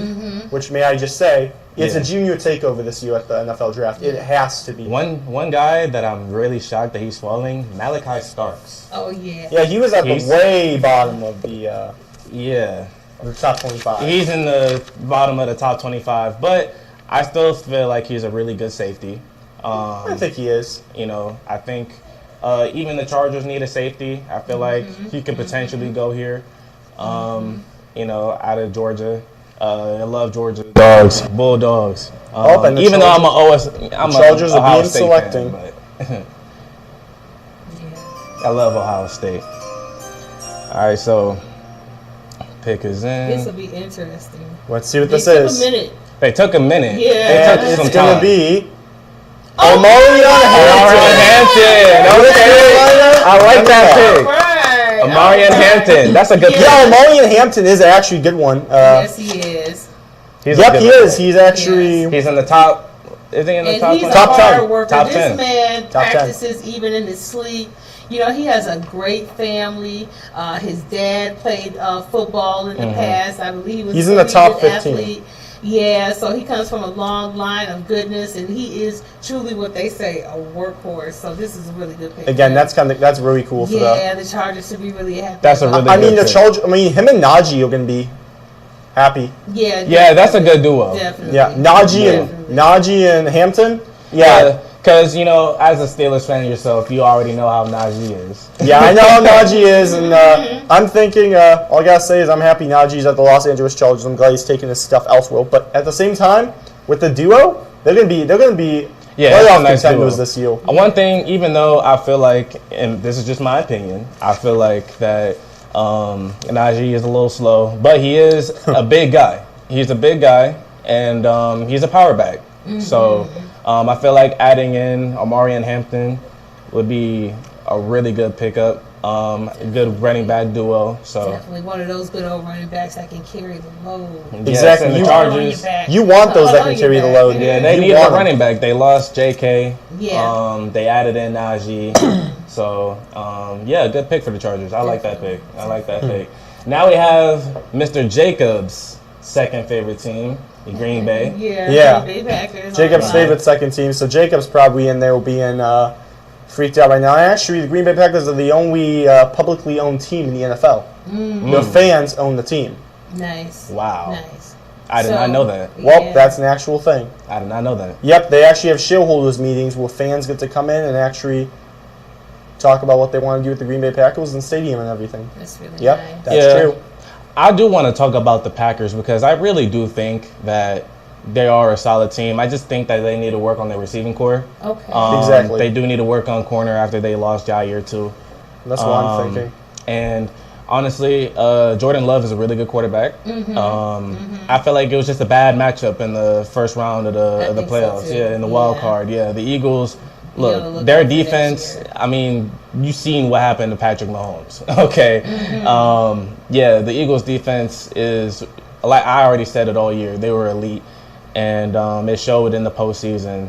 And I felt like if the Packers played anybody else in that first round, I feel like they could have, got out of the wild card. But Yeah. it's a tough matchup versus the Eagles. It is a really Yeah, tough definitely, matchup. That's all I gotta say. definitely. So, addressing their needs, of course, would be a cornerback, wide receiver, edge, defensive lineman, and offensive lineman. Yep. So, who do you guys think that they'll be picking? Uh, And will they be picking from the core of their needs? We've seen Yeah. teams that have walked away from the core of their Right. needs to pick, other needs on the defensive end where they might need more. Yeah, I'm going with the. Sorry about that, but I might be going with the Green Bay Packers taking home a cornerback or a wide receiver. My mind is Okay. stuck between the two. Okay. It's one or the other. That's what I believe. All right. Just looking at this board, I feel like, the Packers. I don't know why, but they just don't like to take wide receivers in the draft. They do not. But I do think that a wide receiver is a need. I do feel like Christian Watson, in my opinion, is a little overrated. I just feel like the Packers, they need more receivers for Jordan Love to throw the ball to. Yeah, definitely. Stack up that receiving core. But I wouldn't be mad if they take a corner either, though. They definitely lost Jair. That's a big loss. Yeah. I felt like it was bound to happen. There's been rumors about Jair potentially leaving Green Bay for a couple years. So, I feel like I think they are going wide receiver though. Yeah, that's what my mind was thinking. It's either going to be a cornerback or a wide receiver, but now that you said that, I'm probably going to have to end up going with wide receiver because I think that's what they're going to need because that's their cool need. Actually, the cool need's a cornerback, but their second cool need, and I think they might go with a wide receiver. Yeah. I mean, and I do want to talk about Matt LaFleur. Great head coach. He's very successful. Under Aaron Rodgers and now Jordan Love. He gets. I don't think a lot of people talk that much about Enough about him being a good development coach. Yeah. Yeah, he's a good development coach. Like and Mike Tomlin. a lot of people are gonna probably just think it was all Aaron. Aaron had some part in Jordan Love's development for sure, but Matt LaFleur, he's Jordan Love's coach, and he's teaching Jordan Love really well right now. So, shout out to Matt LaFleur. Yeah. I mean, I think Green Bay is going to be different, building up from the draft. I feel like they're going to be a completely different team next year. Yeah, the former Giant, Xavier McKinney, I did not know this. He had 8 interceptions last year. Oh. Okay. Go That's Packers. really nice. Yeah, Xavier McKinney. Yeah, I didn't even know that he was on the Packers. That's crazy. I thought he was still on the Giants. I mean, look at them. They're shaking hands in the draft room in Green Bay, Wisconsin. So I think it looks like they made their pick, but they're happy with it. they look like they're happy, but Yeah. it don't say that their pick is in just yet. yeah, once it does, you hear the sound effect, and we'll let you know. Mm-hmm. Definitely. I We got mean- 1:30 on the clock. Yep, 1 minute and 30 seconds. Yeah, in 2023, they drafted the linebacker Lucas Van Ness. Very underrated player. Quay Walker. Yep, Yeah. Yep. Quay's a good guy. he is. He is. Yeah, very great linebacker. Good linebacker. Devontae Wyatt. Yeah, just showing the previous picks of Green Bay. Yeah, like I said, they haven't picked a lot of receivers. They have not at all. Quarterback Eric Stokes, yeah, Oh. but they made some Very pretty good fast. decisions. Their pick is in. So Pick is in. Green Pick is Bay- in. Yeah, Packers pick is in, and we'll wait to see who they pick. This will be interesting. This is Very going to be very interesting. interesting. So, final bets. That's going to be a wide receiver. What you guys are thinking? I think it's probably going to be a wide Let's receiver. hope Jacob doesn't get angry. Yeah, let's hope. Yeah, let's hope Jacob is. Hey, we'll find out if he's angry when we come in on Monday. We'll figure out if he's angry or not. Right. Now let's see what they think. Are they going to have a special guest? Oh yeah, I forgot. Tom Grossi's going to be doing. Tom Grossi's a big fan of the Packers, and he's actually made a bunch of donations to charity. He actually recently completed a live stream. We stayed live, I think, for. He stayed live for about, I think, 2-3 weeks, Okay. maybe. Yeah, and almost a month. And he was helping a foundation, a charity, and Raised $1 million. yep, he raised $1 million. And for Tom Grossi to be out here in, of course, Green Bay, I think this is a dream coming true for Tom Grossi. But I mean, Tom Grossi is what was he? He used to be a formal history teacher, and now look at him. Right. He raised $1 million Yeah. to charity, and of course, he loves the Green Bay Packers. Yeah, shout out to Tom Grossi. Yeah, Tom Grossi's an amazing guy. That's all I gotta say. Yeah. And seeing him on the stage today, I know it's going to be a great time, especially for Tom Grossi. I mean, Tom Grossi, I mean, he There we go. Yeah. he's came a long way. Like you said, him being a history teacher, and he's so committed in his work ethic, and you know, has a really good drive. He's been doing YouTube for over 10 plus years. He's planning to move to Wisconsin, so that's really nice. Hope everything turns out I well. thought Tom Grossi was going to be announcing.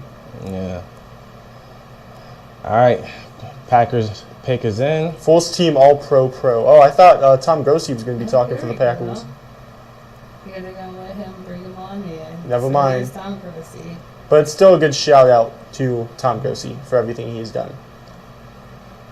Nah, I thought he was gonna go up there too. I But think Mark Murphy is a good. Yeah, Mark Murphy is a too. good one, but I think Jacob's mad because he was expecting Tom, but that's okay. Yeah, because Tom Grossi, he announced a late round pick for the Packers, so that was nice. Yeah. I could tell you that you could tell this is the home crowd. He's Yes. up there about to speak on the selection, and the crowd has their Yes. phones Yep. up. So I remember I went to Exciting. the Browns Let's see. day 3 draft in Yeah, Cleveland. yeah. Yeah, it was even though it was day 3, you know, seeing a lot of Browns fans is always nice. Nice, It's always yeah. nice. And it was a sunny day in Cleveland, very hot.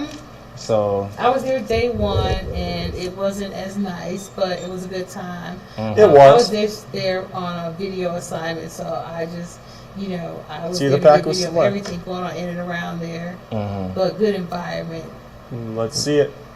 Yeah. So again, is it going to be a wide receiver or is it going to be a cornerback? Yeah, or they could take edge, defensive line, or O line. Yeah. That's their A lot other of need needs. for edge rushers in the NFL. Yes, yes.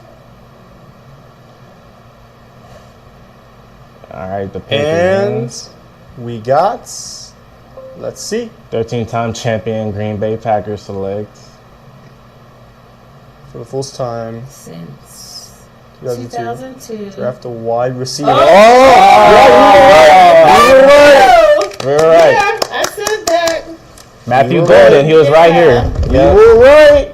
They Yeah. finally took a wide receiver. Oh, Woo! right. Look They at those- finally took a wide receiver. Look at those Packers fans. I'm They're all proud. happy. They are happy. That's what I'm happy about. I'm proud. Good pick. Good pick. Yeah, definitely. I'm glad they picked that out. And now the Minnesota Vikings are on the Vikings on clock. the clock. Yep. And You know- we're getting close to the tail end of the draft. Yeah, we are. And with that being said, like I'm excited, you know, for what's to come in the end. We got the Baltimore Ravens, the Detroit Lions. I want to see who the Commanders and the Buffalo Bills get. So Yeah. and the Kansas City Chiefs. That'll be interesting. Yep. Right. But to see who they get because what do they need exactly? But what will be even more interesting is seeing what the Super Bowl champions, the Philadelphia Eagles, will get. Yeah, that'll be interesting. That's going to Yeah. be very interesting. And then Yeah. tomorrow, Cleveland has, I guess, the 33rd and the Yes. 36th pick. Yep. So yeah, Cleveland's gonna have a field day tomorrow with the Yep. draft. We're gonna have the first pick for the second round tomorrow, so that's gonna be really good. Who do you think we're gonna go in that direction? I don't know. You know, Yeah, it can go any way. in the second or fourth, I don't know. There might be a Shador available. I don't know. Yeah. Shadul Sandals. I don't think mean, he's going. I The think pick he's is out of the in first. for the Vikings. Yeah, I think Shadur's out of the first Wow, they two. wasted no time. Talk about knowing what they want, right? Yeah, they're Right. getting it done. Yeah, Now that it's was just less than a minute. how long is That's Roger Goodell crazy. gonna take to get the pick? Yeah, the Vikings. Yeah, their pick is in already. Wow. Sheesh. Wow, the Vikings are like, come on, let's get a move on. Right, they're ready. Yeah, Vikings are like, It's always a good yeah, they've thing. been had this pick locked in for some Right. weeks now. Hey, the Vikings are like, it's 9 o'clock. Come on, I want to go home. But yeah, But yeah, great pickup for Green Bay. yeah, Yeah, great definitely. job, Green Bay. Great job, Congratulations. real great job, Matt. Green Bay. I mean, Green Bay selected a wide receiver for the first time since 2002. Just think how long that's been. Right. 27 years. 27 years. Crazy. And they made history today. Which I think is Yeah, kinda I mean cool. Matthew Golden, vertical speed, grounded through catch. Brandon Cooks. Yeah. I mean, Texas. he looks very fast. He's very fast. Yeah, shout out to Texas, Longhorns, hook 'em horn. Yeah, look at that. definitely. Yeah. Texas is probably happy right now. Honestly, I feel like with the Browns pick tomorrow at 33, I feel like, I mean, if Shador is there, right, and it looks like he might be there because, I mean, unless if the Vikings surprise people and take Yeah. him, yeah, it looks like he's not going to be picked in the first round. I mean, you look at Houston, Rams, Ravens, Lions, Commanders, Bills, Chiefs, Eagles. They don't need QBs. Only team that maybe, other than possibly the Vikings, if they would randomly want to do that, is maybe the Rams. Yeah, If- absolutely. Maybe the Rams just because Yeah. of Matthew Stafford's age. Yeah, If, definitely. Because none Shador- of these other teams. If Shador actually puts his pride to the side and sit on the bench for 1 year, he can learn from Matthew Stafford, and that team is his. But yeah, I mean, Yeah, I think Matthew Stafford. I think he signed a 2-year deal. if Yeah, I'm he not- did. yeah, 2 he did years. sign a 2-year deal, and I know, I remember Matt Stafford went back to California, didn't he? Yeah. Yeah, California. However yeah. this goes, though, for Shador, modesty is the word of the day. Yeah. Humbleness is the word of the day. You know, It there were is. some talks around the league with certain coaches about the fact that, he wasn't being a good team player, taking accountability, Right. for what happens on the field, and then his posture, wasn't that what you expect of a quarterback, and then just him being the heir of who he is, kind of threw coaches off and doesn't make it a good look for him is, I believe, some of the standing factors and the reason why he dropped out of the first round. So we'll see, Right. if he, takes that bite of humble pie and gets it together, moving forward. It's things like this that'll teach you many ways on how to better deal with things, including his dad. I'm sure his dad is like, Yeah.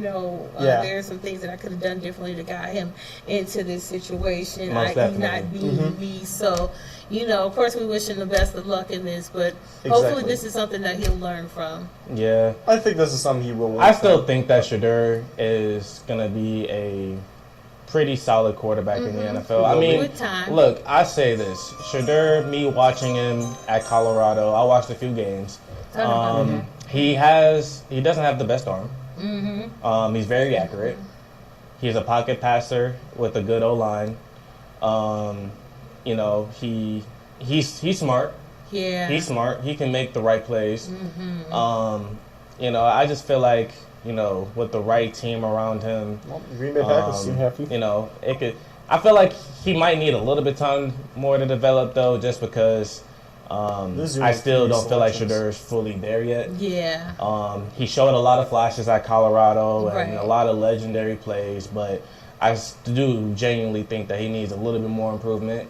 But again, we digress. We'll see how Yeah, we'll everything see. Yep, let's see what he picks. And The Vikings are up. The Vikings select Donovan Jackson. Oh, guard. Go Okay. Ohio State. State. Yeah. Hey! All right. Okay, and Houston Texans. So join the Minnesota clock. does not go quarterback. We got a possible trade. New York Giants just traded with Houston. Ooh, okay, so breaking news. Abdul Carter. Wow. Oh my gosh. Oh So, boy. so So Abdul Houston. Carter is going to Houston. No. They just traded the pick. Oh, New York. Okay. Oh, Oh yeah, they traded with the Giants. Wow. I saw that pop up on my computer. And I was like, They wait, trade with the Giants. yeah. no way, no way. yes way. Wow, just wow. I So- mean, the Giants. They did get. So the Giants are back on the board. Wait. Who? That's crazy. The Giants got. They got Abdul Carter, edge. Yes, they What did. else could they need? Yes, they do. I mean, looking at the team needs, it. Oh, I think I know what's going on. Ooh. Shedeur. Oh. Shedeur, Mike. Oh, they need a court. Do they need a quarterback? I mean, over there in Yeah, Giants they do. country? They do need. I mean, a quarterback. look, they got Russ- Russell Wilson. They got Hustle Wilson and Jay. I mean, you're right. Wow. You're right. Wow. I mean, to have all What? of that and then. What is this? Oh my! This will be interesting. No way.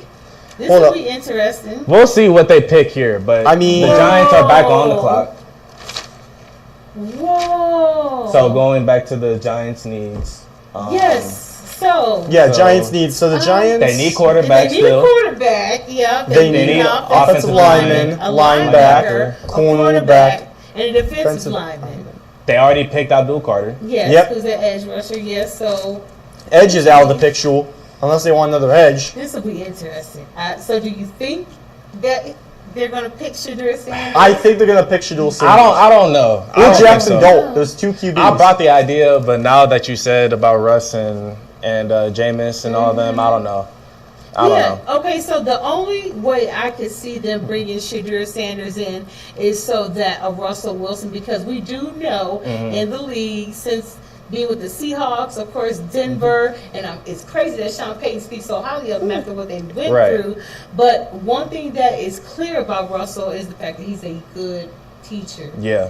You know, he's patient with his Yes, teammates. he is. He's understanding, willing to work through. I mean, so- look at Justin Fields. Yeah, I mean, absolutely. he learned so much from Russell. Russell Wilson and Mike Tomlin. Yeah, and yes, Mm-hmm. and it made it such a hard decision. Even though it was obvious that they had to go with Russell over there in Pittsburgh. Yeah. Exactly. In Pittsburgh, But- because he was there for that reason to be the number one quarterback. But It really They did depends. good work with him. They Right. did good work with Justin Fields over there. All right, so the Giants pick is in. Yes. And we'll have to wait and see because We'll have to wait and see They on have to pay commercial. some bills, It's the way of the world. But yeah, I'm excited about this. Yeah, I want to see what the Giants do. Yeah. Like, they traded up, so we're gonna see. That's crazy. Yeah, I don't know. I don't think they're taking Shedeur. I mean, they But could be my taking thing is, Shedeur though, Sanders. You don't Jameis know. Winston is not a good backup quarterback. You got Jameis Winston. You got Russell Wilson. So what do you I mean, think? just based off of what I watched last year. Yeah, Jameis, if you want team morale, then he's your guy. But Yes. out on that field, no, it's not happening. Yes. I Nah. mean, listen, I love the guy. Yes, He is an awesome. amazing Yes, person. I yes. mean, he shows so much passion out in the field and he takes all the Absolutely. accountability. And, Absolutely. I love doing this. Man But we of have to call God. it what it is. yeah. I mean, yeah. I mean, are we sticking with possible Shedeur Sanders? But with I the mean, he Giants? is a backup quarterback for a reason because he does show flashes. He can. Yeah. One thing, he is a gunslinger. That's my thing about Jameis Winston is that you'll get a 300-yard game. You're gonna get 3 touchdowns and 3 picks. That's just what it's going to be. Oh, so look, they receive a second-round pick, 34th. And So this is the Giants, right? So the what Texans, aren't picking until second round. Yeah. dang. Oh, Shadur smiling. Uh-oh. He laughing. Did he get the call? Oh my goodness. Oh, he's shaking his head no while smiling. Oh, did he answer me? Is that what you're Yeah, saying? he's answering. He can see you through the screen, Marie. He can see you. He has Okay. feelings. Oh, hey, the NY logo is blue this Yeah. time. Why is it not red like it was last time? Mm-hmm. Mandela effect. Yeah. I mean, I don't know. We'll see. We'll see. mean, It's a good. I mean- they training up, I so. don't know. I smell Broadway on this one. I mean, most definitely, it's probably going to be Shadul. I'm just saying right now. It's going to be Shadul. Because if the Texans would have kept it, they need a tackle. But I guess that's not the case now.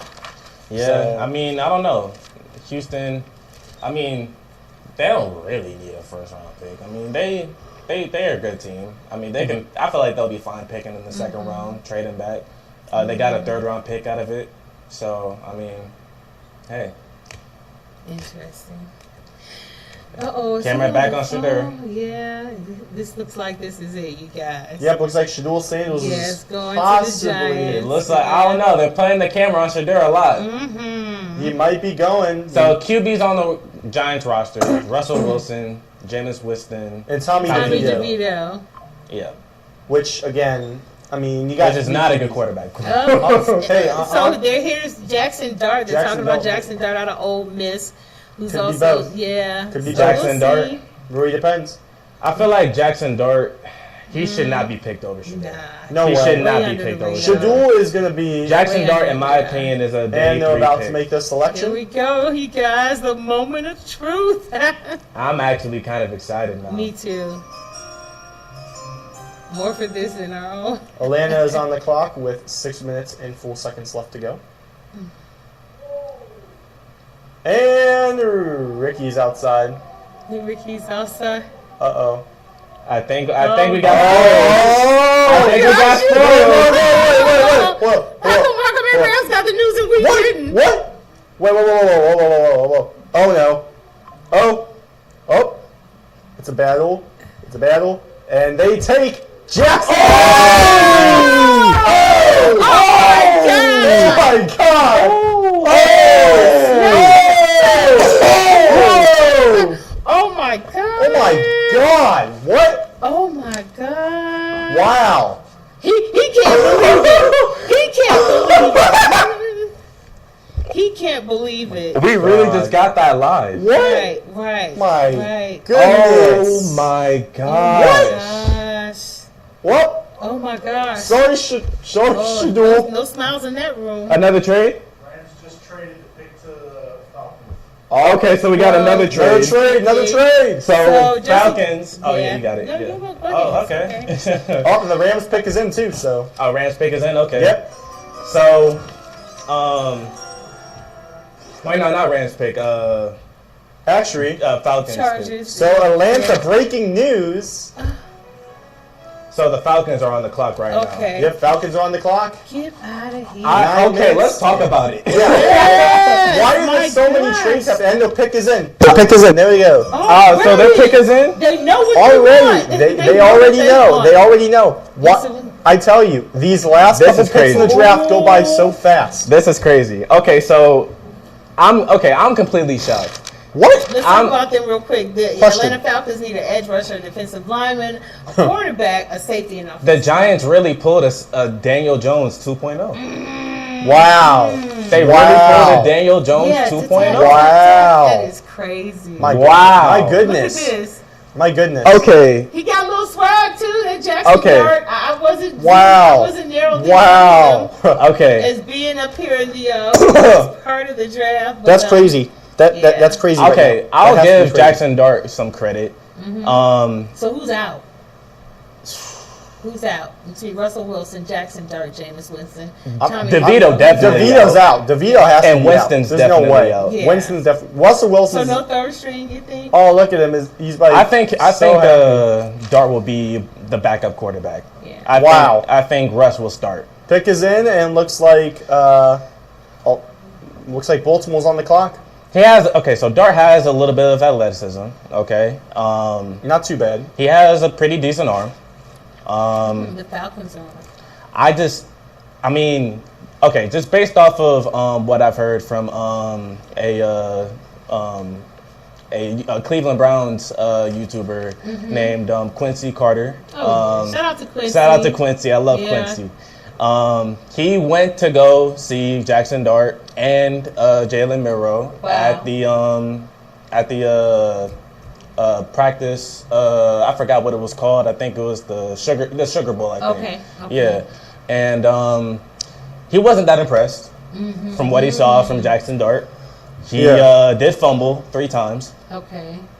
And yeah, I mean, I'm shocked. Wow. I'm shocked I'm they didn't shocked. pick Shadul Sandals, but I mean Jackson Dart. I mean he did break a program record. Because I just want y'all to know this. When we thought we got spoiled of the pick, we thought that it was Shadur. Yeah. We did not expect Jackson Dart they to get a be picked second right round here. pick. They get the Definitely. 40. That is crazy. They get the 46th pick. That's the 7th biggest round shock pick, of the night. and the 2026 first round pick. And Falcons received 26 overall pick and 3rd round pick, 100 in fools.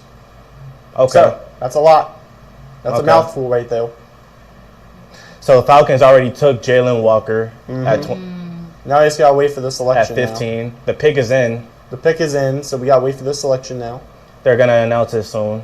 They probably will. Looking at the Falcons' needs, I'm sorry. They do need defensive line, corner, O-line, and safety. Yep. they Malachi got- Starks haven't gotten picked yet, so this could be Malachi Starks. Let's see if Malachi. Are you guys putting your money on Malachi? It might be. Oh, Malachi. James Pierce Jr. That's a good pick. Ooh, James Pierce Jr. That's a really good pick. that is a good pick. I've heard that he has some Yep. character issues, but Yeah. And the I think Ravens that's are a on the good pick. clock. so Ravens are on the clock. So yeah, So safe to say that Shadur is not James getting picked. Pierce. James Peels. Yeah, James Nice. Pierce out of Tennessee. Nice job. They got it's an edge. They already have an edge, but I guess what's wrong with another edge? Right. I know Shadur is gonna really think like Jackson Dart really got picked before me. Wow. Well, let this be a Okay, so the lesson in Falcons. life. Yep, Falcons received, as we told you Yeah. before, 2025 26 overall pick, 2025 3rd round pick, 2025 2nd round pick, 2025 7th round pick, and 2026 4th round pick. And and getting James Pierce, the Falcons definitely addressed one of their Yeah, needs. they definitely have Yeah. addressed their defense. I feel like their offense is already, they already have a lot of talent on their offense with Kyle Pitts, Darnell Mooney, Rondell Moore, Kyle Pitts. They have a solid O-line. They have Michael Penix, Yeah. Bijan Robinson. They have a solid offense. I think the Falcons are having a great draft Yeah. with working on their defense. So yeah, he had 7.5 sacks last season, 13 TFLs. So Yeah, definitely. yeah, But again, James Pierce Jr. was not a bad pick. yeah. Well, looking at Baltimore, They need. they need O-line. Mm-hmm. They need corner. Even though they have Marlon Humphrey. Safety. Ooh, Malachi Starks. I've been talking about him a lot today. Yeah, Nice. there it is. Or Nick. Nick Memoir. Yeah. Oh yeah, that. Yeah, that's Nice. Oh, Iman Wari. I'm All right, so sorry. we got Iman 4 Wari. minutes on the Please clock forgive for the me. Baltimore Ravens. Yeah, What but will the yeah, Baltimore Ravens pick? I know. I talked about Nick Imawari too, out of South Carolina. It might be. He's strong. He's another one of those workhorses. Yeah. The coaches talk highly of There's him. a draft tracker You right know, there.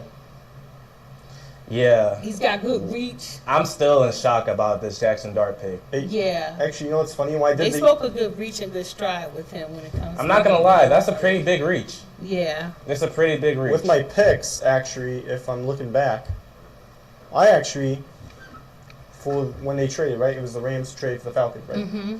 My pick, I actually picked Jackson Dart Okay. for the Rams. Cool. Ooh, for the Rams? Okay. And for the Baltimore Ravens, I actually picked Walter Nolan, defensive tackle. Out of where? Yeah. That's No, what- where is he? What college? What college? Doesn't say what college he is. We'll find out. We'll find out. Yeah, we'll find out. Donovan Jackson.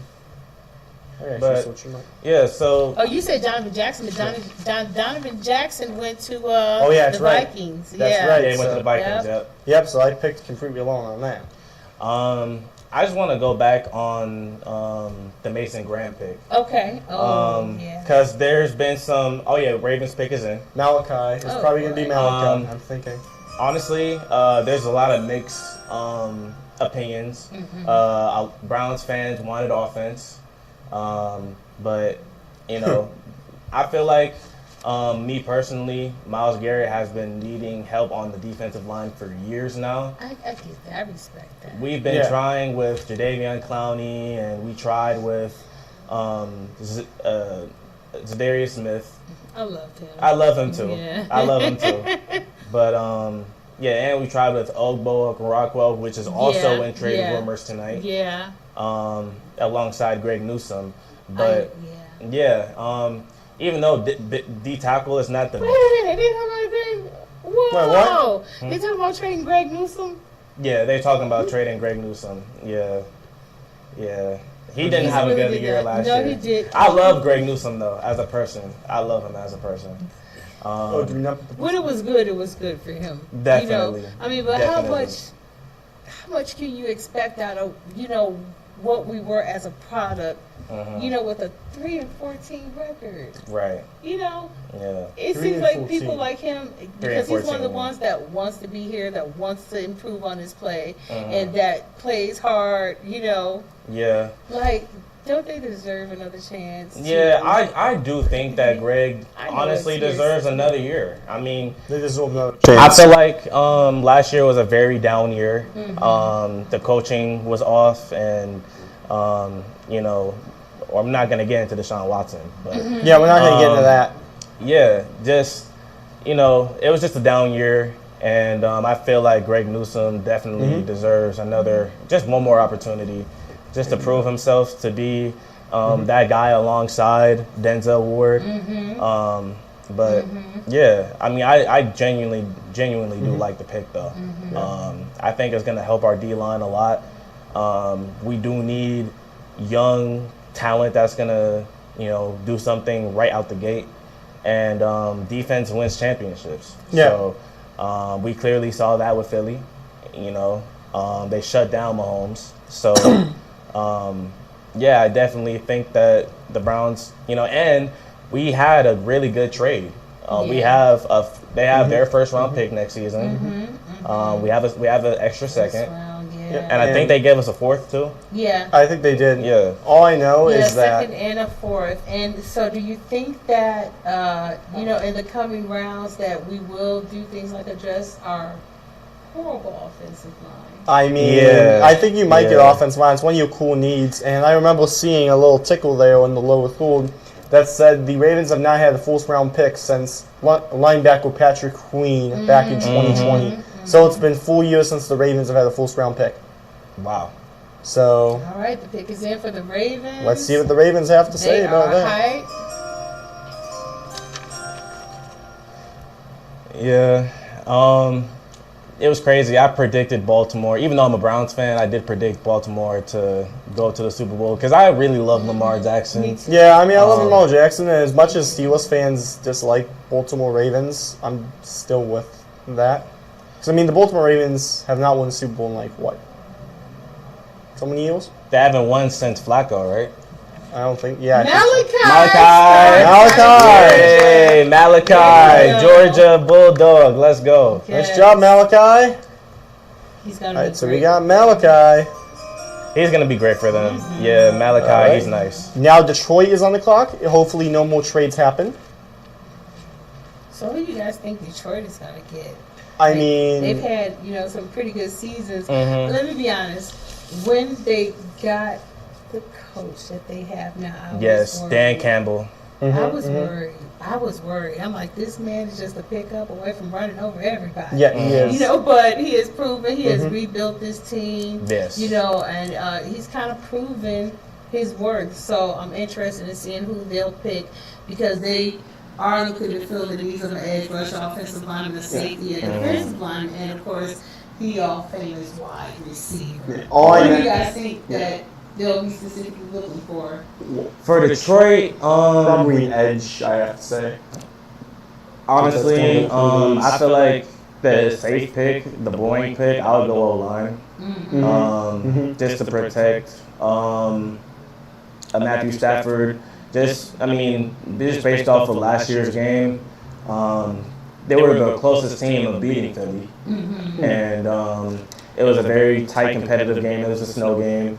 I felt like the Rams could have protected Matt Stafford a little bit more better. So I feel like if they beef up that O-line, pick is in the Lions. Can do something. Yeah, good. Now let's see what the Lions pick out. But again, the Lions, they need an edge, offensive lineman, safety, defensive lineman, and wide receiver. Let's see what they can get. It's crazy. We only have 4 picks left. Yeah, it's almost like those picks went by fast. Yeah. I'm amazed they went by that fast. Because with those trades and everything else. But yeah, this Zooming through this draft, because I'm pretty sure majority of the people there were like, yeah, it's 11 o'clock. Yeah, I mean, look, Malachi, he's a leader. He knows how to play nickel. You know, he has really great protection too. You know, so he's a second time AP All-American. Yeah. So, I mean, that's nice. I mean, second team led the team with 77 tackles in 2024, career high. And look at Baltimore going electric over there. No, yeah, that's a good pick for Baltimore. I mean, yeah. I mean, the Baltimore Ravens did need a safety, and Even though they I took hate that Baltimore, I love their colors. yeah, I dislike Baltimore, but their colors, like the purple and gold, just hit different. I don't dislike Baltimore. They're my lead on me team. Yeah. Well, them, I gotta be honest. So them, and even though I am not fond of the owner over there with Ravens the Texans Texans. at all, like my cousin is C.J. Stroud. Yeah, he's my cousin on my husband's side of the family, just like Really? Rob Dillingham. C.J. Shout out Stroud? to CJ. Yeah, they showed me pictures the other day, the uncles, because my Wow. husband, you know, has his dad comes from a family of 14 brothers and sisters. That's Shout out to CJ, man. Yeah, shout out Shout to out to CJ. Shout out to CJ. Ayo, man. Yeah, so, Ayo. and No. Rob Dillingham of the Minnesota Timberwolves. Okay. Shout out to Rob. Shout out to Rob Dillingham. Shout out to Rob Dillingham. Yeah, so those are my go-to teams. So. Yeah, Nice. I can't wait for Rob to start in Minnesota. Me too. It's gonna be He's great. so He's so- worthy. Yeah. Because honestly, I didn't want him to go to Minnesota right away because I knew that, you know, Mike Conley obviously and, you know, Anthony Edwards, but I still feel like Mike Conley is a great mentor. Yeah. And I think that he's going to help Rob a lot. He's going to help Rob a lot. And he's still very, very young. Yep. He's still very young. Yeah, and I'm excited and happy about the fact that, you know, he's improved on his shooting. You know, like, he's really doing his thing on this. I'm happy. But I would like for him to go somewhere where he can get good play. Yeah. You know, maybe the Pelicans, they did, what's that ball needs a lot of help over there. So, you know, Honestly, Chicago is a good yeah. fit for him too. Speaking of CJ, I always told my family that he deserves to be number one. Yeah. He deserves to be number one. Just watching him in college, he had that dog in him. You know, That's and the just truth, too. and just you know, he's proved so many people wrong, especially in his first season. You know, his work ethic. He's a very young and inspiring leader. Yes. And I really do respect that. Yeah, I respect that. Yeah, I could truthfully speak on that too. So the uncles show pictures at the family reunions of him, you know, like from the time he was 4 or 5 years old walking around with Look at the Lions draft. So, yeah. That's crazy. The draft looks so... Maybe he can come to Ohio Media School one day. Listen, Maybe. Hey, come and talk with us. I bet Linda and Janice would love to have you guys here. Yeah, definitely. But yeah, shout out to CJ. Yeah, shout out to CJ, shout out to Rob Dillingham. Shout out to those guys. Oh yeah. She's awesome. I told Ryan this, but I met David Njoku. Oh, in okay, Orlando, he's Florida. awesome. He He's did, and I awesome. know. Oh, Yeah. what's your Real, Lions real down to select? earth dude. Yeah, definitely. And they select with the 28th pick. Tyalek Williams, defensive tackle. Defensive The tackle, Ohio State. University. Woo woo! OH! Ayo, baby. Ayo. Yeah. Okay, so fact. We have the largest draft class in this year's draft. Yeah, we have do. more players coming out in this year's draft. We do. than There's a lot of any Ohio other- State players coming Yeah, up. There is. definitely. Even though none of them were actually there in Poulsen because Ohio State said there was no Ohio State Buckeyes attending the draft this year. Oh wow, I didn't know that. Yeah, Yeah, that was a yeah. fact that happened. And then Josh, who was it? Josh, when he was the last one to back out and say that he was going to be here in person, he was going to stay at home around his family. So. Oh yeah, that's Yeah, nice. yeah. That's nice. Being around with family is definitely nice, especially with just having a dream of being in the NFL actually coming true. Just being around your loved ones, it's always beautiful. Yeah, definitely. I mean, that's nice. Now we only got 4 more to go, and Yep. Washington has yet to clock in yet, or at least get off the clock. So, therefore, this draft is going to be over faster than well, the first round is going to be done faster than it started. We started at 7 o'clock. We've been here for 5 hours. Yeah. Yep. Get it in. I want to take a special shout out, moment to shout out since we're here in the land, home of the Cleveland Browns and the Cleveland Cavaliers. I just want to take a moment And to the Monsters. congratulate And the Guardians. Yes, And the absolutely. Monsters. Yeah, and the Blue Jackets. Yeah. I just want to take a special moment to congratulate Cleveland Cavaliers' very own Evan Mobley on winning the. Thank you for not snubbing him. Yes, Yep. very well deserved. Very well deserved. Yeah. And again, I would love to. Cheers to a championship Yeah, season. cheers to him. And then again, I would love to. I don't know if you've seen, but Darius Garland had an interview after the game, and a Cavs reporter asked him, "How can you match up against Miami? How can you beat this team?" You know what I'm saying? And he said, "Just pick on Tyler Hero, pick on their weak defenders." Yep. And I thought that was very bold to say. Yeah, Yeah. very. But very. I will say this though, Tyler Hero is a weak defender, Yeah. and even though he can score all them points, our guards are gonna eat. Yeah, absolutely. Yeah. And then all I know is that the Monsters ended up taking home the win today in their first playoff Oh game yeah, at home. that's what's Awesome. up. 4-3 in overtime against the Toronto Marlies. Awesome. That's what's awesome, up. So the Monsters are up 1-0 right now, and Nice. they play Saturday in Toronto. Nice. Nice. But be to nice. get back on the Cavs real quick. Yep. One of the important things, Andrew Wiggins is a very strong player. He is. He And is. also Yeah, he the is. fact that they have been able to keep him quiet. Like, we don't That's hear- that's That impressive. takes some skill. That's Crazy impressive. work. And one thing that I did pick up on while watching the series, Mm-hmm. Andrew Wiggins loves small guards guarding him. He gets that switch where Garland be guarding him. I've seen switches where Ty Jerome will be on him, Yeah. and he tries to take advantage of that. But to be fair, Andrew Wiggins has been quiet this series. Yeah, absolutely. So- Yeah, he has been quiet.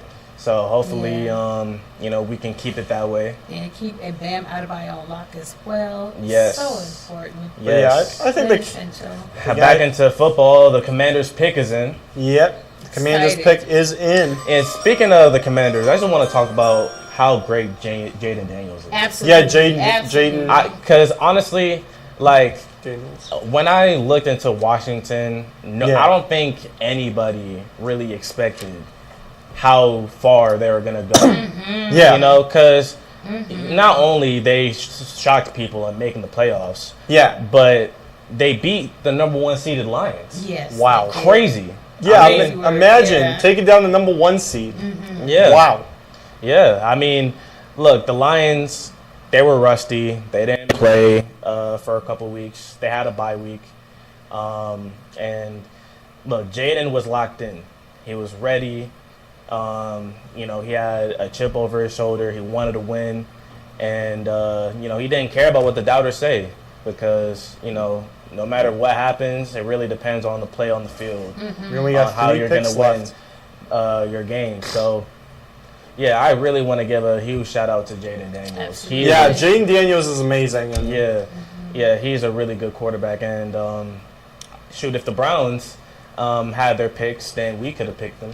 yeah, I mean, we could have picked Jaden Daniels, and you guys would probably be, well, you guys would probably end up, you lose to the It's Philadelphia all good. Eagles, We're but getting- at least you guys make fall, though. We're getting Arch Manning next year. Hey, so- all I gotta say is that, yeah. But again, actually, coming up next is actually Buffalo, so let's hope Jacob also doesn't get mad at this one. Buffalo, and you know what stands out with these final four in this draft is that they all need edge rushers. They and do. Mike Green out of Marshall College is still on the table. Yeah. Yep. Yeah, that's a shocker to me. My guess is Marshall's gonna probably go home tonight. Oh, yeah. That's my guess. He's going home. This is off topic, but I heard that Shedeur Sanders is live on Twitch right now. Oh wow! So- oh wow! Yeah, draft Hey, night. look! Mike Green. Oh, Mike Green. All right. Okay, so they might way take to go, Mike Green. Mike. Let's see what they think. Oh, look at the Washington Commanders in the wool room. Pick is in. They're about to pick it. Let's see. Oh, it's not Mike Green. Okay, right. Let's they see. just showed up. They Let's just see showed what his they name for some pick. reason. Right. Let's see it. And So say, are they not happy? and the first round with the 29th pick for the Washington Commandos. Jaden The Daniels, Washington Commandos Offensive Rookie of the Year. select.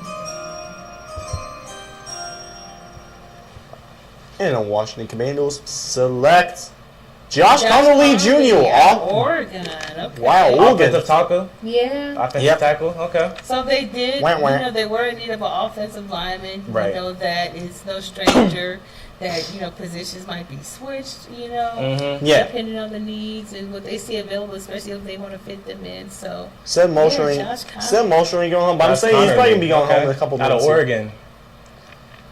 He's 6'4", 311.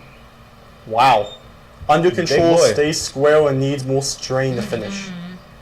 So yeah, he's the guy you want on your team. yeah. Yeah. Indeed. That's all I gotta say. Washington Commandos all hugging each other in the draft room.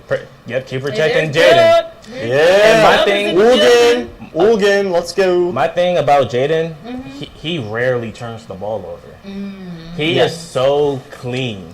Only in 3 his more game. picks to go in I this remember NFL watching the Cincinnati Bengals and the Commanders game, and yeah, Jaden he completely went off. Wow. I think he had over 300 or 400 yards and like. Yeah. He went dumb. He had a lot of touchdowns too, Nice. but yeah, I just don't want to say fake stats or nothing. So I just keep it like that. Yeah. But Real stats are better than fake stats. right. Yeah, Josh Indeed. Connolly, though, was interested about him as he started off 14 games at left tackle last Really? season. Wow. Yeah. No Yeah, way. 2 sacks allowed on 1,091 pass block snaps in his career. Wow. So yeah, he's good for it. That's amazing. Mm-hmm. And I Yeah. mean, for Buffalo, I mean, they pretty much need cornerback, defensive lineman, wide receiver, edge, and safety. Now, my guess is I'm gonna have to take the kid from Ulster going home. Kid from Marshall. Yep, Yeah, Oh, Mike Green. Mike Green. I think so. I'm calling it right now. He's gonna be drafted to he's Buffalo. not- this first round isn't over with without him being a part of it. Hopefully, Jacob is in the talk tank. Hopefully, Jacob's gonna be happy about it. Yeah. So they also need corner, D-line, receiver. Still on the clock. Yeah, the Bills receiving core, they just lost Amari Cooper. Right. Even though that's not really a big Big. loss. Yeah, it's not really a big loss. 78 wins. They That's have six Shakir. I remember him. And who else do they have? Keon Coleman. Keon Coleman. I think the Bills would probably take a wide receiver. Yeah, they probably. I think they. I don't know. It's not the biggest need, but I think. Either gonna take I him feel or like they could be Marshall. better. That's all I gotta say. Yeah. The Bills draft room, they're just sitting there. Who did you guys get for Pittsburgh? Pittsburgh, that would be Oh, Pittsburgh was Derek Hallman, defensive tackle, defensive Oregon. tackle. Yep. Can't believe. I mean, I can't believe that, but at the same time, that means we're going to get. Oh, pick is in for the Buffalo Bills. Oh, I forgot the Bills signed Joey Bosa. Oh yeah, I forgot about that. Yeah. So let's see what the Bills end up getting. I mean, pick is in. They say the best available is gonna be Will Johnson, and best fit's gonna be Mike Green from Marshall. So yeah, Mike Green. He thinking might. Mike Green, I'm telling you yeah. right now, it's gonna be Mike Green. I am calling it right now at this table. It's Okay. gonna be Mike Green. We'll see. I'm calling it. Buffalo Bills fans are so passionate. Yes, I know Jacob is so passionate. The Lake Erie Bros. Yep, the Lake Erie. I think it'll be Mike Green. They need somebody that's a consistent It's gonna be Mike player. Green. It's gonna be Yeah. Mike Yeah, Green. Mike Green would be a good pick. Mike Green is gonna be great for Buffalo Bills. Yeah. Of course, Kansas City's on the clock. 9 minutes. That doesn't really matter though, but yeah. Mm-hmm. Pick is in. All that matters is the pick that's currently going on, and I mean, Kansas City Chiefs don't know what kind of people they lost. I mean, you gotta feel bad for Josh Allen, right? I mean, they haven't beaten Mahomes yet in the playoffs. Yeah. I mean, I wanted them to win so bad this season. Yeah, I did, because I'd rather see a Super Bowl Buffalo against Philly. That would have been a great Super Bowl to see. Like I wanted to see The Battle of the Buffalo Animals. and Ravens go at it at the AFC chip. Me too. Yeah. Yeah, Yeah, I wanted to see that. And Ravens taking it home.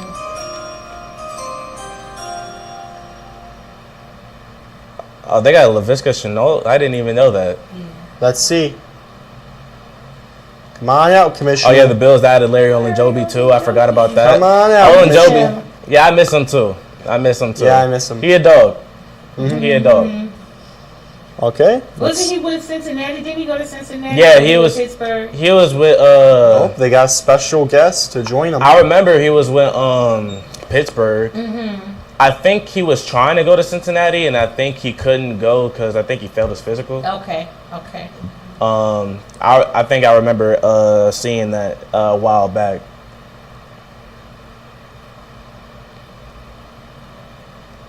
So yeah, still no Shedeur Sanders. Yeah. No Will amazed. Johnson either. I know. Wow. Oh, look at this special guest. we No got. Will Yeah. Johnson. Will Josh Simmons. Wow. There's so much Ohio State players. Right. Oh, Tommy Make-A-Wish. I love the NFL with these organizations. Oh yeah. The NFL is great when it comes to charity. Like They are. I don't know if there's any other organization, a sports organization out there that's way more better. I mean, yeah, you have the NBA, you have the NHL, AHL, but the NFL really basically does well with Yeah. the charities. They and I do love that. really well. Just like Tom Grossi. Buffalo Bills with the 30th pick in the 2025 NFL Draft. The Buffalo Bills, Jacob's favorite team, Either selects. it's Nick or Mike. Woo! It's going to be Mike Green. Let's see. Oh. Oh, you got the pick? Maxwell Harrison Houston. out of Kentucky. Kentucky. Well, they got a Yeah. They cornerback. got a corner. They got a corner. Okay. Okay, Kansas. Is he going to be taking Mike Over Green? Will Johnson? I don't know about that. Will Johnson might go undrafted for the first round. I mean, This is it's kind of looking like it. Right. Yeah, it's kind of because the Chiefs Sheesh. and the Eagles don't need no corner. Right. Yeah. No, the Philadelphia Eagles do need a cornerback. Oh yeah, they don't have Slay. I forgot, but they still have a lot of good corners on Yeah. their team though. And the Chiefs are on the clock. Now let's see this. Ooh, 82 athleticism for Maxwell Harrison. Okay. Ooh. Sheesh. Wonder what his Madden weight. 4 pass Oh, breakups tradable. in 2024. Kansas City Chiefs Missed 5 trade the games with a pick. shoulder injury. Breaking Okay. news. Philadelphia. Oh, Kansas City. Philadelphia. Wow. Whoa. Yeah. Okay, so Philly trades up one spot. All right. nice. So Okay. Philadelphia is now on the clock. Wow. Closing out this year's draft will be Kansas City. This will be interesting. Basically, I think they took a spot because, again, they were like, we should have won the Super Bowl. Yeah. So Maxwell Harrison had 89 tackles in his career, 5 interceptions in 2003. Wow. He was a team 6 in Tied FBS. sixth. Yeah. 2 interceptions with 20 touchdowns in 2023, tied for second in FBS. That's Nice. amazing. That's really amazing. I think he's going to have a good time. 6 pass breakups in 2023, career high. Yeah, He's going to have career fun, the high. Buffalo Bills. Josh Yeah. Allen's going to love him. They need him. Philadelphia. Yeah, need they him. definitely need him. And Kentucky, whether it be basketball or football, Kentucky always turns out good products. Philadelphia Just like us. has 5 minutes left on the clock to pick. Which I'm pretty sure they're gonna be picking. They're taking a grand old time because like it's 11. It's 11. It's 11:30 at night. I'm taking my time. They got their coffee. They got their pizza. They're ready to go. Having a good time. Exactly. I mean, we all. And again, I like to real quick give a shout out to all the people who helped out with this today. Oh, yeah. The Beyond Air Network. Yes. All the people who were here in the morning, who spent the morning getting all this stuff ready. Absolutely. Special shout out to Mick, Ricky, Chris, Marie, of course. I mean, I'm just saying that it's been good on both ends. I'm not sure about the newsroom, but I know that the TV and radio studios have been fire and have been amazing Yeah, absolutely. for this draft. And the Eagles pick is in. So again, I'd like to give a big shout out to the Beyond Air Network, Janice, for letting Yeah, the us Eagles stay pick is in. past the closing time for the campus Yeah, absolutely. and do this. Ricky for hanging in there. Oh, with yeah. us, Thank sort of you, holding Ricky, it for down hanging as in. Always. Yeah. And Ricky letting us know. Dave, who's Dave, here holding it Mr. down Dave. for us. Like, thank you so much. Yeah. I haven't seen Dave in so And long. everyone else in the Yeah. talk tank, I mean, I'm just saying that all the people who are staying here till the very ends are the Thank you. true thank you guys. Thank you. Now again, tomorrow we're not going to be covering rounds 2 and 3 of the draft. I believe Ricky will be doing that. Yeah. So you might Okay. want to tune in to All Sports Cleveland or tomorrow Absolutely. live on the That's official nice. Beyond Air Shout out Network. to Ricky. Yeah, I And might yeah, be here too. so Ricky's going to be on. Yeah, Maria and Ricky will. It's going to be Ricky and company tomorrow with Maria. Mm-hmm. So it's going to be a fun round 2 and 3. I know I'll be tuning into that. Okay. Thank you. All right. Thank That's you what's guys up. too for being a part of this. I'm glad. You know, I'm at glad. first it was I'm just honored. a sports emphasis class thing, and then it expanded beyond. So this is super dope. I love this. Mm-hmm. Yep. You know, this is something that could definitely go down I every mean, year. Yeah, I think if you get alumni to come back too, That would be nice. to be in the newsroom. And even we can get a guest. Like you know, I'm able to grab some old Cleveland Brown alumni that probably wouldn't mind stopping in. So I could probably We'll stop work by on one of these my later. one of my great friends, Aaron Shea. Might have to bring him in too. He actually Yeah. played with Tom Brady at Michigan. Oh, that nice. jacket is nice. That jacket, nice. That yeah, jacket's that nice. jacket hard. Where can I get me one of those? He made it. That was specially made. Yeah, Wow. it's custom made. Yep. Yeah. Nice. Them be the most expensive type too. That is. Look at how much the stadium cleared out. Oh yeah. Because it's 11 o'clock at night. Of course, it's going to clear out. Yeah. I mean, like this suit. I see how they're like showing the Super Bowl things. Oh, yeah. Well, you gotta see his name to write it down. I can just pull up his name. It's Maxwell Houston. Kind of look like David and Joker. Oh yeah. He Oh, kinda do a yeah, he little does. bit. He does. Yeah, he kind of do a little bit. Oh let's yeah. see what that's Jacob that- thinks. Okay, so game pictures, family pictures. Oh nice. That's nice. That's Yeah. nice. All right, so looks like round 2 for tomorrow. While we're Yeah. waiting, it's going to be Cleveland, Houston, Tennessee, Cleveland, Las Vegas, New England, Chicago, New Orleans, Chicago, New York Jets, San Francisco, Dallas, and Indianapolis. All right. Nice. Nice. Got Cleveland has 2, Cincinnati has 2. What could possibly go wrong in the Right. draft? But yeah, speaking of Njoku, I was in Miami. I was at I came from a cruise, Okay. and I stayed in Miami for one more day, and I saw him at a Mexican restaurant, and I was like, David Njoku, like, what you doing here? Right, I didn't even know, because before I was even a Browns fan, I didn't know that he went to Miami for college. So he said he trained down there. He trains down there, and he looked at me. He was like, "Why don't you play football?" Wow. Yeah. I was like, "Nah, I don't want to get hit, bro. Yeah. I'm good." I mean, isn't it nice to see a football player in public? Like, I understand, yeah, you may think, oh, they have a lot of money, but again, they're just normal people sometimes. They But just no, want to sit out in a regular restaurant or eat some regular food. It doesn't matter to them. They But don't- I remember back in high school, though, I used to just run random routes, and I would just play corner, just friends outside playing ball. But 7 yeah, p.m. tomorrow. Be there, will be squared. shout out to Njoku. Yep, Yeah, sounds nice definitely meeting you. David. Shout out to Njoku. Even though I'm a Steelers fan, don't hold that I against me. feel like but- no matter what happens with the Browns, I feel like he always has a positive energy Yeah. around him. Definitely. Yeah, Like, he's yeah. such a positive dude. That's what I like about him. He's just super positive and is And really. how could he not? You know, after that barbecue fire fiasco, that Oh man. Yeah, and that that. miraculous recovery. I forgot about that. Yeah, I forgot Yeah, about that That that was- whole thing was scary, and Yeah, the fact that but he played also the a work game, of art because Yeah. you can't even tell.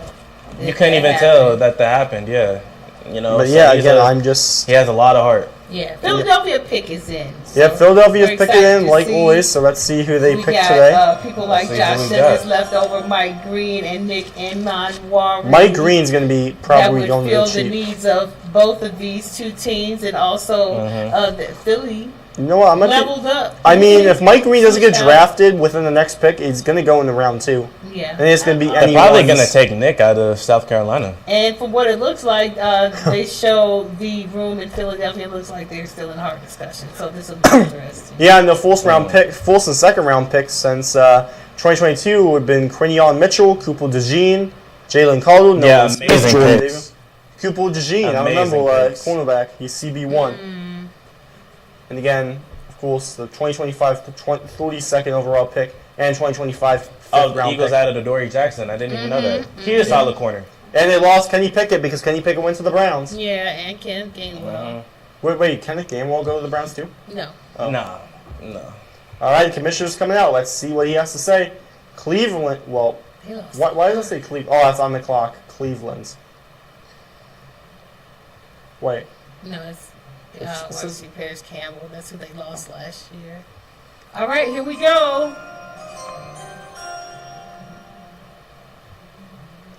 And they select Jihad Campbell. Oh, linebacker. yeah. Bama. I was gonna mention him. He's still on the list. Linebacker. Okay. And of course, that brings us down To to our- one more team, the Kansas Kansas City. City Chiefs. Well, again, as we like to jokingly call them, Honestly, I'm just glad that they didn't repeat. They can win another one, and I'll be fine. they could. I mean, there's been many teams that are three-peating. Like I know in the AHL, you have the Wilshire Bills. They're back to back. They're looking to three-peat this year. Yeah. And I'm I like, could go without Kansas City 3P. Kansas City, yeah. Honestly, I think. I mean, it was nice when we had the Rams against the Bengals. I'm a little Eagles fan. I'm a mini Eagles fan. Okay. So, I'm an Eagles fan. I wanted them to win the Super Bowl. So yeah, they're my backup team. KC Pickers in. I'll pick us in Oh, already. just like that. They knew what Just they like that. wanted. After this We're not pick, surprised we about all- that. After know. this pick, we're gonna be signing off, and Yeah, it Ricky was and Marie would take it in tomorrow. it was really good seeing the Eagles beat Kansas City. Yeah, I mean, I don't know. I just didn't want to see them three-peat. I didn't even want them to go to the Super Bowl that year. So, yeah. But no, linebacker out of Alabama, good pick. Definitely. This is nice. They got the bell on their hat. Oh, it comes with a pin. I forgot the hat comes with a pin. So if you buy a hat, it comes with an actual pin, which I think So is kinda Shadur Sanders officially, because we know he's not going to Kansas City. cool. No. Right. Yeah. Not Neither happening. is So Mike Shadur Green, has unless- officially fell out the first round. Yeah, I guess the trade rumors were true. I mean, I guess the Yeah. rumors were true. I guess. They said Shadur Sanders is going to be backing out of the. Humble pie sounds Now. good right across the But again, Now, the Chiefs pick us in speed range, pass rush value, and Edgerman Cooper. It's 2024. His first team all SEC. SEC. Led team with 5.0 sacks, 11.5 TFL in 2024, career highs. okay, nice. That's 11 real nice. tackles for losses. For Alabama, roll 117 tide tackles in roll. 2024. That's also a career high Again, for Jahad that boy know how to Campbell. Roll tackle. tide roll. That's a good pick. And then 5.5 sacks, 15.5 TFL. Tackling, I think a lot of people don't get it, but like tackling is so important in the NFL. Yeah. And now look at the defense. 184 tackles in his career. You get Jalen Hurts, you got Jordan, you got Nolan Smith Jr., Zach Bond. Now you got Shaheed Campbell to add to the mix. They have a really good linebacker. That's going to core. be an unstoppable. Nice. Their defense is nice. Dude, They're looking to repeat. They're looking to repeat. They're They're looking going to to looking to two-peat. repeat. They're going to repeat again. And then they're going to three-peat. Now for the Pick- Browns. Mm-hmm. We have pick 33 tomorrow. Yes. Do you think that it could possibly be Shedeur? Possibly. It could be Possibly. Shadul. It could be a brand new day. Because It could honestly, be a brand new day for him. if Shedeur is there at 2, it's a low risk, high reward at that point. Yeah. I mean, if he doesn't work out, you can literally just say bye-bye. Yeah. And it's not like he's a top pick or anything, so Yeah, you don't have to owe him a lot of money, or he doesn't have to have all this hype. I mean, now Shedeur Sanders is going to have to prove people wrong in the NFL. You know? They've been hugging the mess out of this commissioner. Like, I've never seen his hair fly up so much. Oh, look at that quality in the draft room. Uh-oh. That crunchy quality. Extremely happy. Yeah, They're all they happy. happy. That's good. That's good to hear. And now you got the Kansas Oh, City that was the Chiefs. Eagles draft room. Oh, the Eagles draft Yeah. room. Yeah. Oh, okay. And now, Right. last but certainly not least, the Kansas City Chiefs. Yeah. The final pick in round 1 of the draft. Will they take home Mike Green? As you see, it's best fit from full Kansas City. It says Mike Green. Best available is Will Mike Johnson. Green would be a good pick for KC. KC, that would be the part of the rebuilding stuff they need. Yeah, Mike Green and Chris Jones on that D line would be nice. I like how they have put the Super Bowl champion thing next in the wool room. Just Yeah. funny. I feel like they could go also offensive line too. Yeah. Their offensive line got killed in the Super Bowl. Yeah. So that's also a need. This is the Chiefs. Yeah. They look like they're in prayer. Oh, like they got the Wolf, whatever his name is. Yeah. So definitely nice to see KC. Nice. You know, Travis the last Kelce. pick of the draft. They Yeah, picked early, definitely. so you know we didn't have to wait too long. And the pick is in, so let's see who they select. Last pick of the night, ladies and gentlemen. Thank y'all for being here with Again, us. thank you all. Thank you for everyone tuning in. You're helping LMS, and of course, you're helping us. And if you're still here tuning in after 5 hours, thank You're you. a soldier. You're give real. you all, we a soldier. We have mad respect, and those ones who stayed around, all the true football fans. That's why Will Johnson's still here. And of course, with the last pick in round 1 of the 2025 NFL Draft, the Kansas City Chiefs select. Will it be a? Oh, it's Josh Simmons. Oh, offensive Wow. tackle. Okay. Oh, I am. Yeah. All right. Josh Simmons. Ohio State. What a year for Ohio State. Woo! What a year for Ohio Dang, State. Ohio State. Won the Natty, and we got how many players that got drafted from Ohio State? 9 players? 9. Oh, Andy Reid seems happy. Oh yeah, just give him a cheeseburger. He'll be fine. Give him 2. Right. Hey, give him Yeah, 2. give him 2. Yeah. Actually, no, give him 3. Josh. Okay, that's a little too much. Nice. So his overall ratings are 78. Overall athleticism 77. Production 76. He was the 2024 All Big 10 honorable mention. He missed the final 10 games due to injury, but he started out 32 career games, played at 19 at Left tackle and left 14 tackle, at right 13 at tackle. right tackle. Yeah, I'm just Yes. gonna borrow You this. got it. And, of course, well, that's it. Round 2 does not That's start. it, yes. And the Browns are pretty much on the clock for, like, what, a day? Yeah. Basically. The Browns are on the clock for the day. So, Yeah. tomorrow, when Marie and Ricky continue, it will be Cleveland's. Matthew Golden went. Cleveland Browns will be on the clock. Start the pick at 33. Yep. Matthew Golden went. Yep. So the 3 players from the top 25 Look how fast it's clearing out. that fell were Nick Emanwari. I did not want to say her last name wrong. Yeah. Mike Green. Shedeur Sanders. Yeah. And Mike Green. Yeah. Wow. So those three out the top 25 have Doing out. but fell into the second round. Interesting. We'll find out more. Honestly, Alright. I did not really expect Shedeur to fall. Yeah, I didn't expect that either. I did. But Too many again- complaints. He has to get it together. Like, I wish him the best of luck, but get it together, brother. Like, you know, you're not here yet. And your dad put in a lot of work to get to where he's at, and you're going to have to do the same thing, too. Yep. Name alone doesn't carry you. I wish you the best of luck. And on that part, on behalf of Beyond Air and all of us, we'd like to thank you once again for tuning in to the Ohio Media Schools Draft Day 2025. And We'll see you soon. See you soon, guys. See you guys. Be safe. Have a good night. Yeah, have a good night.